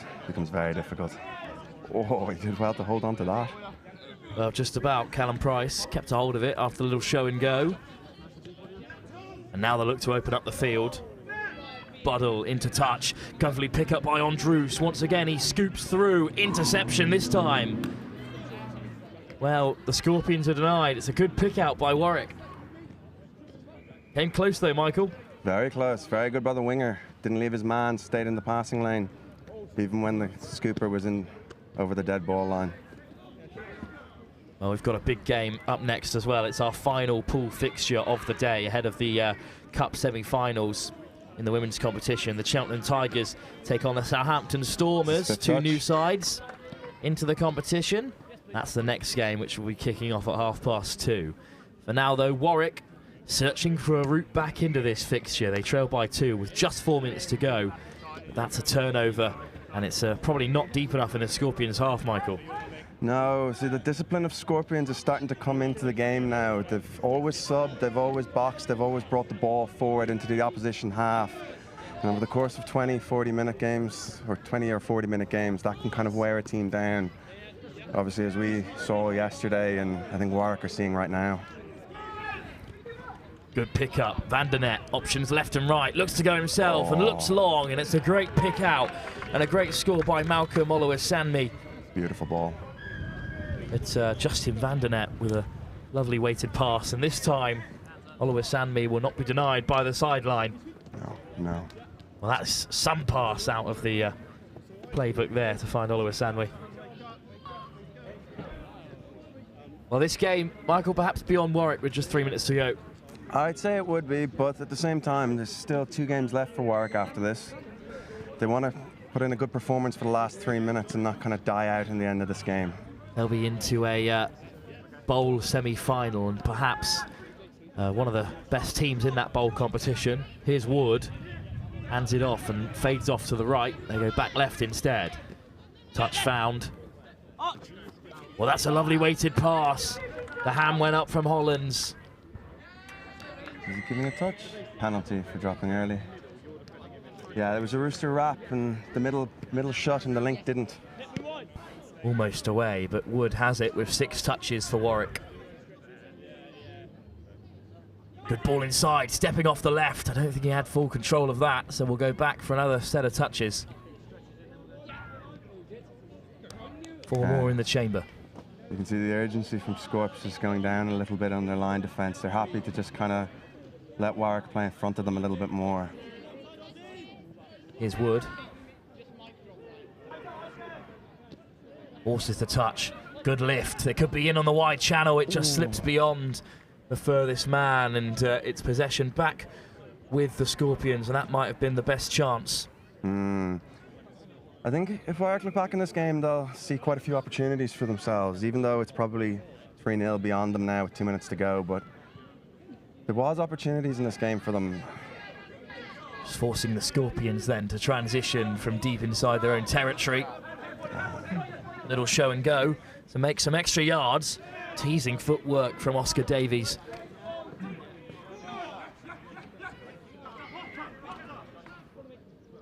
Into touch goes Rory Bott. Oh, lovely pass. Well, he could have just held on to that. Sean Lowe. It's not the first time he's tried a pass like that, the Scorpion link. He knows he's on camera. Absolutely. Would have been special if it came off. Yeah, he's going to give obstruction for this. Well, Sean Lowe, who gave the pass, has just won inside back possession. It does happen in this heat. You just start to get a bit of communication issues. Small little errors can just lead to big errors. And Van der Net goes in, and that will seal it for the Scorpions. Right on cue. Absolutely, with 30 seconds to go, this game is certainly over. Michael, an impressive side, the Scorpions, but they could still fall into the plate if the Galaxy can beat the Nail Sea Ravens. They're really tough opposition to come up against in that secondary competition. Yeah, Galaxy are no joke either. Scorps and Galaxy are 2 very established London clubs that generally compete at all levels of England touch. Unfortunately, Galaxy weren't around here today in the men's yesterday in the men's because of, I believe Gif. They're away in Paris, indeed, yep. they were missed. Well, that will be the end of this fixture, but the result has gone the way that we thought it would for some time here. The London Scorpions have beaten the Warwick Knights, and that will secure their place in the plate, awaiting a slip-up from the Galaxy to see if they can progress through to the Cup. But regardless, a great position for the Scorpions to find themselves in, and well, they're a really well-drilled side, Michael. Very well drilled, very disciplined. They know how to play touch. They really do know how to play. All know how to play touch. Our final round of pool fixtures before we head into the knockout footy to come. It's the Cheltenham Tigers against the Southampton Stormers. Action from Pool D next in the men's competition here at the ETA NTS Finals. Thanks very much for joining us, Michael. My pleasure. Thank you for having me. And best of luck for Old Wesley. Thank you. For the rest of the day, of course, to come. Our next game, live from Pitch 1 here at Old Leamingtonians Rugby Club. It's the Southampton Stormers against the Cheltenham Tigers.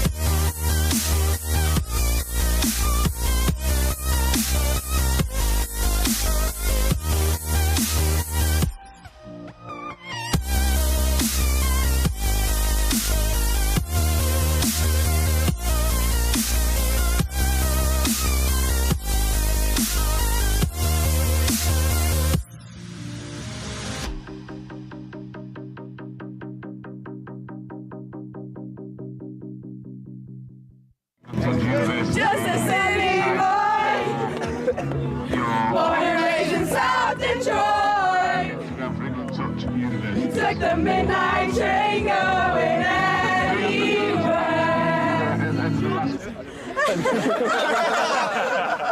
Oh, sport mode. That's how much I care about the threes. Even got them in sport mode.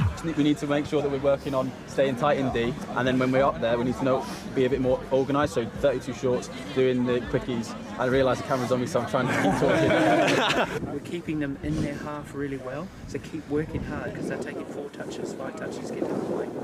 Those last 2 scores are getting exactly the same move. So just as soon as half gets hands on ball, eyes up, we've got to shut them down. The other impact that it has is that you don't have an impact on the game because you're so far back, they can't hear you. If you're on or behind the line, yes, let's go, right? No, we're in it. It all starts in the middle, okay? If we work hard, the links don't have to step up, okay? Yeah. Ready? Let's go. All right, hands in. Come on, then. Tight, tight, tight! Eyes up, tight! Dragon, pressure! Cheers to Bristol! Hip hip! Hip hip! Hip hip! Hip! One for the ref! Hip hip! Hip! One for us! Woo! And one for the ref! Hooray! Well done, video. Go on, Darren! Act really casual.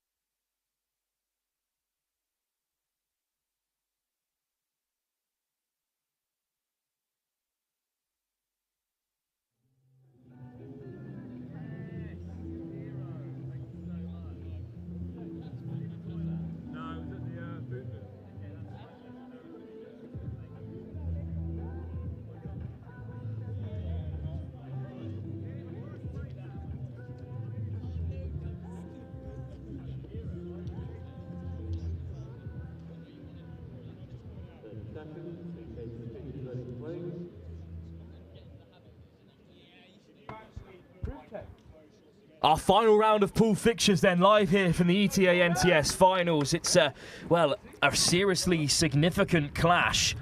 It's the Cheltenham Tigers taking on the Southampton Stormers. The winner of this game, depending on results elsewhere, may well go through to the cup competition. The Tigers, on points difference alone, are currently top of the group, and a win here will likely secure them their place in the cup competition. The Tigers playing in red from left to right will tap up as well.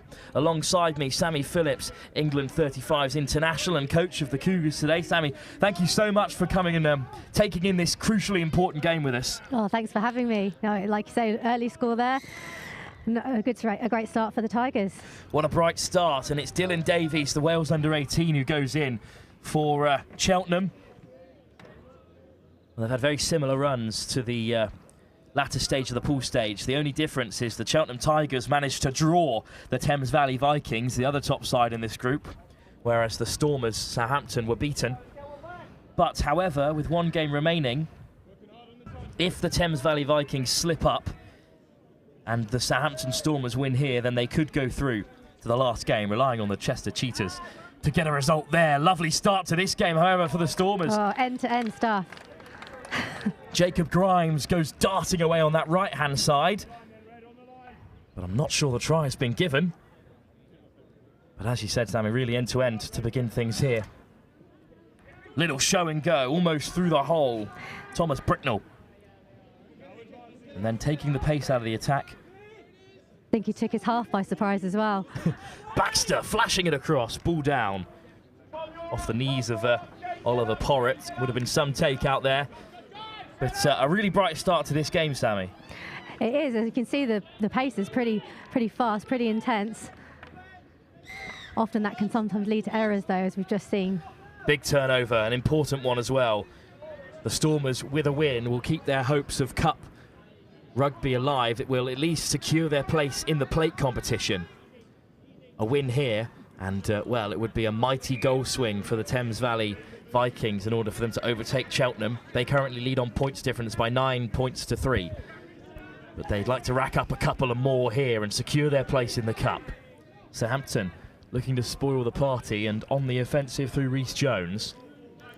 Riley and Jones in the middle. A weaving run from Clark. And then tight to the line. There's the long ball. It's a diving effort from Porritt, and he's done really well to keep the attack alive, Sammy, but well, the referee's called a turnover. Let's see if Stormers can get, if Cheetahs can get out of their half now with a little bit more control. Well, the Cheetahs driving on. They've made it to the box side. Really good yards there, getting to the box in 3. Little show and go, but caught by Riley. Then drifting through the defence.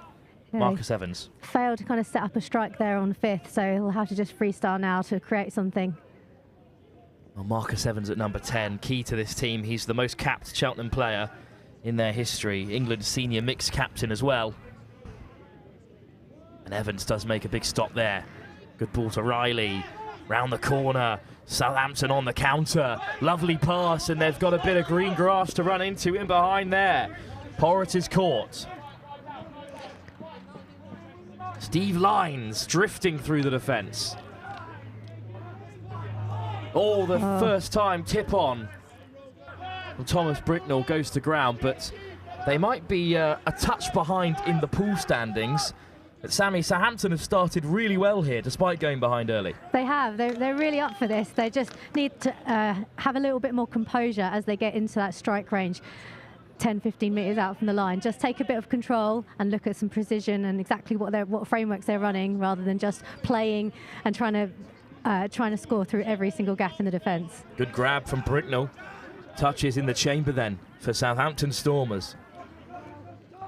In the same pool as the Staffordshire Stormers. No relation, I'm told. They're looking to run a sweeper platform here. And here's Bricknell on that sweep. Little show and go. Bricknell goes over. Hands are up for Cheltenham Tigers. And the touch was made, Sammy. Close. Must have been close. It was a great dive. Baxter. Good pick up from Bricknell. Wide and sliding in. But touch called, so no try. And the Cheltenham Tigers just about escaped, Sammy. Yeah, their defence held strong there. They were attacking quite a narrow space, so if they'd actually gone to open side and looked a little bit to use some of the wider spaces, they might have had more success there. Strong couple of carries then, has worked their way up the field well. Aaron Tregus of England 35s stepping off the right. Davis searching for another assist, and he does find the ball wide. And that's a try for Matthew Janes, the second most capped player in this Cheltenham side. England's 35 coach goes over, and Cheltenham Tigers have a second, Sammy. That was a really nice scoop. He really picked a nice line there, just turning the defender inside and out before accelerating into the end zone and looking for, using a lot of composure before he delivered that pass. Janes has the second, and at the moment the Tigers are storming into the cup competition ahead of the Stormers. Oh, lovely footwork out there, looking to bemuse and confuse this Tigers defence. But they get back well in numbers. Clark, early lift. Oh, almost an interception, but that'll be 6 more instead for the Southampton Stormers, Sammy. Yeah, looked for a little step back off of that sweeper, nearly threw it right into the hands of one of the cheaters. So he might think twice about doing that the next time. The Cheltenham Tigers, top of this group at the moment, and there's an important touch. A little sweeper pick up, but he read it. Read it well, the defender. Len Mullane, a link for the Irish side. A pretty talented Cheltenham men's side to be down in the 3rd division. But, well, we've seen already how deep the quality of touch in this country runs all weekend. That's a great ball. One more wide should do it. Diving in, just for effect perhaps, Sam. C4, he finishes it off. Really nice handling there, getting that ball wide into space early, and the winger finishing off the job nicely. Sifori with the lunging dive as well. To get Southampton on the board, well, they've looked impressive in this opening 7 minutes, and they deserve the score, Sammy. Absolutely, yeah, they're in this game 100%. They're the ones that are fighting in this game now. For now, though, it's the Tigers who still have a slender 1-try advantage through Evans stepping off the right and tumbling over and losing control.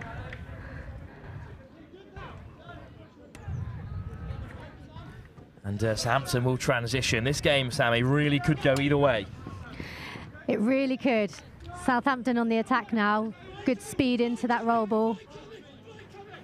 Inside pass to Riley. Lovely step off the right to get himself going. Reece Jones just about keeps it alive. And there's one ball on to the corner. Steve Lyons. That final ball, just missing a little bit of lift in that final pass. Reece Jones, though, the number 15 for Southampton, injected great pace into that attack, Sammy. Yeah, absolutely. You've got to keep that momentum right into the strike. I think the player who picked up really stepped himself there, just needed to maintain a little bit of balance and accelerate and really put that defence under pressure. But this is an excellent transition from the Tigers, who with a few touches to spare have pushed Southampton back all the way. Trying to weave all the way through is Aaron Tregus of England 35s. Yeah, I think he could have gone straight through there. They were both offside, and if he just put pinned his ears back, he might have got through that gap in the defence. Good footwork, keeping it alive for Southampton.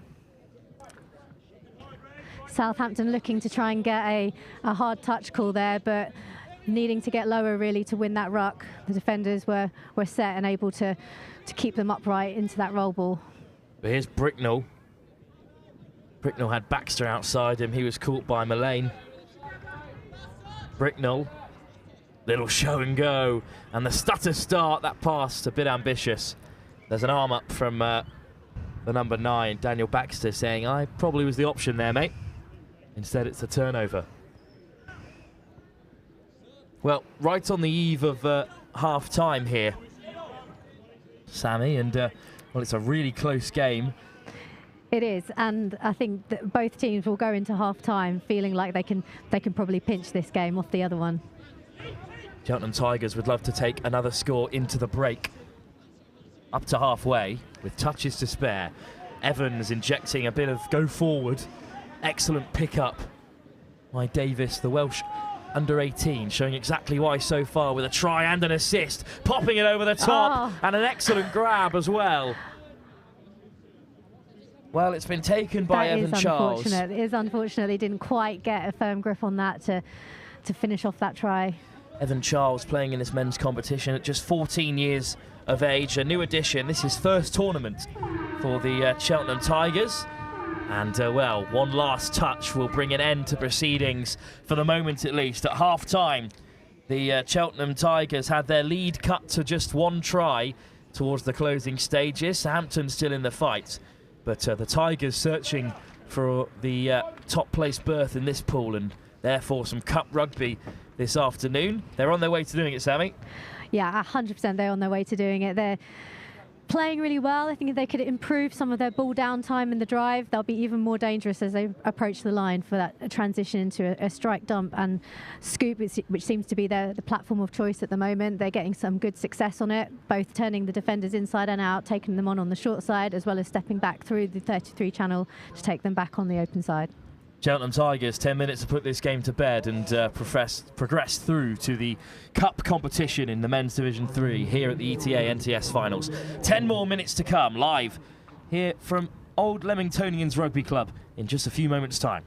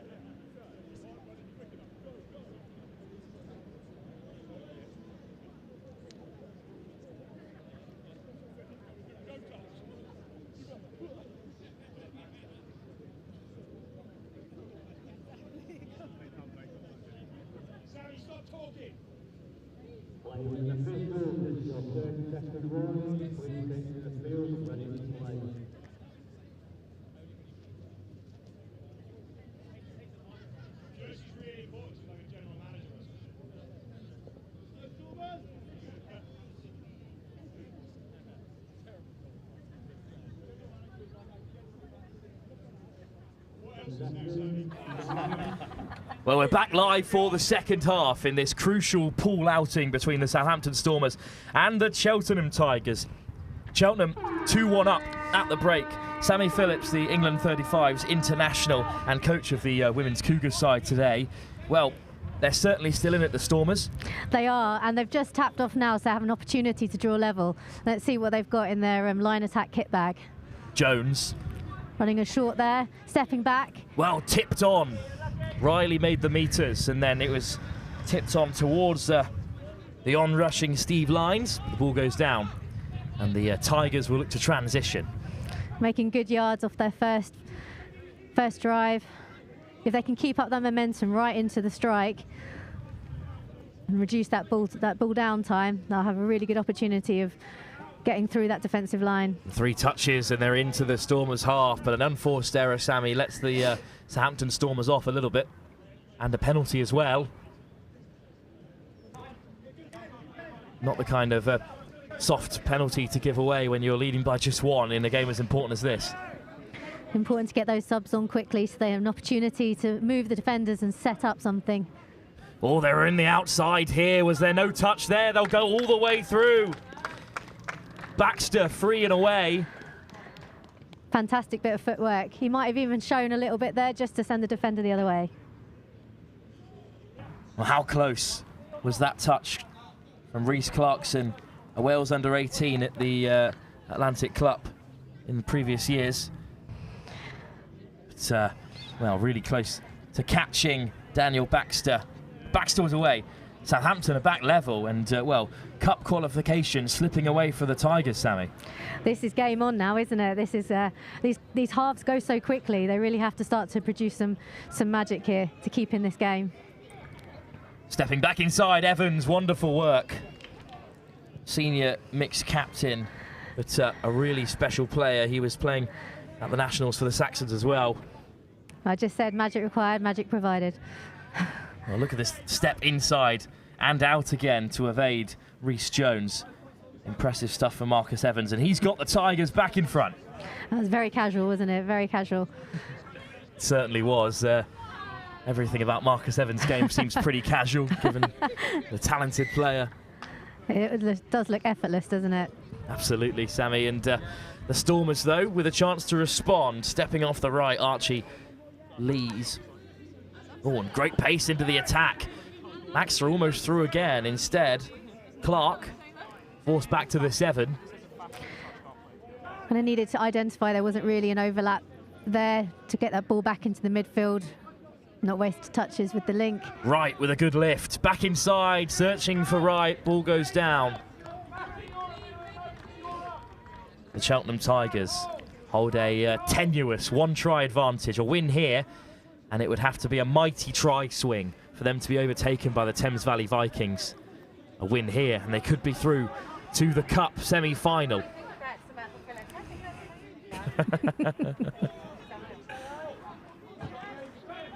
Great commentary from Spring of the Thames Valley Vikings on the way through. Thames Valley's women's side in action, of course, in a few moments' time in the Cup semi-final. They'll take on the Wolves, a side which you've already faced today, Sammy, in your opening game.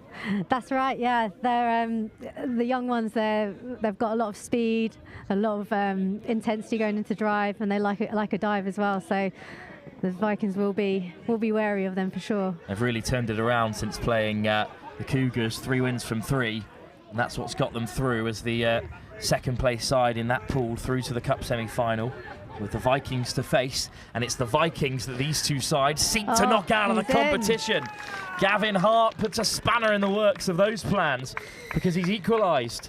And a draw here, well, a draw here does nothing for either team. It wouldn't be enough for the Southampton Stormers to overtake the Cheltenham Tigers, and it would leave the door open for the Thames Valley Vikings to top the group. Yeah, I think that is a really good score, Sammy. Yeah, potentially a little bit of a miscommunication between the link and the wing defender, but totally taken advantage of by the Stormers. Another little show to secure a score. The Tigers then forced to respond, once again pegged back by Southampton. And here's their key man, Dylan Davis, Welsh under-18 international. Scored 1, created another, darting in, and he delayed the pass. Ken Ross, his first ever tournament today, is in to score. That was a fantastic, again, a little show as if he was going to take that dive himself on that link quickie, and then just beforehand, just popping it off to the winger. Fantastic. Deception is just so important in touch. Show one thing, do something else. And that's got the Tigers back in front and their cup ambitions back on track. Well, can you believe only 5 minutes have gone so far in this second half, Sammy? I know, it really is a lightning pace, this second half. Bricknell takes the touch. A little bit of confusion who was going to be half then. Let's see if they can set up a decent strike on the line.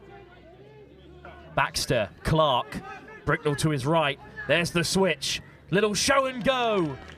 Well, Evans made the touch. The defence weren't buying the switch. They did stay in their channels, continue marking any player that entered their channel.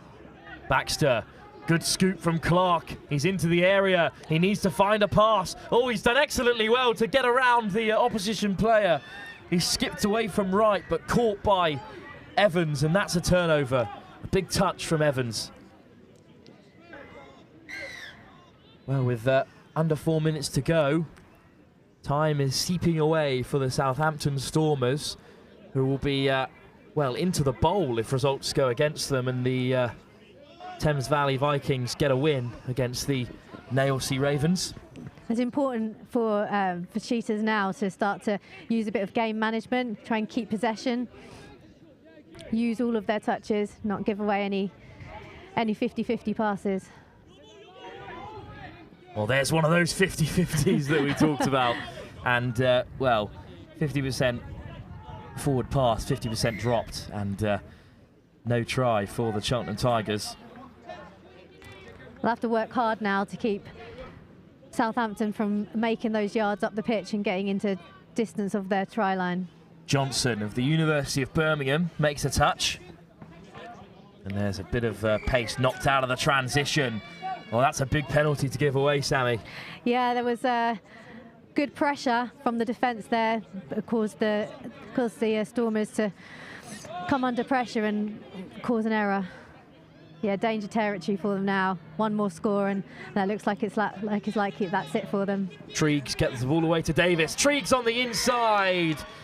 Fumbles, keeps a hold of it.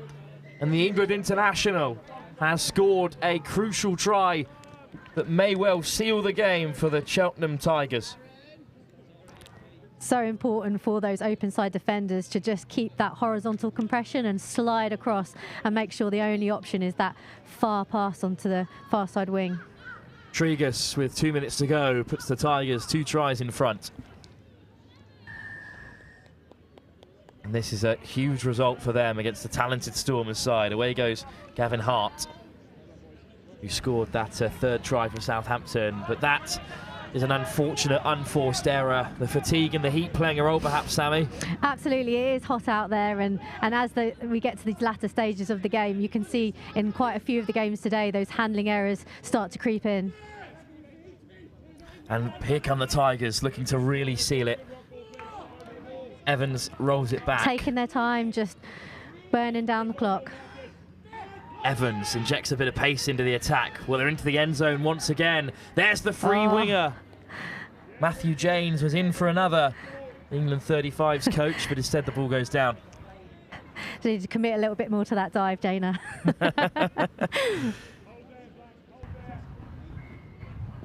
Well, I have it on good authority. If Sammy Phillips tells you to commit to a dive, you did in fact need to commit to that dive.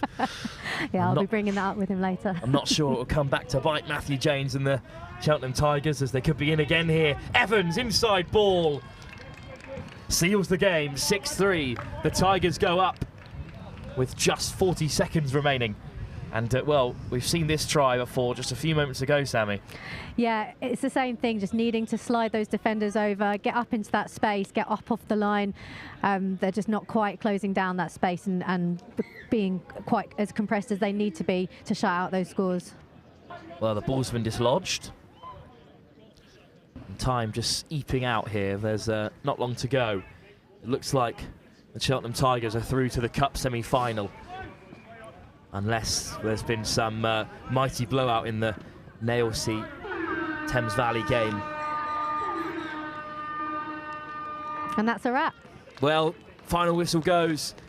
A big win for the Cheltenham Tigers, who have done all they can to secure top spot on points difference in their pool of the men's competition. That draw with Thames Valley Vikings may have been so crucial here. This win concludes 6-3. The Tigers go in front. And we'll have to wait and see if they've done enough to get through to the Cup semi-final. Thames Valley Vikings, the other side in that pool, who could be on for a cup semi-final. They are on for a cup semi-final in the women's competition, however. Up next, Sammy, against the Wolves. That promises to be an exciting game. Absolutely, yeah, the Vikings are really up for it today. They've been putting out some really impressive performances in their pool games. I'm really looking forward to seeing what they can do in these knockout stages. Well, cup semi-final, our first of the day, knockout footy between the Thames Valley Vikings and the Wolves, the youngest side in the competition. That's live next here from Old Leamingtonians Rugby Club in Pitch 1 in Royal Leamington Spa. Thank you, Sammy, for joining me for this game. Thanks for having me. That was really enjoyable. And best of luck to the Cougars on the rest of the competition. So up next, live here on Pitch 1 at the English Touch Association NTS Finals, it's Thames Valley Vikings against Wolves in the Division 3 Women's Cup semi-final.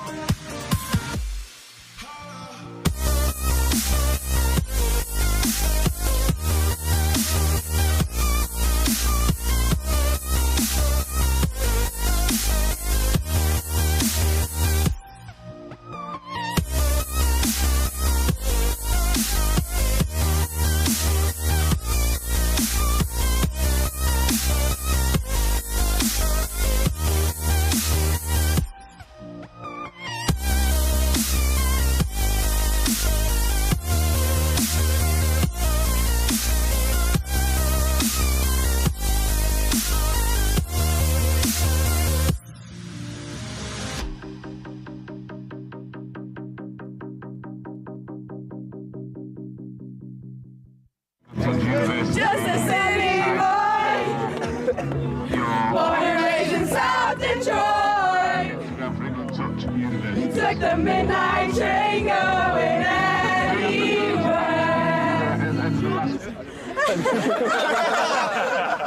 Oh, sport mode. That's how much I care about the threes. Even got them in sport mode. We need to make sure that we're working on staying tight in D, and then when we're up there, we need to be a bit more organised. So 32 shorts, doing the quickies. I realise the camera's on me, so I'm trying to keep talking. We're keeping them in their half really well, so keep working hard because they're taking 4 touches, 5 touches, get out of the way.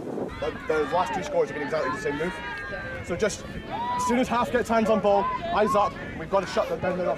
The other impact that it has is that you don't have an impact on the game because you're so far back, they can't hear you. If you're on or behind the line, yes, let's go, guys. Now we're in. It all starts in the middle, okay? If we work hard, the links don't have to step up, okay? Yeah. You ready? Let's go. Hands in. Come on, Emma. Tight, tight, tight! Hands up, Tim! Dragon, pressure! Cheers to Bristol! Hip hip! Hip hip! Hip hip! Hip! One for the ref! Hip hip! Hip! One for us! Woo! And one for the ref! Hooray! That was video. Go on, Darren! Act really casual.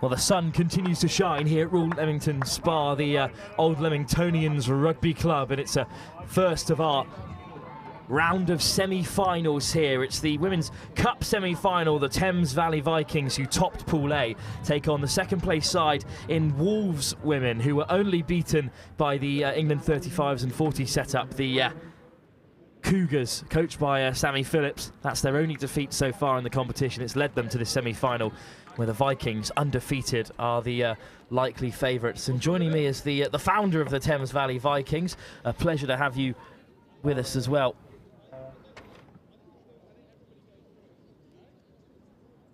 Paul Farrington alongside for the first half, because you've got a game yourself to play. Thank you for having me. It's great to be here, and looking forward to seeing the Vikings, my old club, take on the youngsters. And yeah, really here to talk about some youngsters playing touch. But I'm actually turning out for the Warwick Knights at the moment. So big shout out to the men's and women's team at Warwick Knights, based here at Old Leamingtonians. So that's a real credit to the club for bringing the NTS here, first time, and I think most of the feedback has been, really enjoyable. Well, lovely footwork, stepping around by Tor Summers and almost away.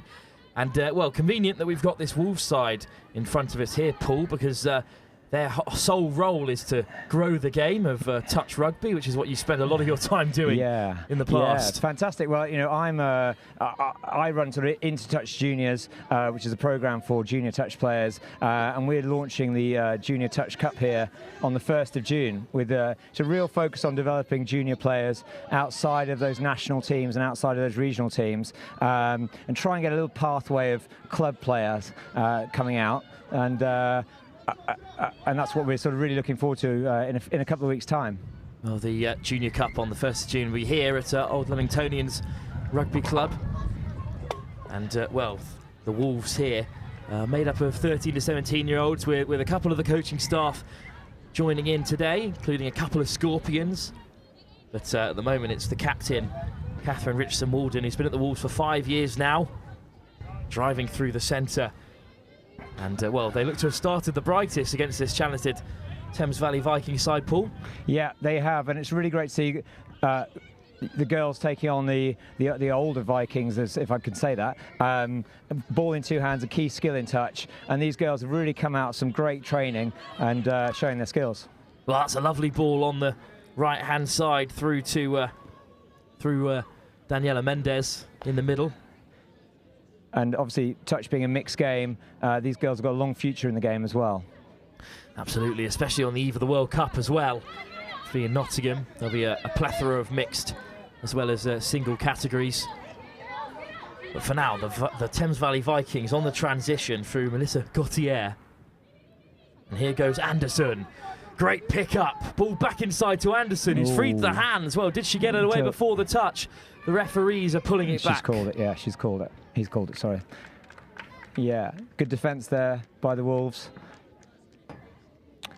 And yeah, so the Junior Touch Cup is under 12s, under 14s and under 17s in boys, girls and mixed categories. So, if you think you've got enough junior players, if you're starting touch, if you're a rugby team that hasn't started pre-season yet, a bit of a break in the contact season, come and play some touch with us. Hopefully see a couple of these Wolves players there as well on June the 1st.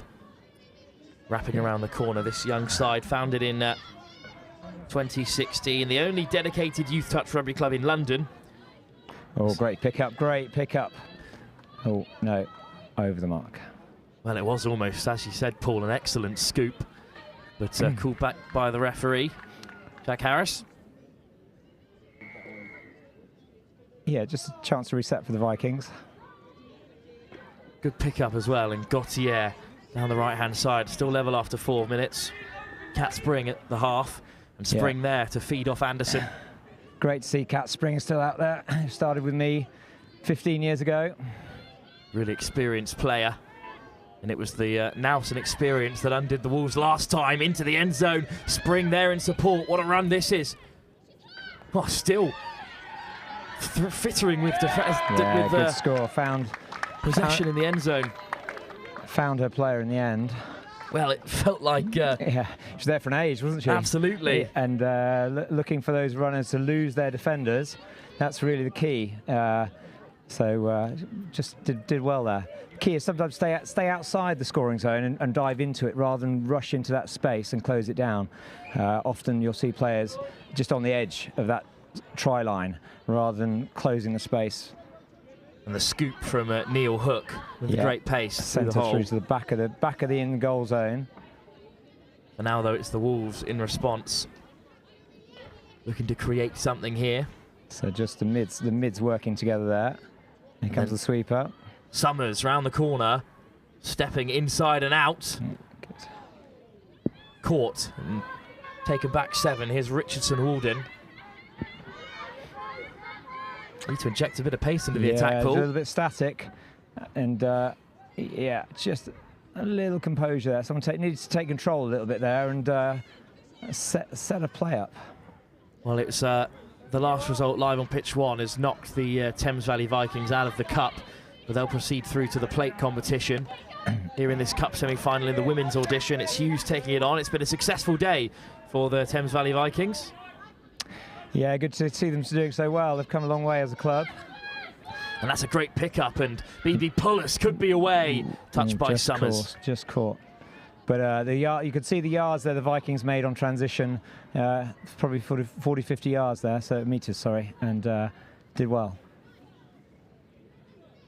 Well, this is a tight semi-final. It's only 1 score in it at the moment. The Vikings lead by a single point. And that's a great transition, just Paul. Starting to get some momentum there now, the Wolves. They just need to keep the go forward going, rather than sort of stopping and here we go. Well, Mendes, Salah Davis, the 2 Scorpions linking up, but it was a good option on the wraparound, Paul, just didn't go to hand. It's nice to see them trying, though, giving it a go, and touch isn't always just about taking a touch. It's ball in 2 hands. Can you spot the gap? Can you spot the offload? Can you promote the ball? Not just taking touches. Spring a little bit isolated, but then has Roberts for company, along with Cole. Back inside. Come back this way, I think. Here comes the sweeper. Cole. Oh, she's got Neil Hook looking to get in behind. Gets the ball away early. Yes, great change of pace. Good gaps. Rachel Green in to score. And the Vikings, well, they go 2 in front against the Wolves, Paul. Yeah, I think they're just a little bit more clinical in attack. Neil Hook, Lucy there, just dictating things really from those positions, and it's a little bit of experience I think coming in now. It's sort of just taking them into that lead, and they could look quite comfortable on defence. So that's so the Vikings are holding out well. But again, I'll say great to see junior players playing at this level. I mean, it's hard to overestimate how difficult this is playing against players who've been around for a number of years, and the Wolves team is really taking their first steps into the world of touch, and I'm sure you're going to see a lot of these girls in the future on the NTS and on the international stage. And well, those 6 touches don't get a plan, but you're certainly right, Paul. There's a bright future for touch, as we saw through the Nottingham Hood side and day 1 of the NTS. So they were really young teams in Division 1. Yeah, one of the sides that are joining us on the Junior Touch Cup. We've got we've been talking to a lot of teams this weekend. Should be a good standard. But that's a lovely ball through the centre. Great and line, a barnstorming run by Rachel Goodwin. Yeah, real momentum on that play, and that opened up the space really. Got the Wolves going backwards. And then that's where the momentum and the space comes from. Great hands. So it'll be a big steep learning curve for the Wolves. I know they train hard, but they're coming up against some really stiff opposition here, and there's a lot of learning that's going on. There certainly is. This final will see them through to play either the Cougars or the Exeter Eagle Owls, of course, who the Thames Valley Vikings have already beaten today. We'll see if Sammy Phillips Cougars can make it through that semi-final to face either the Wolves or what's looking most likely this Thames Valley side. Although the Wolves on the offensive, diving in, Tor Summers. Nice little sweeper move there, didn't quite come off. It's back with the captain, Richardson Walden. Summers. Well, there's the long pass, an ambitious one, looking to take on Kat Spring. Yeah, Kat doing a great job there, just holding her ground. Excellent work to get on the outside. Neil Hook with great pace, eventually caught. Yeah, a little bit of fatigue maybe coming in now as we come up to half-time. One more chance, perhaps, for the Thames Valley Vikings to maybe even seal the game, go 4 in front. It'll be a big score line for any touch side to overcome. McDonald. Vikings holding some really nice width, which is something is really important, the width in touch and running the right holes. Well, that might be the final opportunity of the half for anyone to get on the scoreboard as we approach a 10-minute mark. But Paul, it's been a pretty complete performance by the Thames Valley Vikings. Yeah, they've looked pretty comfortable, in all honesty, and the Wolves girls have got up to that line but haven't quite executed on those final plays. Well, half-time, the whistle goes, and it's an impressive half for the Thames Valley Vikings. Paul, your old side have looked really impressive in this game. They're certainly on top of the Wolves at the moment. Yeah, got some real flow in their attack, which is what we really aim for as as a coach and players. And they're hitting the right holes. They're making the right decisions, and that's really and their experience is showing really. So I'm going to have to leave you because I'm actually warming up for the next game. But thank you for having me this afternoon. No, thanks very much for joining us as well. The founder of the Thames Valley Vikings, Paul Farrington, best of luck in your next game. Yes, for thank you very much. The Warwick side, the local side. Great, thank you. And juniortouchcup.com for registrations to give us check us out and come and join us on the 1st of June. Thank you. Second half to come then. Have the Wolves got anything left in the tank after a long day of touch when they've got to take on the Thames Valley Vikings with 10 minutes to go? They trail by 3 in this cup semi-final.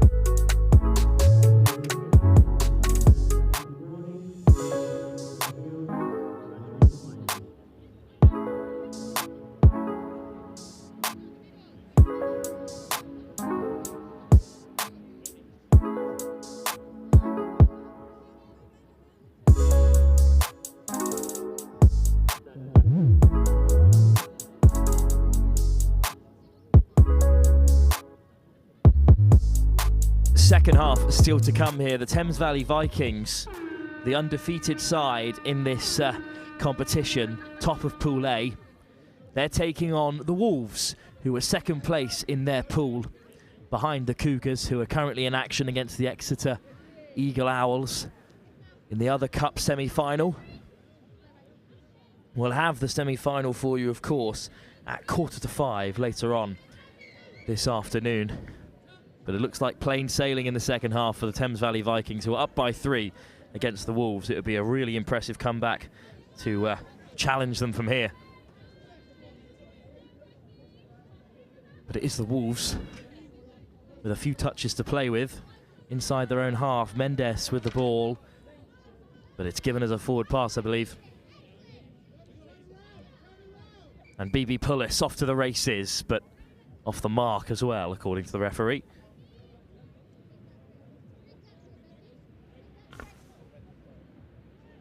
Into touch then on the transition. Great pace taken into the attack by Goodwin. And here come the changes. Spring lifts it to Annabelle Roberts. Well, still rolling forward due to an offside. They're in behind here. Neil Hook even, caught by Salah Davis. And that's the 6th touch, although the Wolves have got to work from deep inside their own half here as they make it box side and bring on some changes.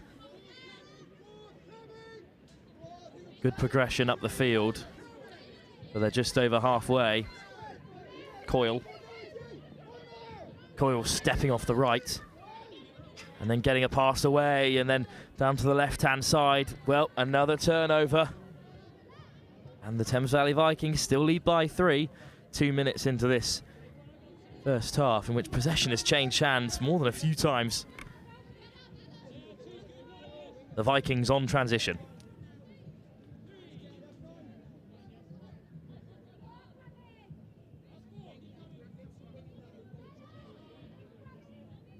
Working their way through the centre of the park. Good ball over the top. Find Shales. McDonald. Oh, travelling well here. They could be in behind, or they could be all the way in for another. Kamina Harrod goes over.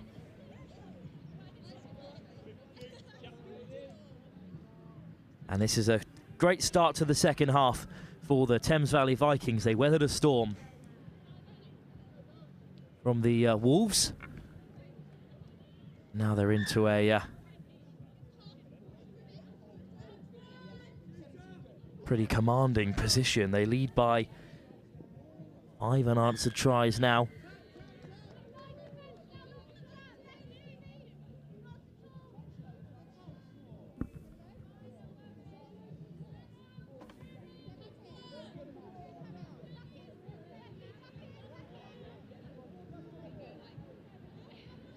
Well, this is a promising attack from the Wolves, but they're going to have to create something here. Only a few touches remaining.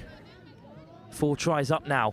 The Thames Valley Vikings lead, and well, they've crashed over for another, and it is a score on the board. And a popular one as well. Henderson goes over. There was an offside, I think, in there as the touch was made. Never got back in time. 4-1 then. Game on perhaps in this semi-final.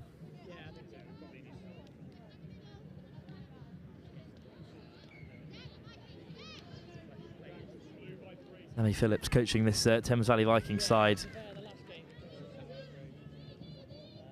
Congratulating her players as they leave the field despite conceding, because they still lead by 4 tries to 1. But is this the start of a comeback for the Wolves? Well, it's a weaving run from Richardson Walton, and they're still going here. Just pegged back on the 7. Salah Davis almost through. There could be something on here. Davis, quick pickup. Here's the captain darting in from wide range. Catherine Richardson Walden. That's another score. 4-2 then, with about 5 minutes on the clock. Couple of changes in the offing for the Thames Valley Vikings.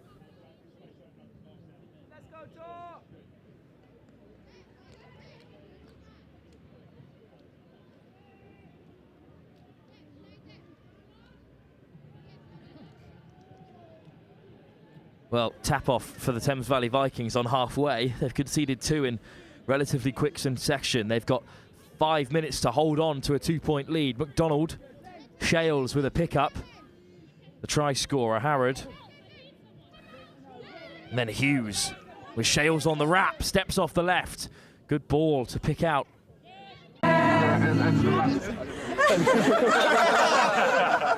Oh, sport mode. That's how much I care about the threes. Even got them in sport mode. We need to make sure that we're working on staying tight in D, and then when we're up there, we need to be a bit more organised. So 32 shorts, doing the quickies. I realise the camera's on me, so I'm trying to keep talking. We're keeping them in their half really well, so keep working hard because they're taking 4 touches, 5 touches to get to the line. Those last 2 scores are getting exactly the same move. So just as soon as half gets hands on ball, eyes up, we've got to shut them down. The other impact that it has is that you don't have an impact on the game because you're so far back, they can't hear you. If you're on or behind the line, yes, let's go, guys. No, win it. The orc starts in the middle, okay? If we work hard, the links don't have to step up, okay? Yeah. You ready? Let's go. All right, hands in. Come on, Ems. Tight! Eyes up, pressure! Cheers to Bristol! Hip hip! Hip hip! Hip hip! One for the ref! Hip hip! One for us! Woo! And one for the ref! Hooray! That one for you. Go on, Darren! Act really casual.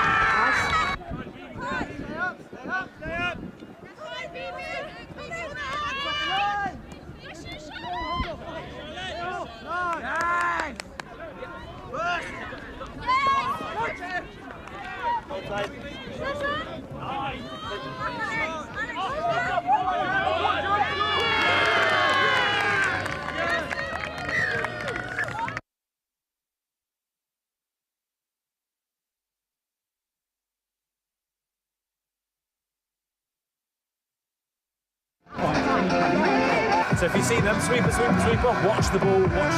We'll be having rather than keeping an eye on your play, it's who's in your opposite position. Yeah, exactly. Because it's quite, including me, I will follow the player rather than the position. So if they swap, I'm swapping the player I'm marking. But also when we 2, 3. Yes! So just come up. If you're worried about being run round, come up and force them to do things. And then that way they won't be able to get all that space. Up, Sarah, get Brad, up, get toes on your toes. Get up! Take the space! Take the space! You work hard defence. Get onside early, help each other out, okay? Alright, quickies, you stay tight, push out, okay? Put a smile on your face, enjoy yourselves, yeah? It's a big game. Let's get it, okay?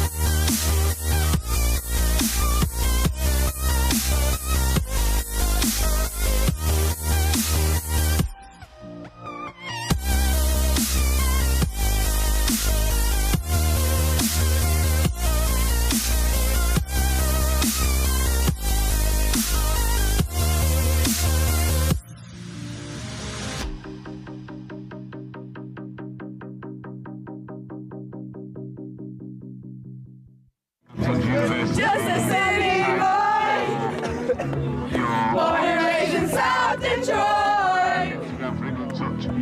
Took the midnight train going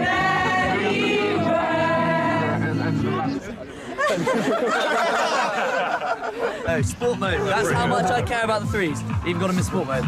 We need to make sure that we're working on staying tight in D, and then when we're up there, we need to be a bit more organised. So 32 shorts, doing the quickies. I realise the camera's on me, so I'm trying to keep talking. We're keeping them in their half really well, so keep working hard because they're taking 4 touches, 5 touches, get to the line. Those last 2 scores are getting exactly the same move. So just as soon as half gets hands on ball, eyes up, we've got to shut them down. The other impact that it has is that you don't have an impact on the game because you're so far back, they can't hear you. If you're on or behind the line, yes, let's go, guys. Now win it. The all starts in the middle, okay? If we work hard, the links don't have to step up, okay? Yeah. You ready? Let's go. Hands in. Come on, Alex. Tight! Eyes up, Tim! Dragon! Pressure! Cheers to Bristol! Hip hip! Hip hip! Hip hip! One for the ref! Hip hip! One for us! Woo! And one for the ref! Hooray! One for you. Go on, Darren! Act really casual.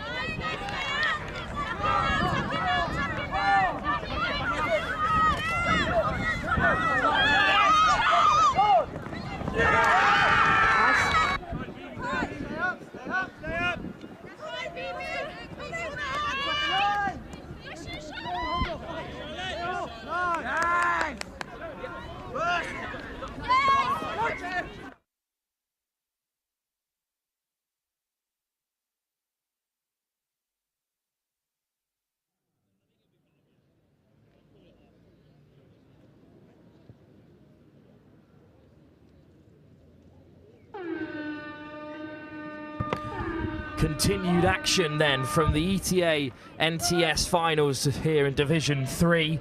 It's a bowl semi-final we bring you live as the Southampton Stormers, back in action for the second time on pitch 1, take on the London Vipers, who we've also seen earlier today. Well, both these sides were defeated on the live stream, unfortunately. The London Vipers beaten by the Exeter Eagle Owls in Group E, and the Stormers were taken down by the Cheltenham Tigers. That game was decisive for them as it secured their place in this bowl competition. It's the Vipers on the offensive, and James Plout's ball knocked down. Chris Simon alongside me for this one. You've had a busy day, both refereeing and administrating. It's been a long one, but the end is in sight. It's knockout footy's time in Division 3. Yeah, we're all good, thanks, Wilf. And we've got some cracking games coming up. I've been lucky enough to ref some already. I did do a commentary out here for Old Wesley versus Blaze earlier on, which was a really good game, finished 4-4. And I think this is it's a bowl semi, isn't it, we've got here, where the 2 third-place teams playing each other. Old Wesley made it through to the Cup semi-final as Barakalov picks one out from behind and carries it over, but touch was made just about. But yeah, Old Wesley's second team made it through to the Cup semi-final where they take on London Galaxy. That's the next game. Live for you at 4:10 as Barakalov, who came so close to opening the scoring and has put it down. Well, cruel as it is, these knockout competitions, the Southampton Stormers had a good morning. Their one loss came to the Thames Valley Vikings until they faced the Chester Tigers, and the Tigers saw them off to progress through to the Cup and banish them to the bowl competition. The London Vipers, on the other hand, came out of a really tough group where they finished above the likes of the Green and Gold, but behind Cambridge's second team, and of course, as we saw, defeated 9-2 by the Exeter Eagle Owls. But they could be first on the scoreline here as Jacob Grimes down the left-hand side goes herring away to open the scoring, and this is a really good pass out to the left, Chris. Yeah, good score there, and it'll be interesting to see how the Southampton Stormers go. They're new to the scene this year, already making a mark, and I think we'll probably feel a little bit aggrieved to be finishing in the third place competition, the bowl competition for the Cup and the Plate in the top 2. They did finish above their namesakes, the Staffordshire Stormers, although I was informed earlier by Sammy Phillips, Chris, that those had they had no interaction before realising that they had named themselves almost identically. Absolutely, yeah. I think they've got similar kit as well. I think They do, in fact, have very rightly. similar blue and black strips, of course. It is the black and gold of the London Vipers, who, well, did have possession there, but a turnover. Yeah, he rolled the ball inside the 7 and then realised actually he was trying to go back, but he'd already played the ball. So Storm was quick to react and touched the ball down, which effectively gives them a turnover ball. And it's a good transition as well from Southampton. Jones, well, good pick up, and they could be in behind. Jones is away. Jones needing some support. I think he's just caught there, so it will be the final touch, a turnover. Yeah, it's a good drive, good momentum. They've got to set a good platform on 5th touch for a scoop, but effectively I think the scooper just needed to do a bit of change of direction, try and draw defence in a little bit. Well, it's the Vipers then, managed by Amy Tudge, driving onwards in transition. A little bit slow to get moving. All wide from George Elsey. And Elsey forces the touch, and here come the changes. Well, the other semi-final, it's the Warwick Knights. Paul Farrington live in our last game, off to play his semi-final against the PFT Dogs. As a bowl final places on the line, as it's an arching run from Cal Wolfel, but he's chased down. Close, though, to a equalising try there, Chris. Yeah, it was. It was a good run through, actually. A nice inside ball from, I think, on the 5th, just off the 5th touch, a nice inside ball. Unfortunately, nobody really with Vipers went with him. But what a transition this is. Southampton are away. It's a good touch a metre from the line. Gavin Hart, so close to a Southampton second. Oh, a lofted ball through the defence. Right, that's going to be a touch and pass and possibly a little bit forward. Touch and pass is what the referee's given. Well, it was Southampton knocking on the door for a second time here. And we do, of course, have all of our games for you now. The semi-finals to come. London Galaxy take on Old Wesley, while Cheltenham Tigers battle the Exeter Eagle Owls. And then we have the Women's Cup final for you. The Thames Valley Vikings take on the Cougars. That's a game full of experienced athletes. It's going to be an excellent final, Chris. Yeah, it is, and I've just reffed the semi-final of that competition, which saw the Cougars come out on top against the Exeter Eagle Owls. I think it was a 4-1 in the end, but a very good game, and actually probably 4-1 was, I think, a bit of uncertainty for Exeter. I think they probably deserved a little bit more out of that. But for now, though, Southampton on the offensive. They've got, for the first time, I think, got to 3rd and halfway. That 4's a good platform, but it slows down for 5th. And, yeah, really want to keep the momentum going. Don't slow down here. They've slowed down a little bit, but that's good again. Riley on the inside. Great pickup. Well, there should be in here acres of space. And that was made by the 4, was it Riley, driving. He did it twice. He did it on 3rd touch and again on 5th touch, which just had the defence backpedaling. Thomas Bricknell, the beneficiary, hit the line hard with a metre of grass either side of him here.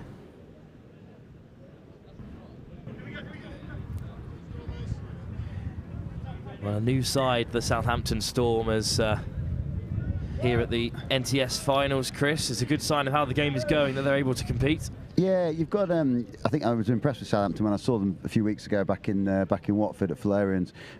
Really direct running, drove hard, and put the opposition under pressure. And I think that's what they're doing already. Again, that came from 2 good drives in the middle of the field to really set up an easy link hole to score. On the wraparound, the Vipers' second team trying to create something here. Good lift to Rhys Evans, wide to Barraclough, who was in action yesterday in Division 1 as well. Yeah, Vipers growing, really established club now. Came out of the EY setup, and James Barclay's done a cracking job down there. Yeah, I mean, they've got teams of both days and substantial. I think they've had 3 or 4 teams during this competition. Little show and go. Cal Wolfel trying to weave away. Barraclough almost through. Covering touch came in. I think they're in 2 minds there, weren't they? It was last touch, so they wanted to kill the ball, and really should have gone open side, long way away. Well, it's been a long day of touch rugby here in the heat at Old Leamingtonians. But Southampton still driving on through Baxter. I think he's given over the mark there. After there, Jacob Whitehead, one of our fellows at Nottingham, just given over the mark. And Vipers, well, they've got a good position, middle of the field, but slow for that first drive, and they want to really get going, get some momentum going on 3 and 4 here. Third touch coming, that's 3. Jacob Whitehead, the referee, one of the senior figures in that very young Nottingham Hood side in action yesterday. Young Nottingham Hood side in action yesterday. But it's the Vipers driving on here. Well, they're over. But a touch was made on the cover by Baxter. In went Christian Dunn. That was half court. He was half, so couldn't score, but the ref's gone back to offside. 6 more then for the Vipers. Crucial that they get on the scoreline before half-time. And here is Dunn, stepping around Riley. Or in fact, it's Steve Lines making the touch.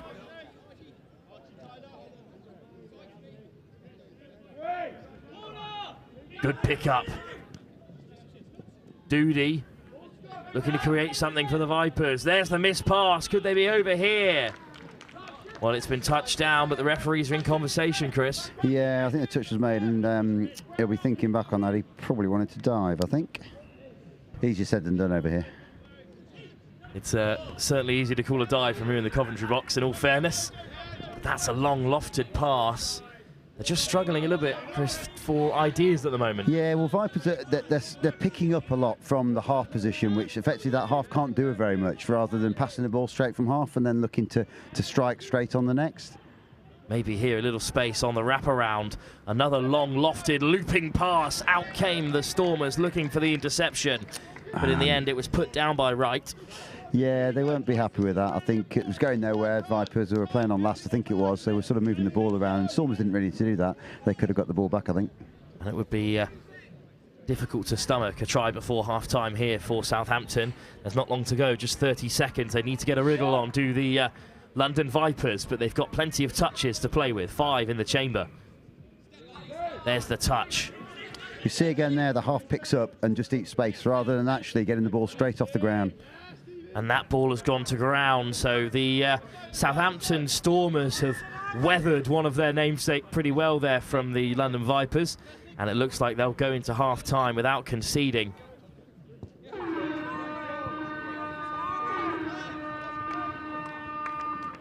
And Southampton will happily take the touch and go into the break leading by 2. How significant was that last defensive set for Southampton, Chris?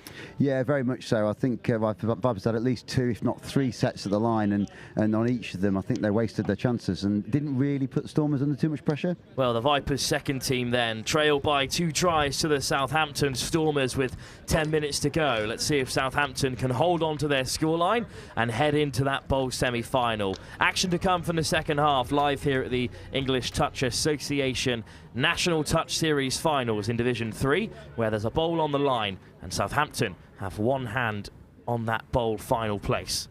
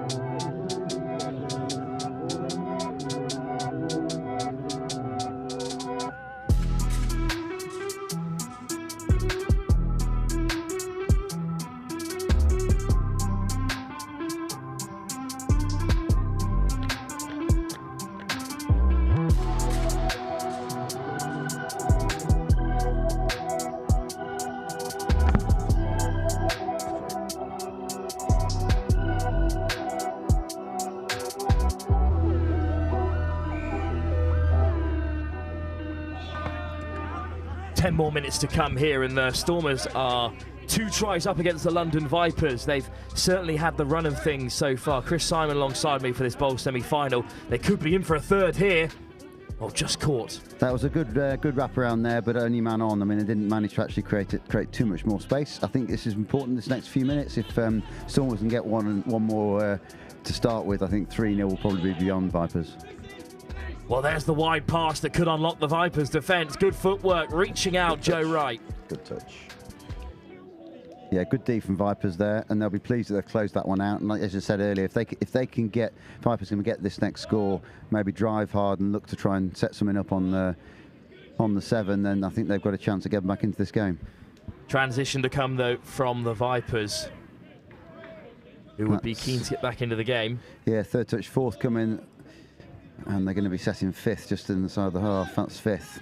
Barraclough lays it off. They've only got 1 touch to try and create something here. Forced to try it on, eventually threw the ball away. Southampton will be happy with that defensive set. Just forced back a few yards by the referee.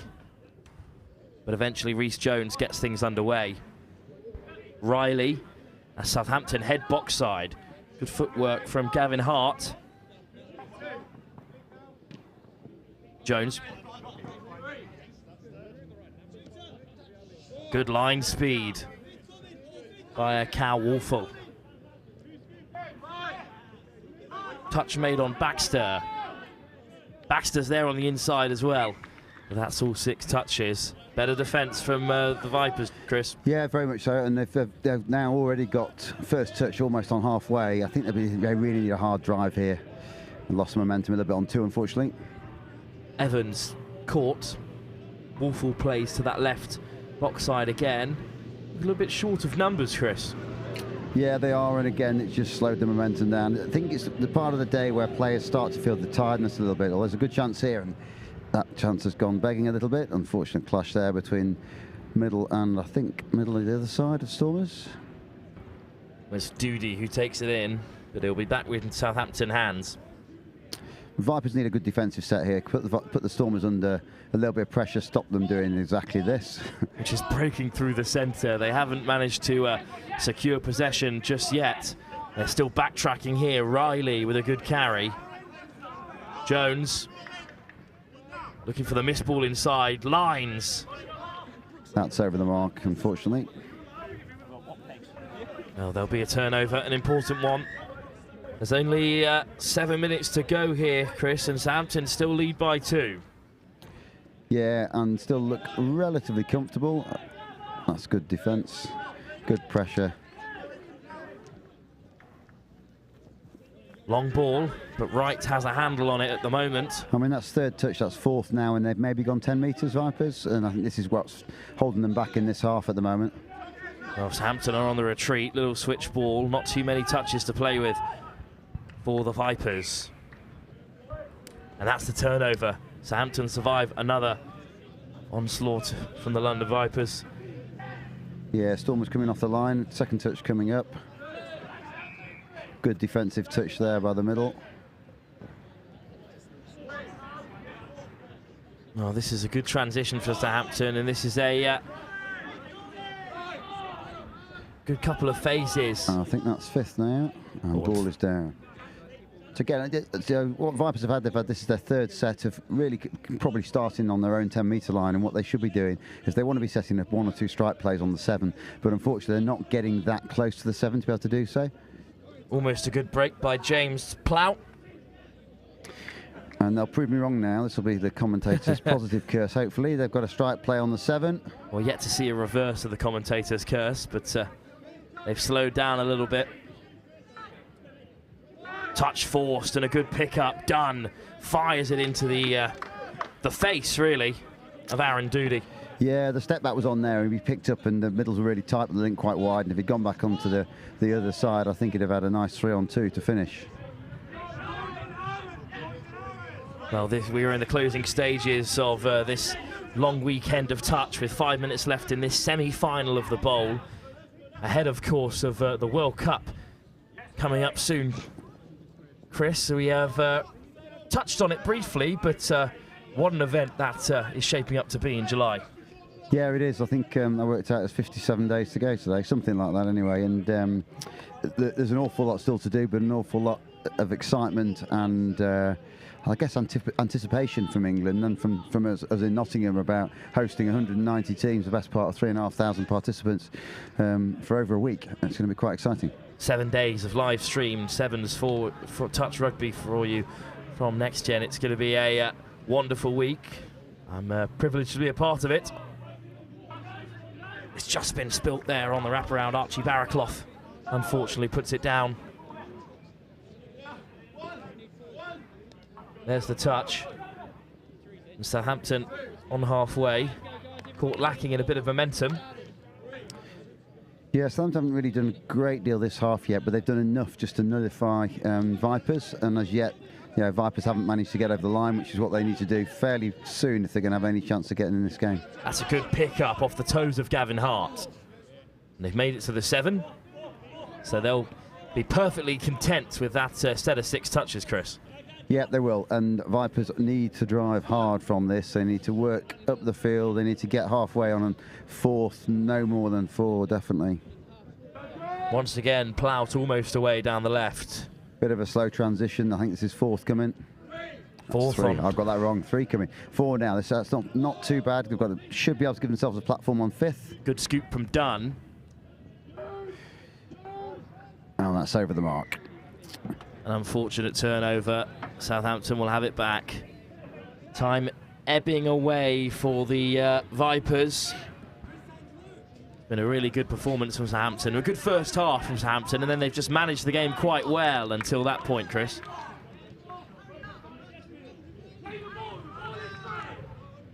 But ahead of the huge Men's Cup semi-final to come live here, where the London Galaxy will be in action against Old Wesley's second team. Old Wesley, who have given a really good account of themselves across a multitude of competitions so far, the Women's Division 2, Men's Division 1 and Division 3. There should be a crack of that game. I've got the very direct, strong running of Old Wesley and very subtle skills as well, probably underestimated sometime, against Galaxy, who have actually got a pretty strong lineup. They didn't put out their team yesterday. There's quite a few of them in France, been playing at the GIF competition alongside others, but they've got a strong lineup today. London Galaxy's first team away in Paris, but that's a lovely ball in the meantime, and a great switch around. And that is a wonderful try to get them back in the game. And well, it is on now, Chris, with 2 minutes to go. They just need a single score. Absolutely, and you could sort of see that happening when the wing ran that very nice line inside to give the link the outside ball. And Vipers have got over the line. Well, a couple of minutes to go, do we say? Yes, a couple of minutes to go. And if they can win this ball back fairly soon, I think we could be seeing a drop-off. The first drop-off that I will have experienced at all the events that I've covered so far since the finals of the Bucks Nationals way back in Nottingham a month or so ago. Was desperate for one at the regionals the other week, but no luck for me. So this is Vipers' chance with 1.5 minutes left on the clock. They've got to go direct. They've got to get up there fairly soon. They will be boxing by the look of it, but they can't hang around. That's their first touch, and then carried on by Barraclough. Well, they've made it to the box side. Wolfel into contact, and here come the changes. They'll have a few strikes at the line from here. That's Doody. 5 coming. He's going to go hard from 5 here. Dunn. Step back. Evades one. Dunn is over. He's half caught. Half, but I think he's going to give offside. So what he did there, he took the middle one side, took it the other way, and the middle was blocking his line. Called obstruction now.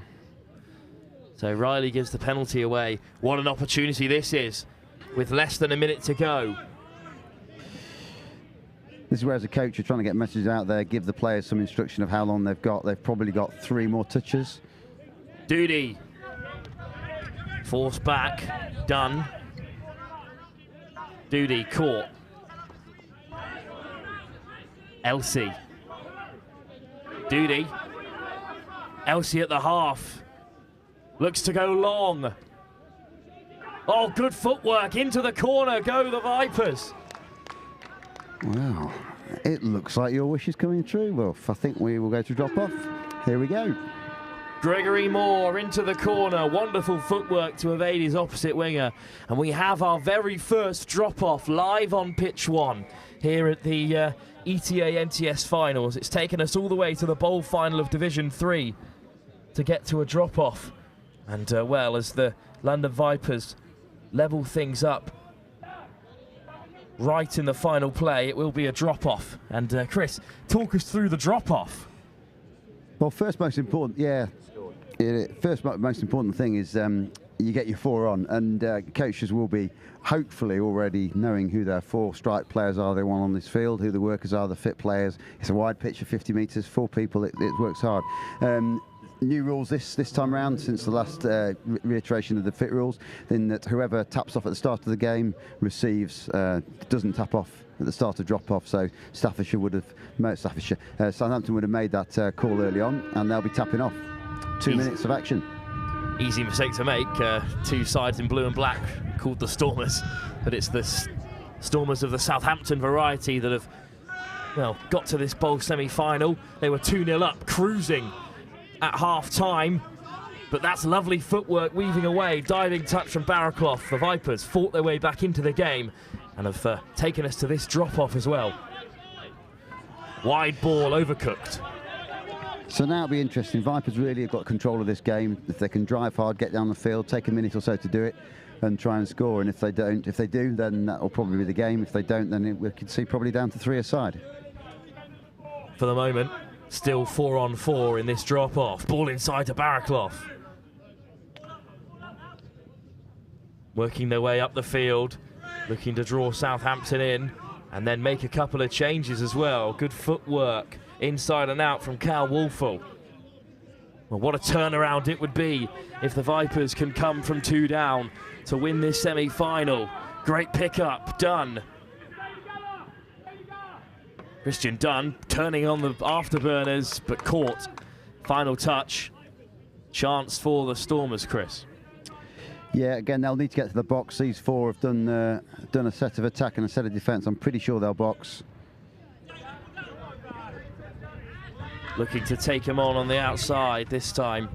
Daniel Baxter. Carried on by Riley. Well, just a tumble there. Back to his feet, Thomas Bricknell. That's a forward pass, that last one. It looked a bit skewed to me, and he has given it. Well, I think we're about to go down to 3 aside, are we? We'll have a hooter in a minute. Grimes, the scorer of the first try, took that forward pass. And as you said, Chris will be down to 3 players with that hooter.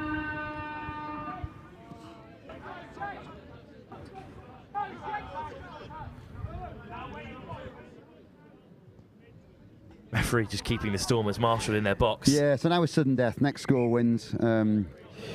And I think the challenge for Stormers there, you've got 3 players who've just been on, and they're on the far side of the field. Vipers have just managed to get 3 new players on, or 2, certainly 2 new players it was. And they're on the offensive too. Evans at the half. Wolfel. 1 man outside. Wolfel looks to go alone. Caught by Jonathan Riley. Evans at the half. Well, looking to take them all on. Plout trying to get on the outside. Steps back in. Grimes has his hand up. I think he's made the touch, has he? Yeah, he's made the touch. What footwork that is, and Grimes, the scorer of the first, has denied the Vipers a third, but they'll have another go at the line here. I think are we on 4th? I don't think we're on 5th touch. I think we're on 4th. Evans. Or am I thinking it's right? Trying to take on Riley. They skip back the other way. James Plout. James Plout might be in. Did Riley get a hold of him? When it gets to this Wolf, you're looking for a lot of switches and just bringing the ball back the other way. You've got 3 defenders. It's difficult to put 2 on 1 in this. So what a touch that was, though, by Riley. So important, and he's on the floor in front of us here in the commentary box after that huge diving effort. They finally managed to box Southampton, and now it might be the Stormers on the offensive, and the Vipers in trouble. They could be in behind here. There was a pass on to the right, carried in by Clark. And it's 5th again, so they've got to have a go. He's half. Oh, taking them all on. Could be a switch inside. Oh, they're over. Sam Siafori has the score that has finally seen off the Vipers. Southampton in the lead by 2 tries in the early stage of this game. Were pegged back to 2 apiece. And then in our first drop-off of the NTA National Finals here, what a performance. And Chris Simon, thank you for being with us. He has to rush off to go and referee. He's got 7 minutes to collect his kit. But wow, what a thrilling edition of touch that's been presented to us here by the most exciting rule in the sport, most certainly, the drop-off, which the Stormers have won on a golden try, sudden death, diving in, Siafori to seal it, and they're through to a bowl final. Well, just 5 minutes now in between our next game then. The London Galaxy will kick off against Old Wesley second team at 4:10. That's a cup final to come, live here from Old Leamingtonians and Royal Leamington Spa in the ETA NTS finals. It's cup semi-final time in Division 3 as the London Galaxy take on Old Wesley.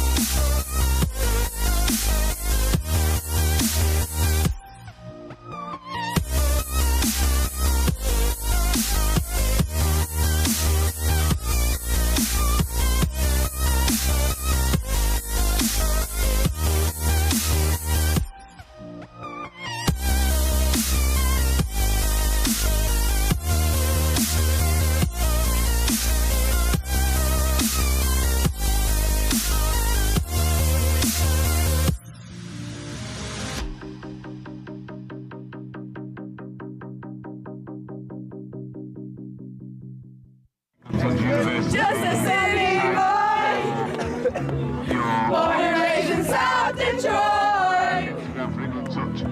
Took the midnight train going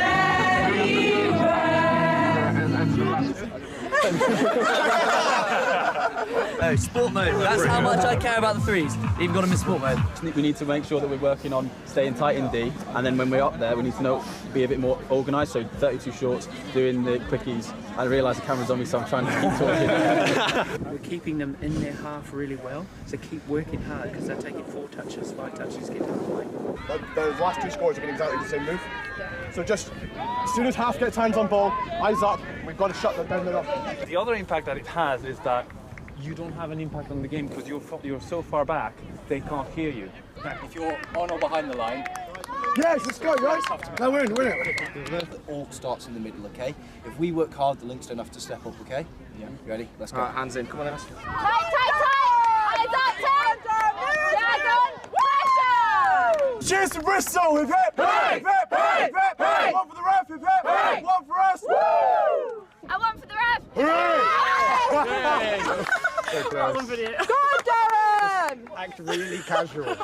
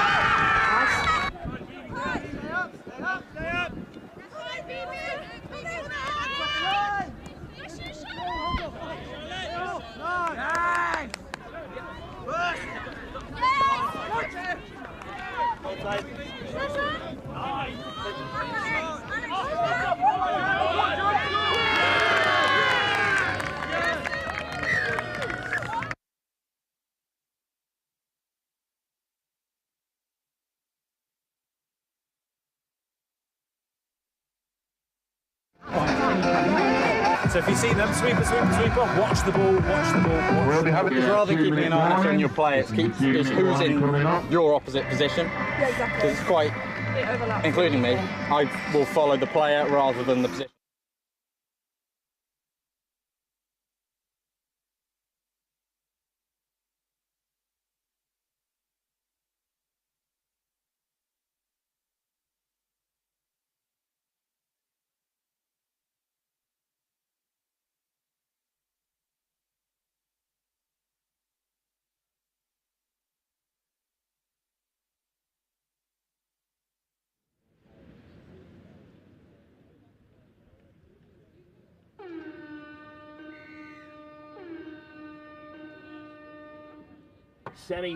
Semi-final time then here live at the ETA NTS finals. Old Wesley take on the London Galaxy in the cup semi-final of the men's edition of the third tier competition. Well, it's a long road to get to this point in the day. You have to top your 5-team pool. That's what both of these sides have done.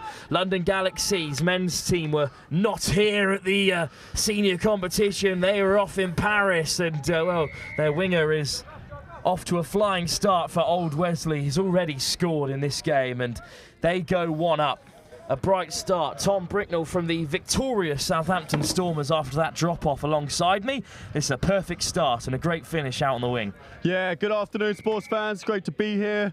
Yeah, as you see, good start from, is it Old Wesley, did we say? Yeah. It is indeed. Yeah, I mean, they're against pretty stiff competition in London Galaxy. I believe they're all over the world, aren't they, London Galaxy? Is that right? London Galaxy, yeah, of course, started in Auckland originally, and they've spread across the country. A lot of their senior side away in Paris, hence why they didn't feature yesterday. Ooh. But that's an interception from Old Wesley. Old Wesley's men's side, of course, made it to the final of the Division 1 competition where they were beaten by the Scorpions, another London side. Yeah, I tell you what, at this point of the day, honestly, it is becoming more of a factor of heat than anything else. I think who can handle the heat and the hydration. No wind out there anymore either, which is making all the difference. No, it's perfect conditions for someone like myself who doesn't have to run around, and that's a bit of a miscommunication out there on the Old Wesley wing. Frank Ennis, the father of John Ennis, of course, who was excellent yesterday for the Old Wesley Division 1 men's side. And they've got off to a flyer here. They lead by 1 against the London Galaxy. This, of course, a cup semi-final, but, well, a penalty call there. A controversial one, Tom. Yeah, a little bit. Yeah, we'll see how we... so at Galaxy have got a fresh set coming off. Will they box? Looking like they are, yeah. So obviously touch is all really in the transition. How quickly can you get off? How quickly can you get back on? We've got Mike out there on the ball at the moment. He's an old Southampton boy. I believe he still works with Southampton Uni a little bit every now and then. So he knows his stuff. Knows his stuff. Look at that on the scoop. Carving through the middle, Lawrence Lamico. Man, he's good. I've seen him a couple of times today, and he's got a big old pass left to right and right to left, actually. Either or. Goes both ways, I've heard. Well, the Galaxy on 4 wins. They're top of the group. They beat the Scorpions and the Warwick Knights on their way, including the Nailsea Ravens, who gave them a bit of a scare, 4-3 that score. Beat the Clapham Feelers 4-0 as well. On the way to this semi-final, it hasn't been plain sailing. Although that's a fantastic pass out wide, and it clatters off a Galaxy defender. I think that's a Falcon straight in the face there. Oh, 6 again called though. Interesting. Well, it will be 6 for Old Wesley, so great opportunity for them. Over goes James O'Donnell to collect. Let's see. For Old Wesley, they were held to a draw live here on pitch 1 by the Infernos, the Blaze, whereas elsewhere it was pretty easy going for them. They put 10 past Horsham and then 4 and 8 past Northampton and the PFT Dogs consecutively. They're the top scorers in this competition. No touch. Try given. And they've racked up 2 already. It's Tyg Brennan, part of the senior side, the first team, I should say, who got to the final of the Division 1 competition yesterday, has scored a second try. And the Galaxy go 2 behind early. This is a really good finish, Tom. Yeah, that's very, very unlike Galaxy to let that go through so quickly, to be honest. But we'll see how they respond. They got just such speed on the ball, honestly. They, as you see, they're just calm, collected. And I mean, yeah, they just know how to play the ball. I've not heard much of Old Wesley, though. So did you say that their first team's in Division 1? Their first team made it to the final of Division 1, and their women's side also were victorious in Division 2, the Irish side.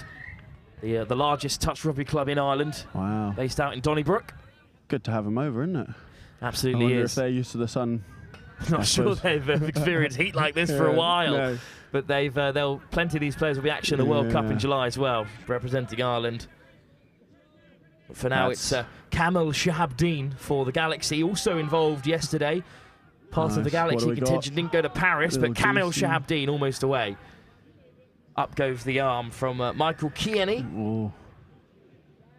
So yeah, they're retreating before the touch there. That's why we got, looks like a 6 again. I hear you're going to be at the World Cup later on. Absolutely, yeah. Tom, it's going to be a great occasion. Like 7 days of live streaming in the beautiful weather, hopefully at Nottingham's Highfields. How many commentators are you going to have in your team for that? More than me, hopefully. Otherwise, I'll be out on my feet as Kamil Shahabdeen has gone over for the Galaxy in the meantime. 2-1. We'll have another look at this replay here, Tom. I think a good finish from Shahabdeen. Oh, yeah. Looks like... Yeah. So, see how they're just trying to get them to come out off the line, get them offside. Oh, great little foot off the left foot there. Great step. Lovely from them there. For now, though, it'll be Old Wesley who still hold a 1-try advantage in this semi-final. Showing good composure, Old Wesley, aren't they? They're not looking too flustered. Because I don't think Galaxy are a team that are just going to go away for the rest of the game, truth be told. And they've picked off an interception as well to put an end to that Old Wesley attack. Here we go. So let's have a look at this transition. How quickly can we get on and off? Working off the box. Just a little bit slow from Galaxy there. Well, it's the Cheltenham Tigers or the Exeter Eagle Owls who will be in action in the other semi-final. Oh, tell you what, we had a bit of a tough one against Cheltenham Tigers earlier. They are a very good outfit. Well, it was their victory over Southampton that sent the Thames Valley Vikings down to the plate and also sent Southampton down to the bowl. But you made it to the bowl final, Tom. Silverware on the line in your first, one of the newest clubs at the ETA NTS finals. Yeah, I mean, so this is only our second appearance at the NTS. Have we got? No, yeah, so still pretty new, still finding our feet, I think.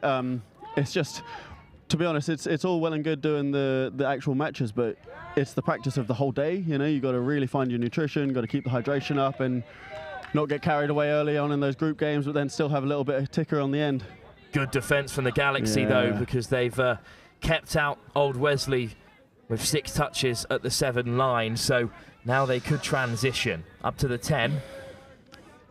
That's where that ball placement is just so important. So if you're stepping back onto the ball, you got to, you know, if you're over your mark, you just take all of that momentum away from those people coming on. But here we go, Galaxy in a good position here. Carrying forward is Ruiz Durrani, and here's Shahabdeen. The feet again. Well, he's got plenty of options over to the left. They pick him out. Good touch. Diving over Sam Andrew, but... Oh, try time. That's the second try for the Galaxy. They bring it level. Game on. Let's have another look here. How close was Sam Andrew to being caught It's a really good ball from Shahabdeen after a weaving run from Uraz Durrani. He's just got that dynamic side to side, doesn't he? Oh, pretty close on that one, I reckon. James O'Donnell just a second away from making the touch. Ball down first, according to the referee. So here's Frank Ennis on the run. The referees are probably the unsung heroes of this, to be honest. I mean, I've just seen a couple of them trying to hide over in the shade, and we don't really give them enough credit for how much movement they actually have to do in these games. And then not only are they moving and running around, they're under the heat, and they're also communicating the whole time for us. Well, another threatening attack from Old Wesley. Ben Tang puts an end to it for the Galaxy, who have levelled things up 2 apiece on the edge of the first half as we approach half-time. Ball inside. Michael Rower. Brooke Wright. Here we go. Can we get one more in the... Before the break, it's Jason Wooten. Another big wide pass. Ball. Andrew on again. Looking for the switch around on the inside. Big intervention. Unlucky. Unlucky that. James O'Donnell gets a hand in there because that was certainly another score for the Galaxy. But they've got 6 touches and a minute to get over the line here. See what they can do. This is their bread and butter, surely. Here we go. Rower, Lamenko. Trying to draw those players out. Make Wooten. that 7 metre. Lamenko. Wooten again. Wide pass. Hint essential. of an intercept. Essential stop there. Yeah, nice. Oh, we got something going on. Well, it's a penalty. They're dropping off early there, so we got another 6 for the Galaxy. Penalty and 20 seconds on the clock. That's the message from the sideline. It's all about composure now, isn't it? All about composure. Lamenko on the return. Good footwork. Dangerous with the ball every time, isn't he? Dangerous. Caught by Kingston. Macaulay. You just get the... It was a Shahabdeen there. Get the feeling that Galaxy's got one more in here, almost, don't they? No touches left, though. At Once the back buzzer door goes. to keep the attack alive. Oh, here we go. One break on, perhaps for Old Wesley. Play it, Skipping hands away on. from Good a few. Touch, good touch. That's lovely, isn't it? Oh, penalty, though. Wow, what a turn of events here. Can they score with no touches? That's it. Well, there are no touches on the clock because we're into overtime at the end of the first half. Lamenko with the tap for the London Galaxy. Wide they go, diving in. Great touch. Good half. An important touch from Dylan O'Regan. A hat-trick earlier today against Horsham, but he makes sure that at the break it remains 2 tries apiece. Old Wesley have, at the moment, kept the London Galaxy at bay after going 2 tries up. A fight back in that first half from the Galaxy lead us into the break, all square. 10 minutes to go. The Galaxy, though, Tom, certainly have momentum. They do, don't they? They do. Every time they're on the ball, they're looking more dangerous each time, each possession. I think if Old Wesley can just keep their composure again, you know, they look like they're not getting too flustered and just hold your positioning. But again, you know, when it comes down to that end of that half, it's all about how tired are your legs, how hard can you work for each other. A place in the Division 3 Cup final on the line to face either the Cheltenham Tigers or the Exeter Eagle Owls. That's what's up for grabs here. Locked up at 2 tries apiece between the Galaxy and Old Wesley with 10 minutes left to play.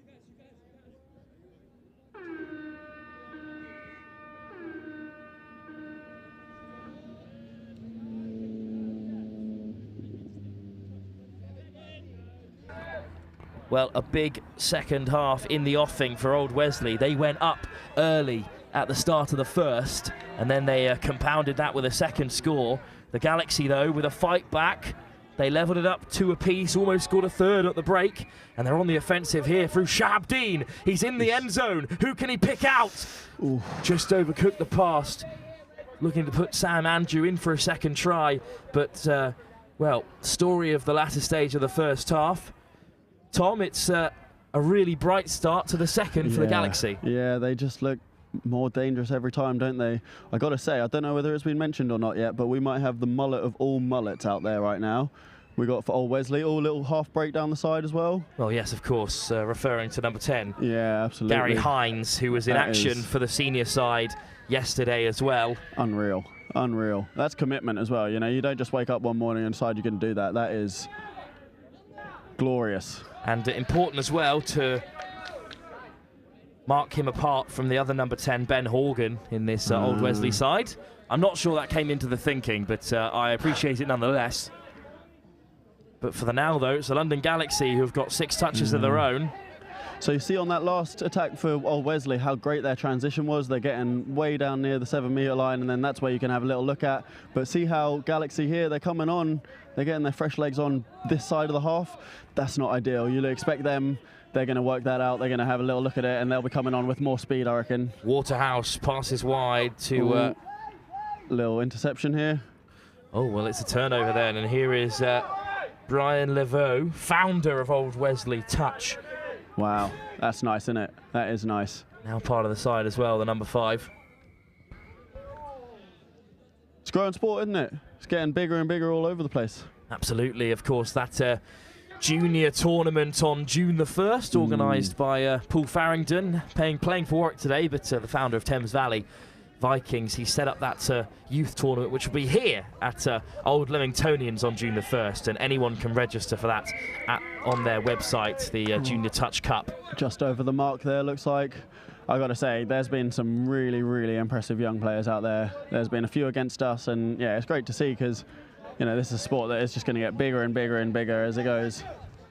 For now, though, it's Waterhouse for the Galaxy driving them on, and here's Rower.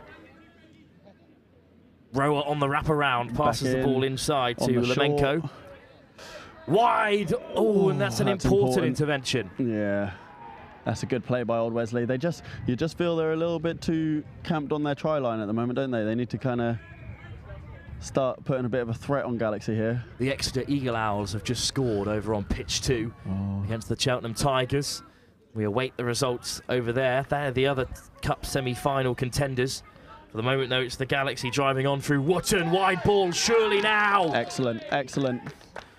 Lovely right to left on that. An important score out on that left wing, and the Galaxy go in front.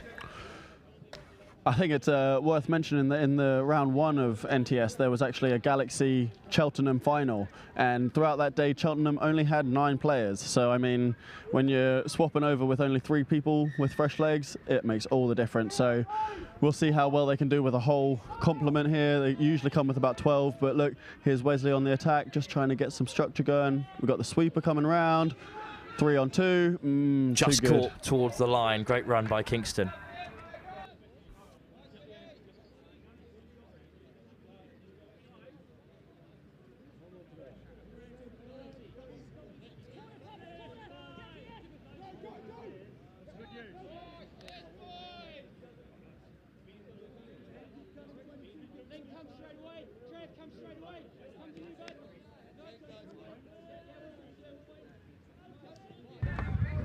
Just in conversation with the Galaxy bench, it was Ben Colsey, the scorer, at 34. A great finish, and that's put the Galaxy in front. Oh. I think they've just won 6 more on halfway. That's just a bit of a big heavy moment touch for them, I think. Tom. Yeah, big moment. You just feel they're turning that screw, aren't they? They're just getting that pressure. And that's what it's about. When you're knackered out there and they're putting the pressure on you, it's really, really hard to keep your composure. Well, this is a threatening attack. They're right up to the line. Rower is over, but he's caught by an Old Wesley defender. Rower then. Here. They got touches to play with, looks like. Going back in. Waterhouse. Picked up by Peters. Peters did find a way through. Interception, turn and burn. Oh, but that's a loose pass, and that will gift possession back to the London Galaxy, who lead by a try. I tell you what, that is the last thing you want. That's right. 5 minutes gone. Is that how we do it all day? Why leave it? Yeah, that's exactly what you don't want by Old Wesley there. They've worked hard on defence, and it looks like Waterhouse might have been through. The whistle goes. It's another score for the Galaxy. They're up by 4-2 now against Old Wesley's second team. That's it, you know. I think when you work hard in defence and then you just rush it a little bit, you know, it's hard to stay focused, and then you don't want to give a team like Galaxy that. 6 again, 7 metres out. They'll punish you for that big time. Well, how this game has turned on its head. Old Wesley led by 2 unanswered tries in the first half before being pegged back level at the break, and since then it's been all Galaxy. And the London side are now up by 4-2. What do Old Wesley have to offer in the latter stages of this? Diving in short. Wonderful, wonderful. Oh, and the try is given. In the blink of an eye, they reduce the deficit to 1. How about that for a response, Tom? Yeah, lovely. A little link punish there. So they're just trying to isolate that man that's offside. That's what the game really swings on. If you can attack that man that's offside, it's basically 6 on 5 every time. So that's what you see Galaxy when you see them trying to pull the people out from the line. That's why they're trying to get them out of shape, and then they strike with speed, and that's it. Good work by Old Wesley there, wasn't it? 4-3 then. Old Wesley gets another score to cut the deficit. You just feel if they get another defensive shutdown, then they might have something to say here. That's all right. Here we go. Kamil Shahabdeen in the centre for the Galaxy, looking to re-establish the 2-try buffer that they enjoyed. At the moment, though, Old Wesley still in the fight. Galaxy with touches to play with. There'll be some tired legs out there now, I think. Durrani with the looping pass over to Brooke Wright. Shahabdeen. Pretty slow from Galaxy at the moment, but as you see, they're just trying to get him out, get that man offside. Rower, Kamil Shahabdeen. Big long one. ball. Just beyond the outstretched Sam Andrew. Forward pass, so 6 touches for Old Wesley to transition. It's just gone a little bit quiet. Feels like they're feeling each other out here, doesn't it? See who can take that upper hand. You feel like whoever gets that next score is going to really dictate the momentum going forward. I think if Galaxy can put that 2-try buffer again, as you mentioned, but I feel like if Old Wesley have got it, sadly over the mark it looks like. Well, that's an important turnover for the Galaxy. Don't need that. Another try would seal the game with 2 minutes to go. Yeah. They're looking composed, Galaxy, aren't they? Looking very composed. Taking his time, Brooke Wright into touch, and here's Kamil Shahabdeen caught by Hines. Shahabdeen again taken to the line. Hines gets a touch on him. Burning a couple of them, the Galaxy, but they've got more to play with. Shahabdeen, this time caught by Ty Brennan. Lifted over the top. Oh, deflected into the path of Kamil Shahabdeen.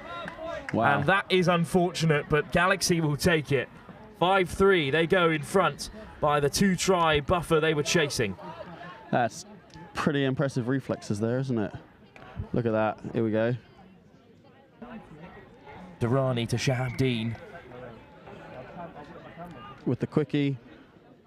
Tries to hit the big one. Well, caught our camera out as well, who was anticipating the lovely long ball from Shahabdeen. Instead, it just deflected back into his path. It's a tough one for the winger there, isn't it? Because if the ball goes over, that's a try all day of the week and every day of the week. But sadly, that is reflexes to him to get the catch back, but good shutdown there by Mike. Well, great effort there from the Galaxy. Another touch made, but here's Laveau. Lovely ball inside, a late touch really on Brian Laveau. It's that defensive intensity that the Galaxy are bringing again, you know, they're so calm, collected, getting in Old Wesley's face. And that's likely to see them through as well, as they are just a few moments away now from victory in this Cup semi-final. They've got time maybe to add one more, just for the sake of it, just for the scoreline to look back on as they transition. Bit of confusion there, you don't, oh, that's forward there. But it won't bother them at all. The London Galaxy what a game. Have finished this game with that late try from Kamil Shahabdeen that eventually is the winning try by 5-3. Old Wesley, who took an early lead, were pegged back by half-time, and since then it was all Galaxy really. Momentum swung their way, and they're good value for their place in the Cup final, where they'll take on either the Cheltenham Tigers or the Exeter Eagle Owls. And Tom, a great performance from an established name. Yeah, they never really looked out of it, did they? Even 2 down, they didn't look too flustered. They just brought it back nice and calm. It's been an absolute pleasure to be here with you. Thanks very much for joining us as well, Tom. It's been great to have you, and best of luck in the bowl final. Oh, yeah, well, hopefully. Thank you. Cheers, bye. Well, the action from the touch does not stop here. The ETA National Series finals. It's the Women's Cup final. That's up next, and it's Thames Valley Vikings who came through a semi-final against the Wolves live here against the Cougars, who saw off the Exeter Eagle Owls by 4-1. Well, 2 very experienced and talented sides to fight it out in the Women's Cup final. Kick-off scheduled in 10 minutes' time at 4:45. Thames Valley Vikings take on the Cougars in the Division 3 Women's Final here on the final day of the English Touch Association National Touch Series Finals.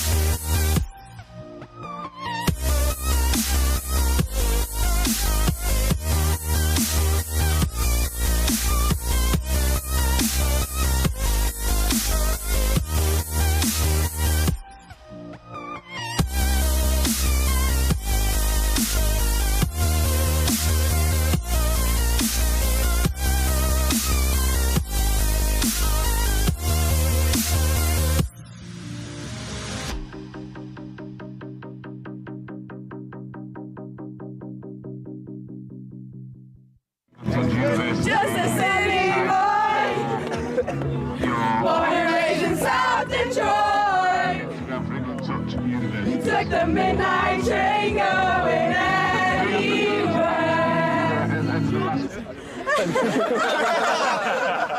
No, sport mode. That's how much I care about the threes. Even got them in sport mode. We need to make sure that we're working on staying tight in D, and then when we're up there, we need to be a bit more organised. So 32 shorts, doing the quickies. I realise the camera's on me, so I'm trying to keep talking. We're keeping them in their half really well, so keep working hard because they're taking 4 touches, 5 touches, get down the line. Those last 2 scores have been exactly the same move. So just as soon as half gets hands on ball, eyes up, we've got to shut them down there. The other impact that it has is that you don't have an impact on the game because you're so far back, they can't hear you. If you're on or behind the line, yes, let's go, guys.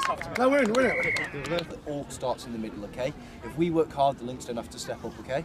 Yeah. You ready? Let's go. Hands in. Come on, Emma. Tight! Eyes up, Tim! Drag on! Pressure! Cheers to Bristol! Hip hip! Hip hip! Hip hip! Hip! One for the ref! Hip hip! Hip! One for us! Woo! And one for the ref! Hooray! So close. Go on, Darren! Act really casual.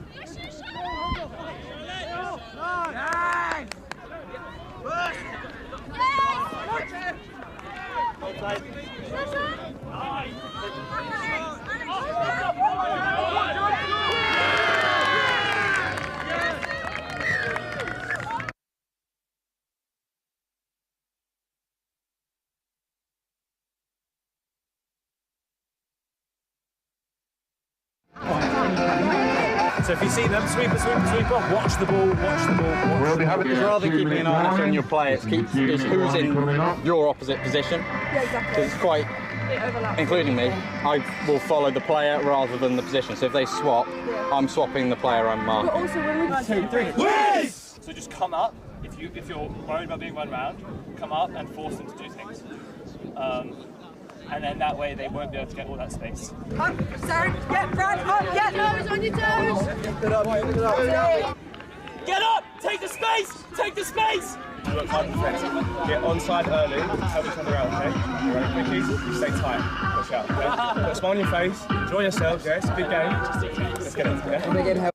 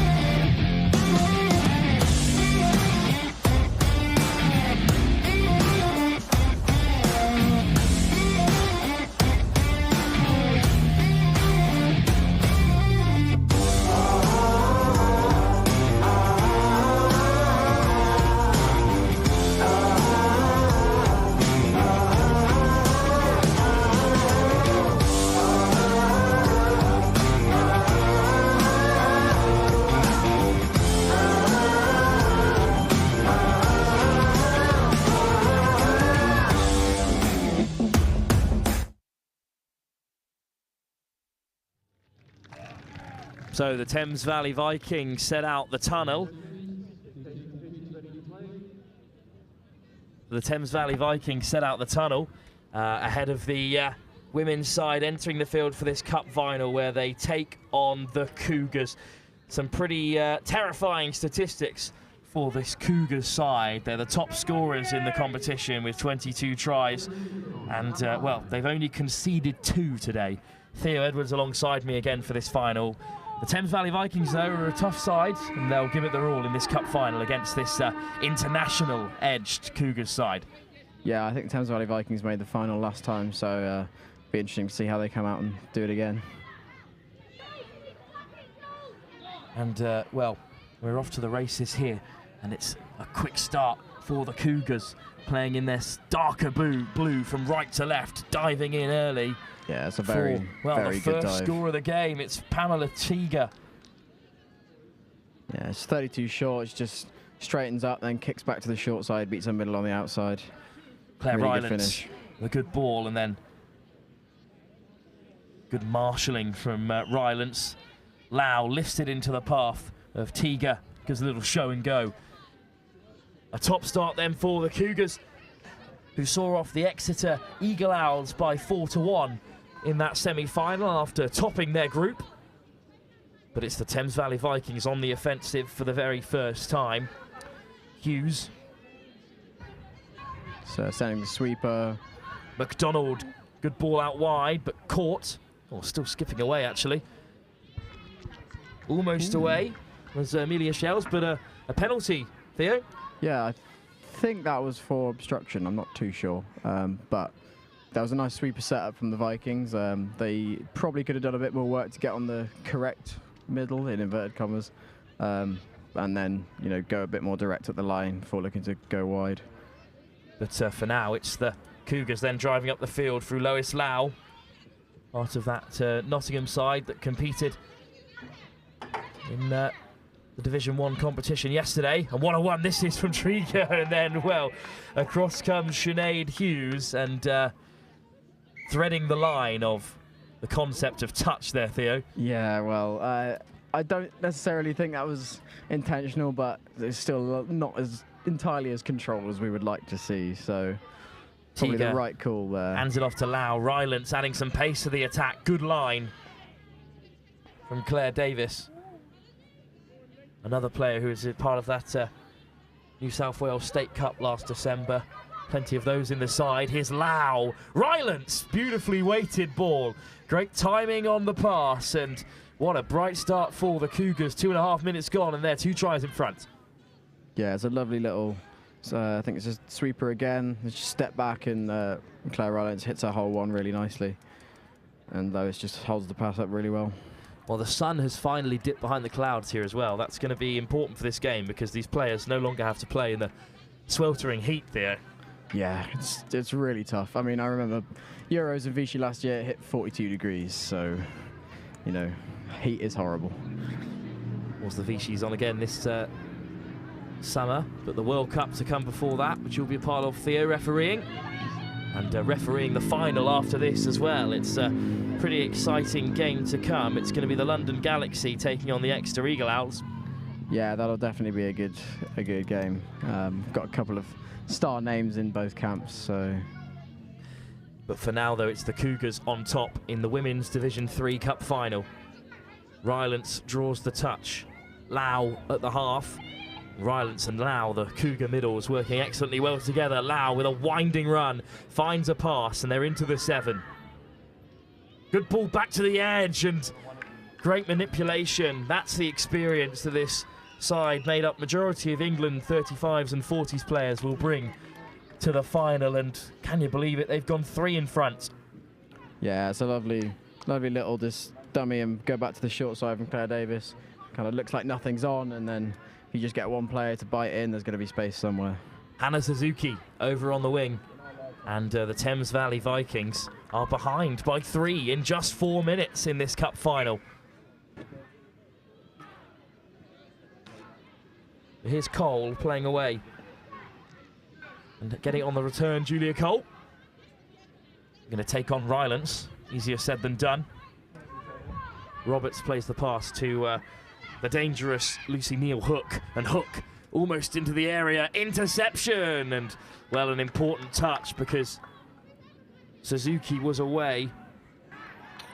Yeah, it's really good work from Cougars to get their transition running as quickly as they can. So Vikings have got a roll. They've got a roll on the Vikings now, and it's very difficult to stop when that happens. Chong with a strong carry. And look how they open up the field as the sun looks to break through the clouds once more and shine down on this wonderful Cougars performance. Just a miscount there. Yeah, they had fifth coming on the roll and they tried to spread it a bit too much. I think it probably should have just gone down the middle and picked up, really. So then a chance for Thames Valley to transition, but, well, they're just a bit slow there, Theo. Yeah, off the mark on that touch. It's just a basic error, basic roll ball error. Just want to be initiating that touch, getting the ball down as soon as we can. Rickard at the half. Finds Chong. Rickard returns it to Chong. And there's a player over for the Cougars, but the pass goes down. Couldn't find Laura Anderson. Yeah, it was a good razor setup. 30 looks like the 32 dump, and the link split, middle splits across. Ball's fed back to them so they can take on that link short side, as there was 2-on-1 out there. Well, they're 3 up inside 5.5 minutes, but a missed opportunity for the Cougars there. Let's see how the Thames Valley Vikings can transition. Cap Spring, 15 years plus with the Thames Valley Vikings now. Touch on halfway, an important one as well from Louise Rickard.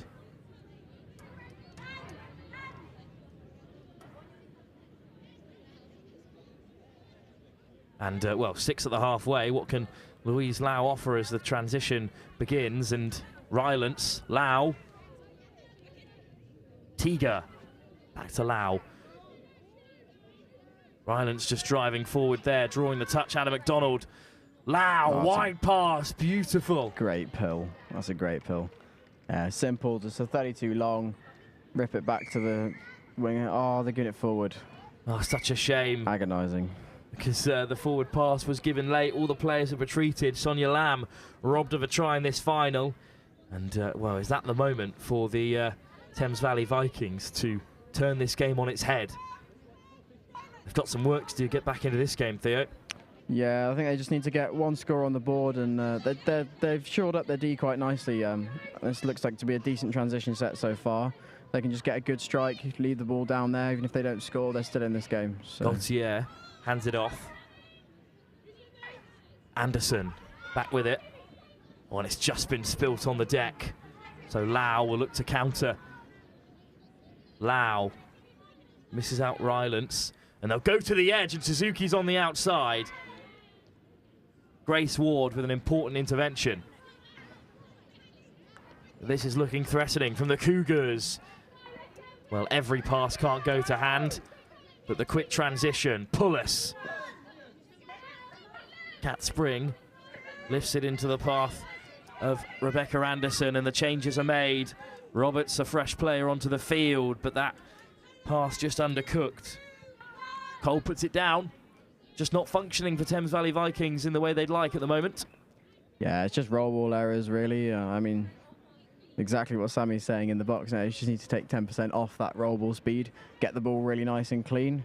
If we're sprinting in, you can't really control it. So, you know, take a bit of pace off and you'll get that nice flow in the drive. Sammy Phillips with her dual alliances in this final as Lau looks to go long, but, well, that's an excellent take from Suzuki to keep it alive.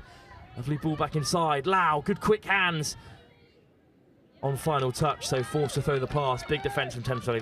Yeah, good defence from Thames Valley, but good finish. It's a good finish on the Cougars. They're leaving it right on their box side, so it's quite difficult for the Thames Valley to actually transition out from here.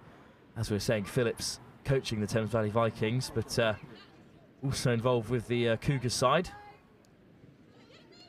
He'll be with England 35s at the World Cup to come.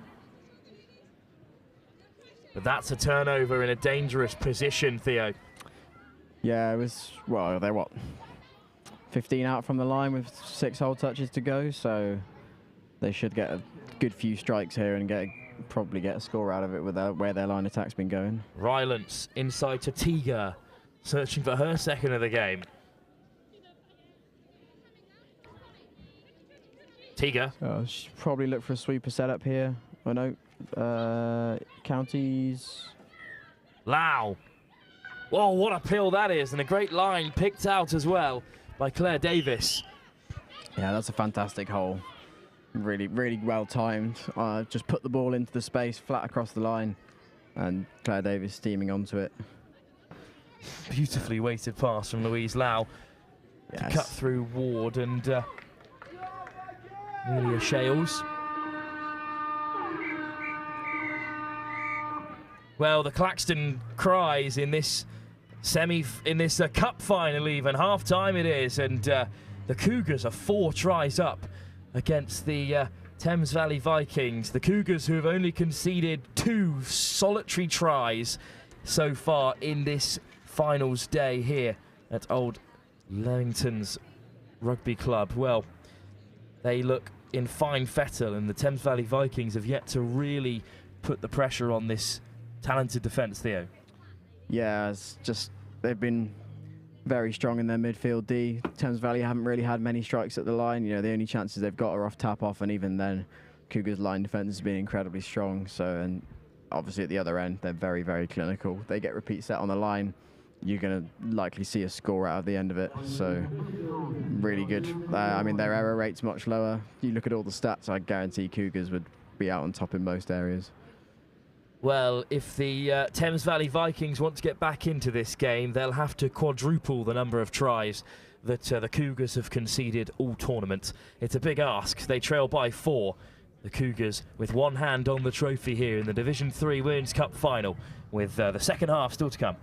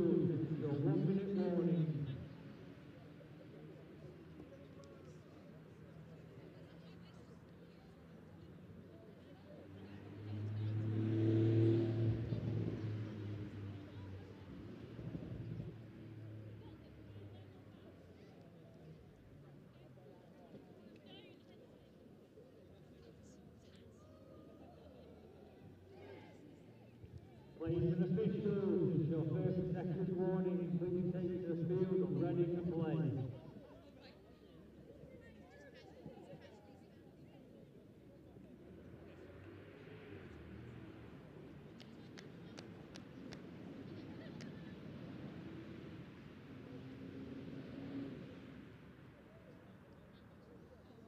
Seconds, stand by.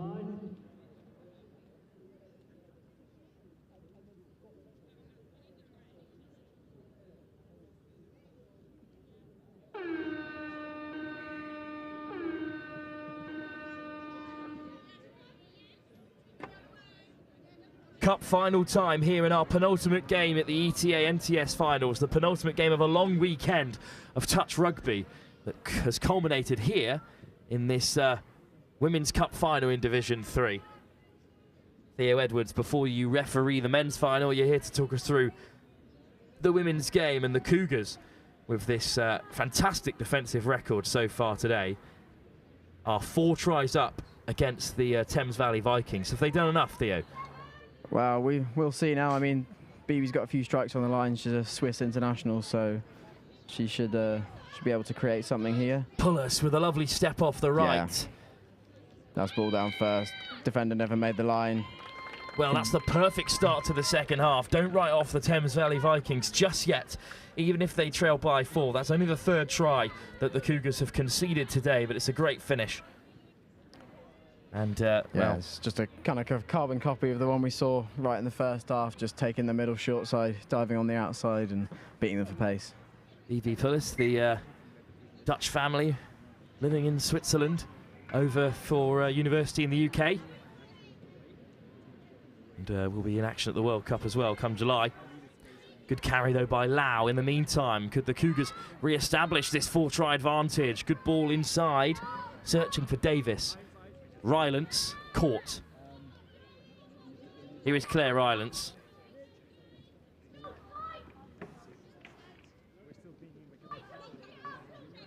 Yeah, 32 long for Lois. So kind of a pet play. And she goes herself and dives in. Cole just about makes the touch. In fact, no, she doesn't. Well, the referees were in conversation. They thought there could have been a touch made there, but instead, it's another try for the Cougars. A great finish from Lois Lau. Yeah, it's classic Lois Lau, 32 long, just beats her saving middle for pace. So they try and tuck under to cover their 33 channel.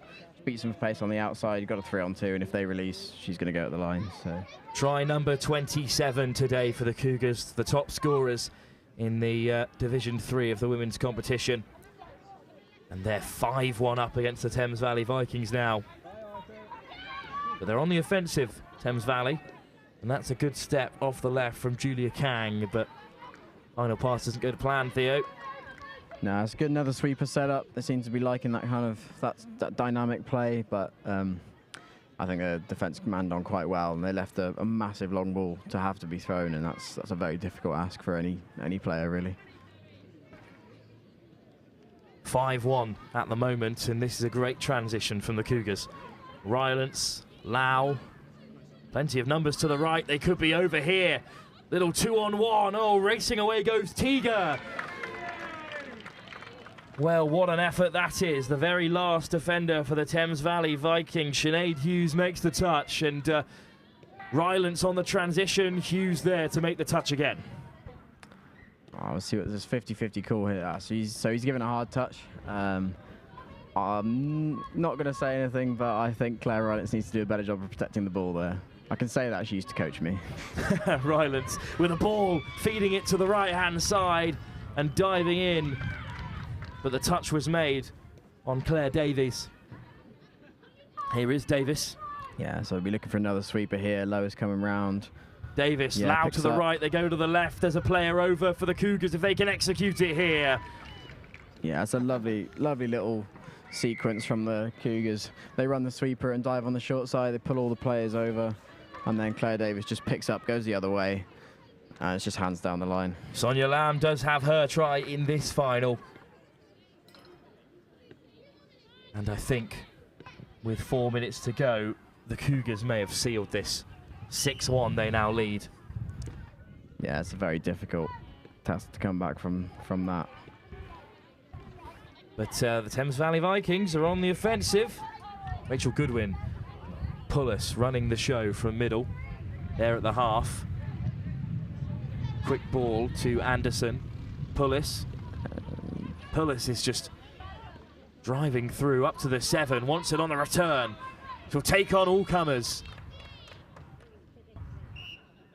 Yeah, so they've done well to get a repeat set now. I think there's probably an offside player in the middle, or maybe drop in early, but either way, it's a good opportunity for them now to get some more points on the board.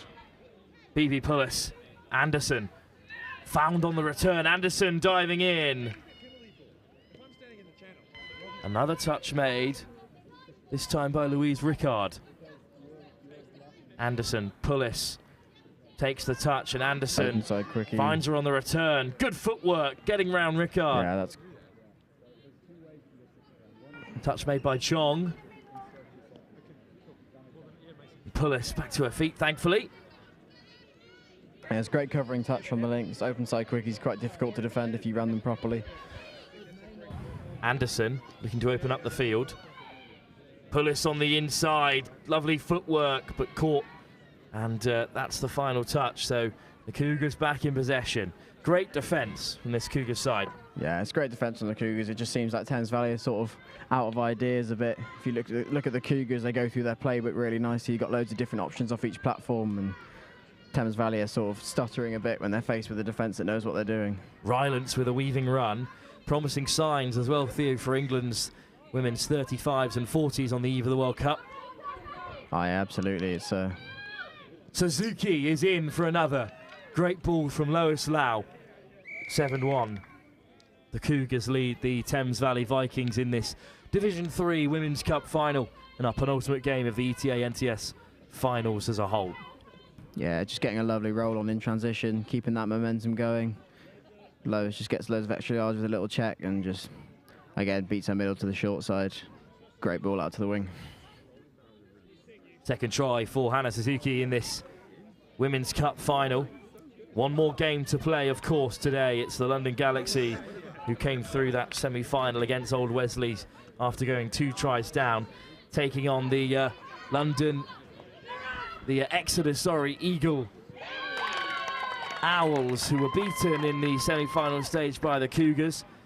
But in the meantime, Siobhan Hughes has another try for the Thames Valley Vikings, and they celebrate that one on the sideline. Yeah, it's a great scoop getting through the middle. And Cougars try and man on with their players, try and mirror their players, but it's good off the ball work to get free in the in goal.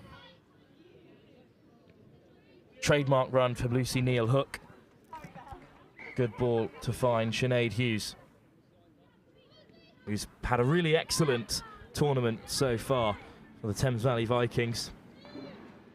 But the Cougars back on the offensive. Inside ball from Rickard. Oh, lovely wraparound, and they might have numbers up here, but caught. Important touch from Lucy McDonald.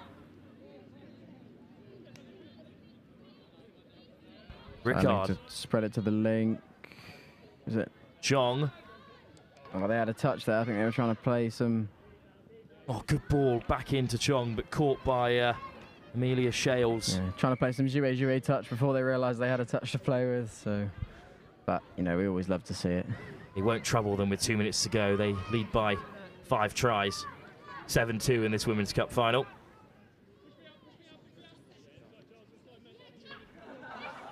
And a better transition now from the Thames Valley Vikings. Yeah, it's a good drive, good couple of check-offs, making some good yards. But yeah, there's a lot of pressure coming in. These shooters are getting set really nice and early and getting really high up in the faces of Thames Valley. And the Cougars wrap round towards the box side, looking to make some changes. On comes Lois Lau, who's there at first receiver. Rylance to her right. And they just look to open up the field. Rylance takes the touch. Tiga, Lau, freshly onto the field, over on that left-hand side. The new winger just puts it down. Yeah, I think Lois looks like 32 long again, and like sees that the space is out on the wing, and the wing's still subbing on. So would have been a really impressive take. For now, though, BB Pullis still driving away Thames Valley, putting the ball over the top, trying to set Rachel Goodwin on her way.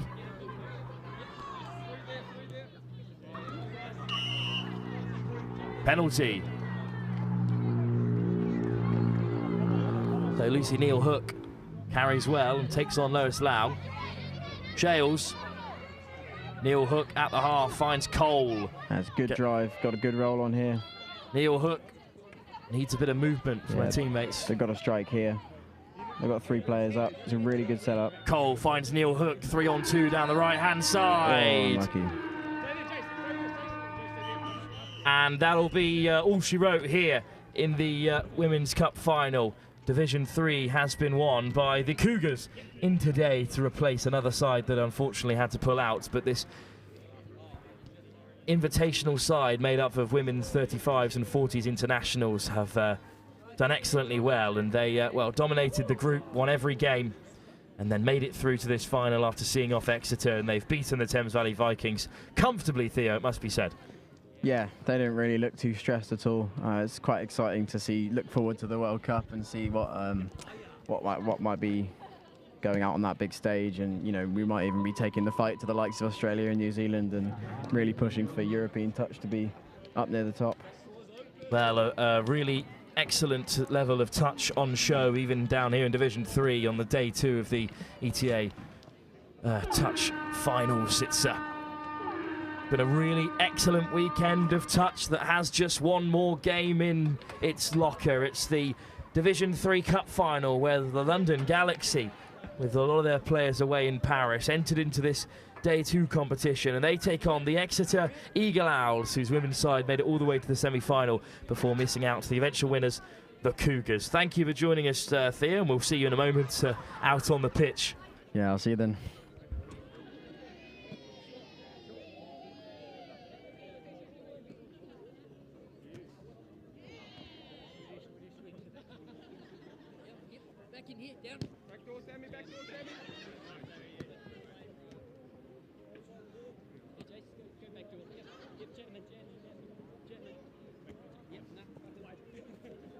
No way, you're all right.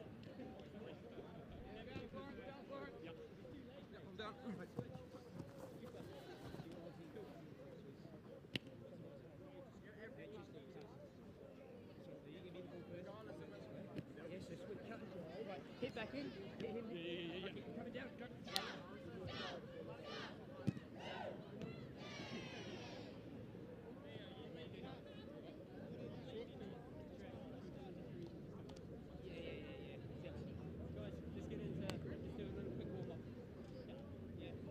Jump in. Let's focus, boys. Boys, go on. Goals this time. Let's go.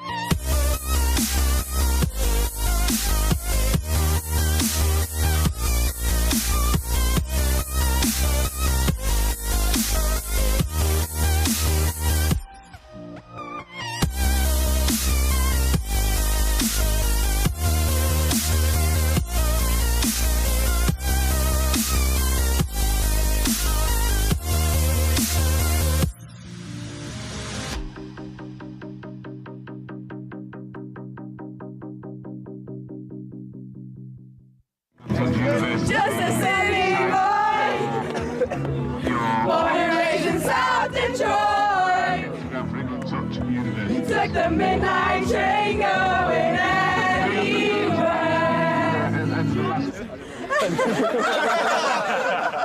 Oh, sport mode. That's how much I care about the threes. Even got them in sport mode.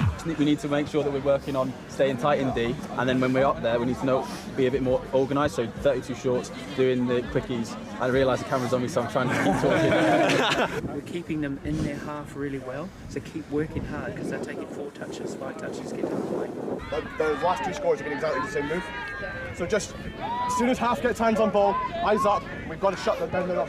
The other impact that it has is that you don't have an impact on the game because you're so far back, they can't hear you. If you're on or behind the line, yes, let's go, guys. Now win it. The alt starts in the middle, okay? If we work hard, the links don't have to step up, okay? Yeah. You ready? Let's go. Hands in. Come on, Emma. Tight! Eyes up, yeah, go on, pressure! Cheers to Bristol! Hip hip! Hip hip! Hip hip! Hip! One for the ref! Hip hip! One for us! Woo! And one for the ref! Hooray! Well done for you. Go on, Darren! Act really casual.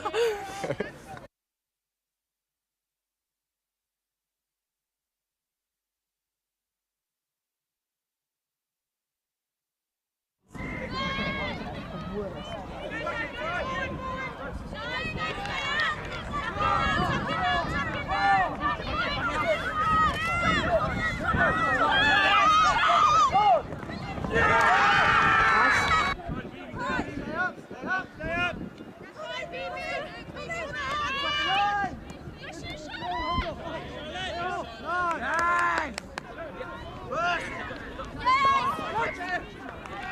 outside.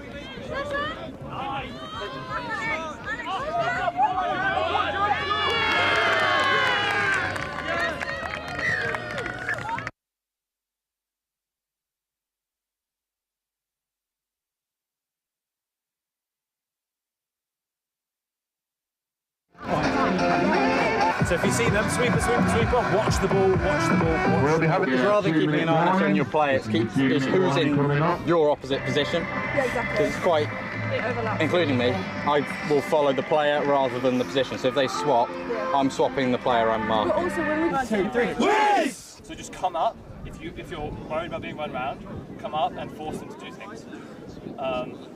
And then that way they won't be able to get all that space. Up, Sarah, get Brad, up, get toes on your toes. Get up! Take the space! Take the space! You work hard defence. Get onside early, help each other out, okay? You're right, quickies, you stay tight, push out, okay? Put a smile on your face, enjoy yourselves, yeah? It's a big game. Let's get it, yeah?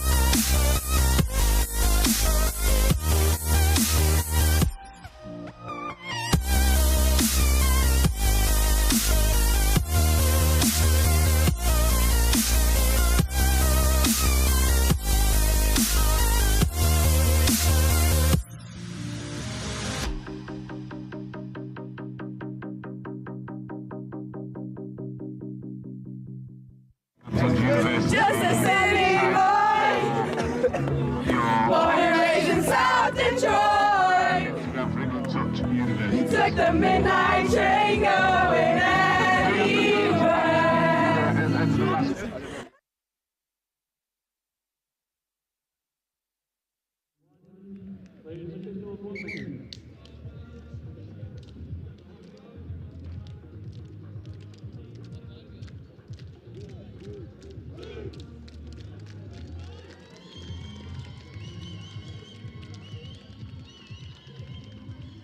Well, this is it then after a very long weekend of club touch here at Old Leamingtonians Rugby Club in rural Leamington Spa. It's the Men's Division 3 Cup Final, the final game that we will bring to you live here before the World Cup in July. And I'm joined by a player that will be involved at the World Cup representing Switzerland, Bibi Pulis, who unfortunately lost that final Women's Cup final, but a really great run across the 2 days for yourself in this competition. Yeah, definitely. It was nice to play in the final in both Division 1 and 3. Unfortunate loss in both, but I think just having played in that is great experience. So. And, well, we're here for this Men's Cup final for Division 3, where the Exeter Eagle Owls will take on the London Galaxy. And, well, a star-studded London Galaxy side, despite the majority of the squad being away in Paris, hence why they didn't compete yesterday. But what a start this could be for the Eagle Owls. Touch made, but, well, a bright start to the game, Vivi. Yeah, definitely. I think it's very, very fast-paced compared to women, so good structure there. That's a good pickup and the return to that right-hand side. And diving over from close range, searching for another. And, well, I think they have almost got the first score. The Galaxy on the box just in front of us here go up with a cheer because they know they've turned it over. But they're quite far away from their box at the moment. Well, the Galaxy came through a semi-final where they were 2 tries down against Old Wesley's second team before turning the game on its head and winning 5-3 in the end. And this, their first offensive venture into the Exeter Eagle Owls half, and that was an ambitious pass by the number 36, or the number 33 even, Ruiz Durrani.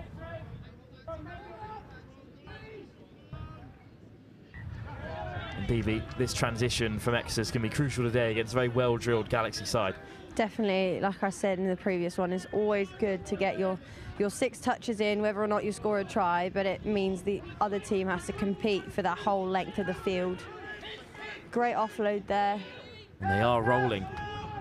Good ball on the inside, coming from nowhere. Connor Skelland ripping through, almost getting the score, but 6 touches. Well, both sides using all 6 at the moment, Stevie. Yeah, definitely, but the Galaxy defence is nice and tight, so even though the Exeter side is coming in with hard lines, the Galaxy side knows how to defend that nicely. Rower into touch. Well, the Galaxy came through a group that included the Scorpions, the Warwick Knights, the Nailsea Ravens and the Clapham Feelers. They're undefeated in that group before seeing off Old Wesley, the Irish side. For the Exeter Owls on the other side, on the other hand, they came through a really close game against the Cheltenham Tigers, beat them 3-2 in the end, topping a group which also included Cambridge, the London Vipers and a green and gold side. They're the top scorers today, the Exeter Eagle Owls, while also hosting the best defence, just 8 tries conceded. And, you know, that's a threatening group of statistics for the London Galaxy, Vivi.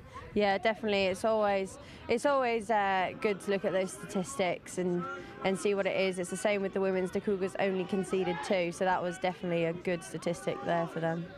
One in their favour and, well, played out in the final as they managed to control the free-scoring Thames Valley Vikings. But that's excellent footwork getting on the outside. And then a ball over the top. Well, the ball over the top came from the dangerous Andrew Smearden, and he's won 6 more for his side, Vivi. Yeah, that's an unlucky hand there. I think he tried to intercept, but just missed that. So now it's the Eagle Owls on the attack and sliding in to score. They do have the first. Finished off. Great offload. I think that was just like halfway through the dive. Great sweeper, QB, back inside, and ball is down.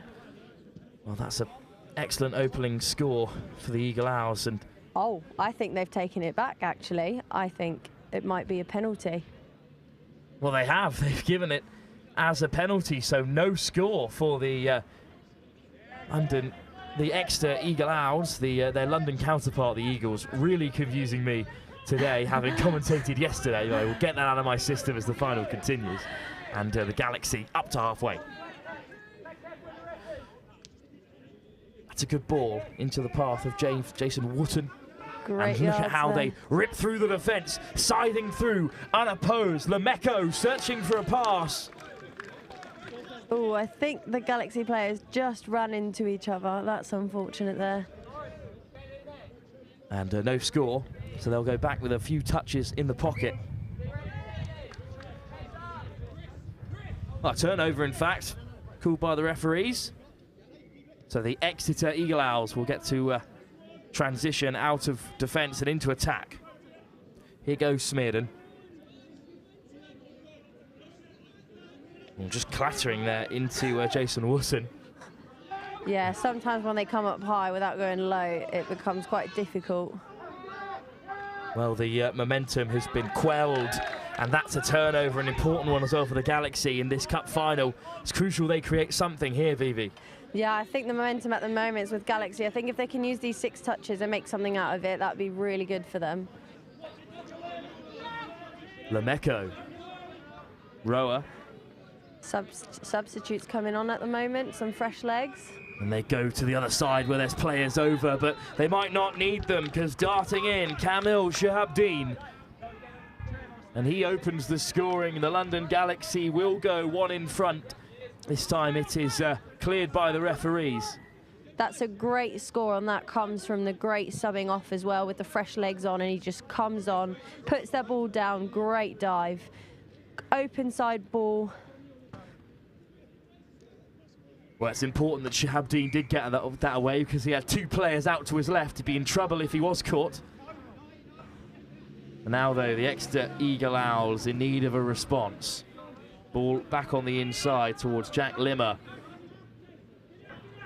Long ball, well taken by George Jones under pressure. Webber picks it up well and now looks to go long, interception. But an important covering touch from Tino Alessandro. And Colsey works his way up the field. Ben Colsey back on the inside. Good offload there. And, well, the London Galaxy, with a few touches spare, are inside the Eagle Owls half, looking dangerous again. Good carry from Peters. Peters with another good carry. He's there on the inside. Instead, they go long. Whoa, there's another lofted pass, and Andrews is in with acres of space around him. And that is really good composure, BB. Yeah, that's great seen from the link there, that the wing was wide open. And great ball there. Great vision from Ben Tang. He's found a pass, and the London Galaxy go 2 in front. The Exeter Eagle Owls a little bit shell-shocked to begin with here. Well, this is an excellent attack, though, in response. Lovely weighted pass, but the ball goes down. It's a turnover. The Galaxy will have it. I think that ball was meant to go out to the wing, but a little bit of yes or no there.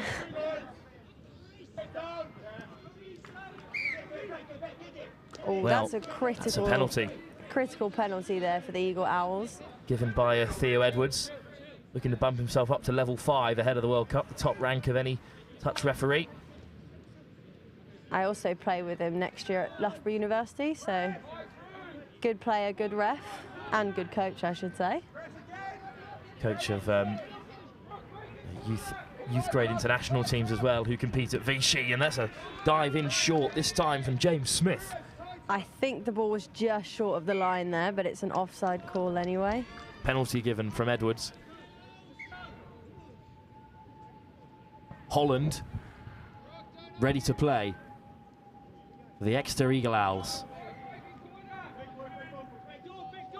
Touch made, and now they're retreating. Lovely ball inside, but across came Ben Robertson. Good shot there from Galaxy. Eating up the phases for the moment, but still a couple more to play for. Now they go wide, but Ben Colsey is there again. Great chase, good defence there from Galaxy, really tight. Pip Skelland almost away. Galaxy in the retreat. Oh, skipping away out the back door. Beautiful pass. Can they get it away? It clatters off of Andrews. I think it might be 6 more for the Exeter Eagle Owls. Galaxy penalised, but there was some pass out the back door there to keep the attack alive at all. On come the fresh legs. Here's Smearden. Smearden back with it. Hunting for the line. Frees up the hands. And it's another touch by the Galaxy. They catch Webber. Great defence from the Galaxy so far. They can keep out Exeter here. It would be a really impressive set. Webber, ball inside, over the top, and then falling into the goal area. Smearden, but another touch for Exeter. right on half-time. This will be the last chance they have to attack. Skelland caught by Colsey. And the whistle goes for half-time. A breathless end to this first half in the Men's Cup final. But BB, the London Galaxy have done fantastically well to deny the Eagle Owls on the stroke of half-time. Yeah, definitely. I think after that first score, the momentum started coming to them. They've had a great defence. Their attack as well has been like direct, straight on. Two really good scores on the board. Hopefully they can keep it up in the second half and keep that score deficit down. The London Galaxy are 2 tries up against the Exeter Eagle Owls in the final game of the weekend here in the ETA NTS finals. In this Men's Division 3 Cup final, the Galaxy hold a 2-try lead over the Eagle Owls with 10 minutes left to play.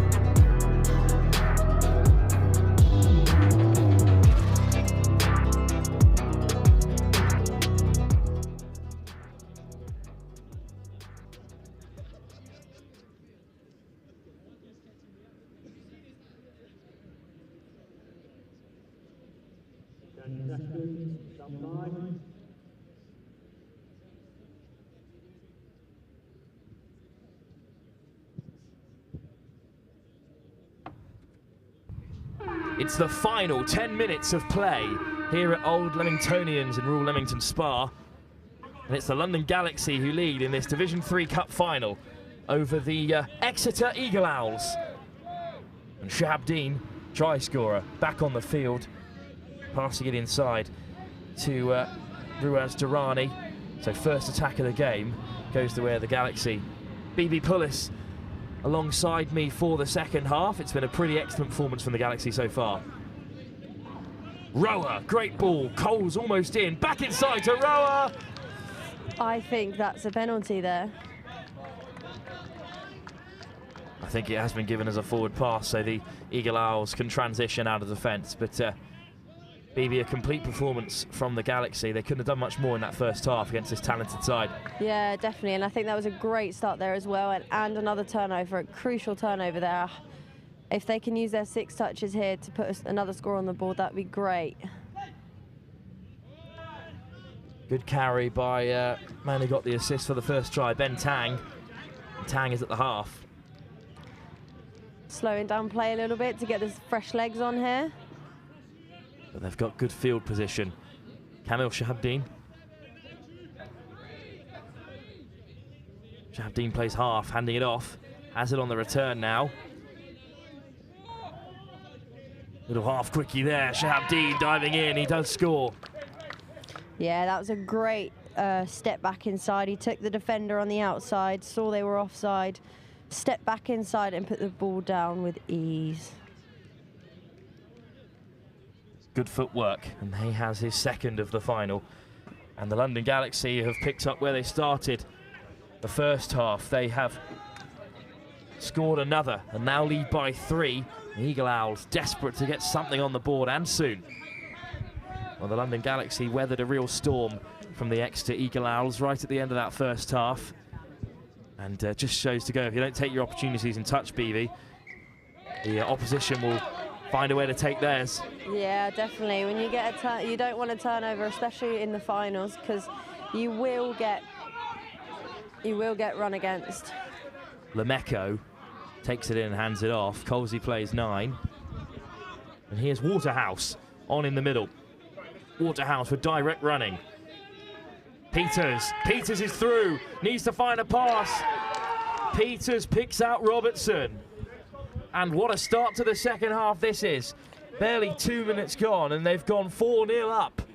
Great pick up there, and that was a good run from the link as well. Great, he found the space, he was open and he put the ball down.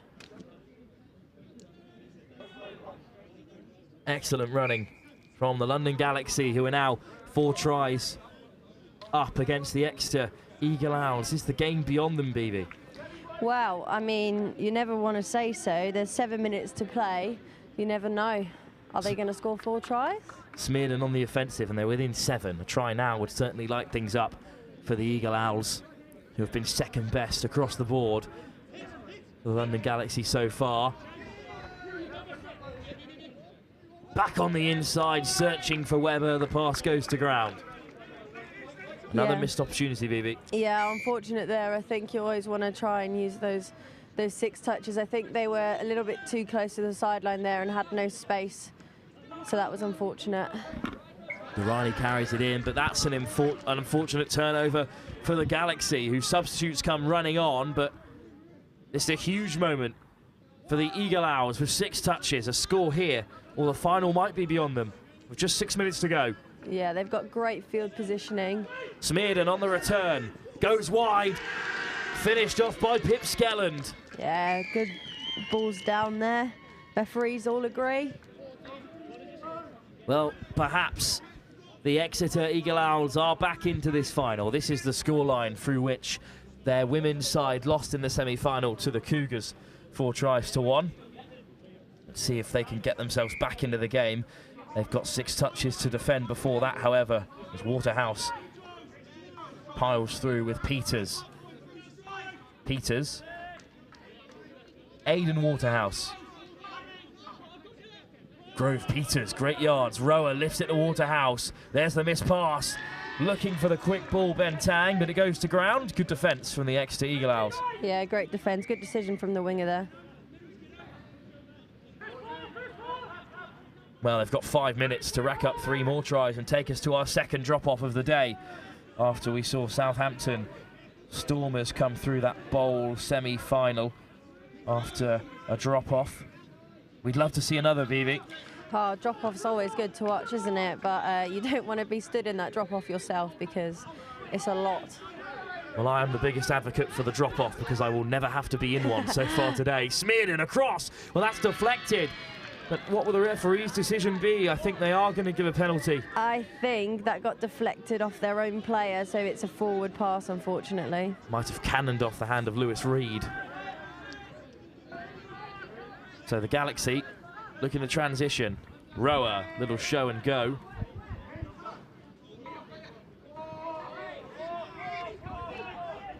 Strong carry up through the centre by Robertson. Great transition. Great yards made there. Good positioning now. What are they going to do? Oh, that was last touch. I think they miscounted their touches there. But no matter. They're 3 tries up deep in Eagle Owl country.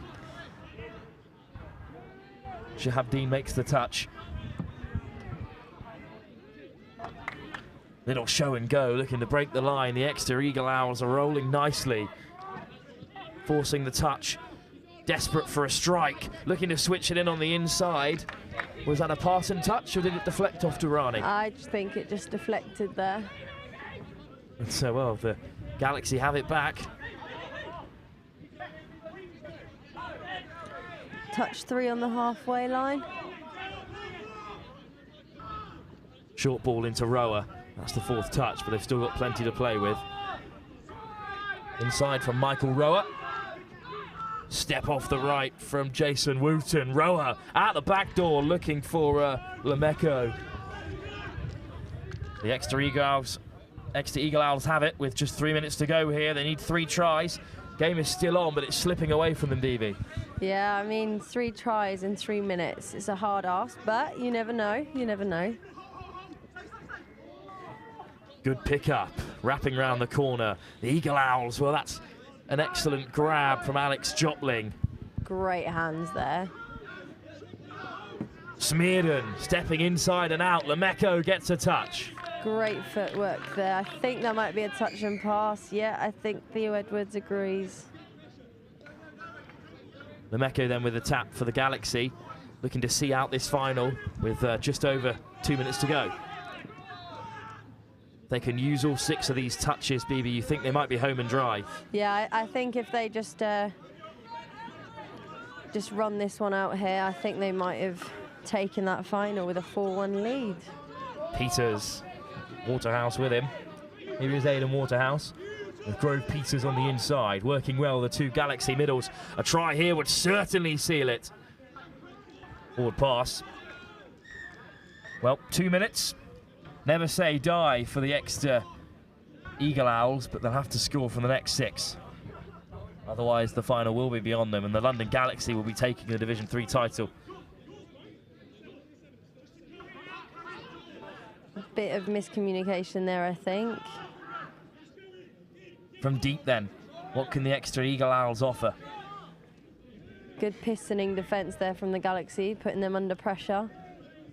They have got over halfway. That's touch 4, 5th is coming. Got to find a way to strike from here. Well, they'll struggle to create from this position, but who knows? The ball does go down, unfortunately, just beyond James Smith, and that might be the game. A minute to go. All they need to do is see this out.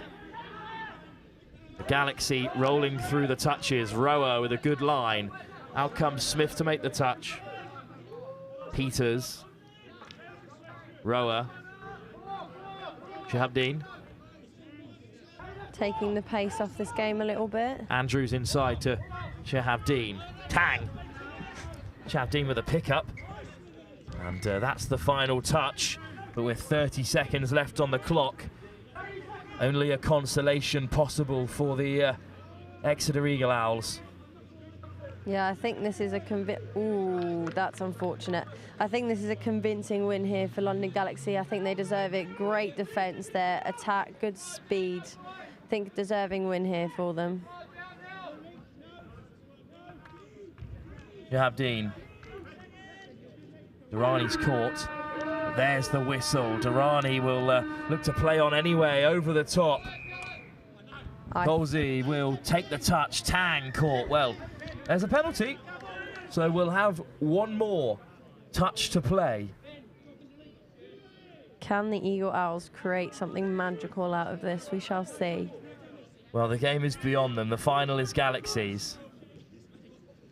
Shahabdeen gets the touch to bring us to a close. A long weekend, a thrilling weekend of some of the highest touch in the country available to witness here at Old Leamingtonians Rugby Club. The London Galaxy have beaten the Exeter Eagle Owls by 4 tries to 1 in a thrilling final that, well, to be fair to them, the Galaxy are the deserved winners of, BB.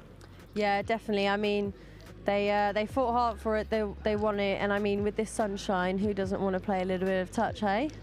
Absolutely, and thank you very much, BB Pullis, for joining us throughout the weekend and also for this final. Yeah, no worries, my pleasure. Hopefully see you soon. Absolutely, see you at the World Cup in July. The next action live streamed to you by NextGen of the England Touch Association's programming. That World Cup in July will be the next time we see you, a week long of touch from the highest regions of the land across the different categories, all brought to you live from Nottingham. Great facilities there, the home for the World Cup, where England have looked strong with their wide range of competitors on show across the weekend here. The England Touch Association Touch National Series. The final in Division 3 goes to the London Galaxy. Thank you very much for joining us. Thank you to Old Leamingtonians Rugby Club for hosting the event. And don't forget to sign up for the Junior Touch Cup here at Old Leamingtonians Rugby Club on July 1st. For now, though, I've been Wilfred Kemsley, taking you through the action all weekend. We'll be back for more touch rugby in July. Join us again then.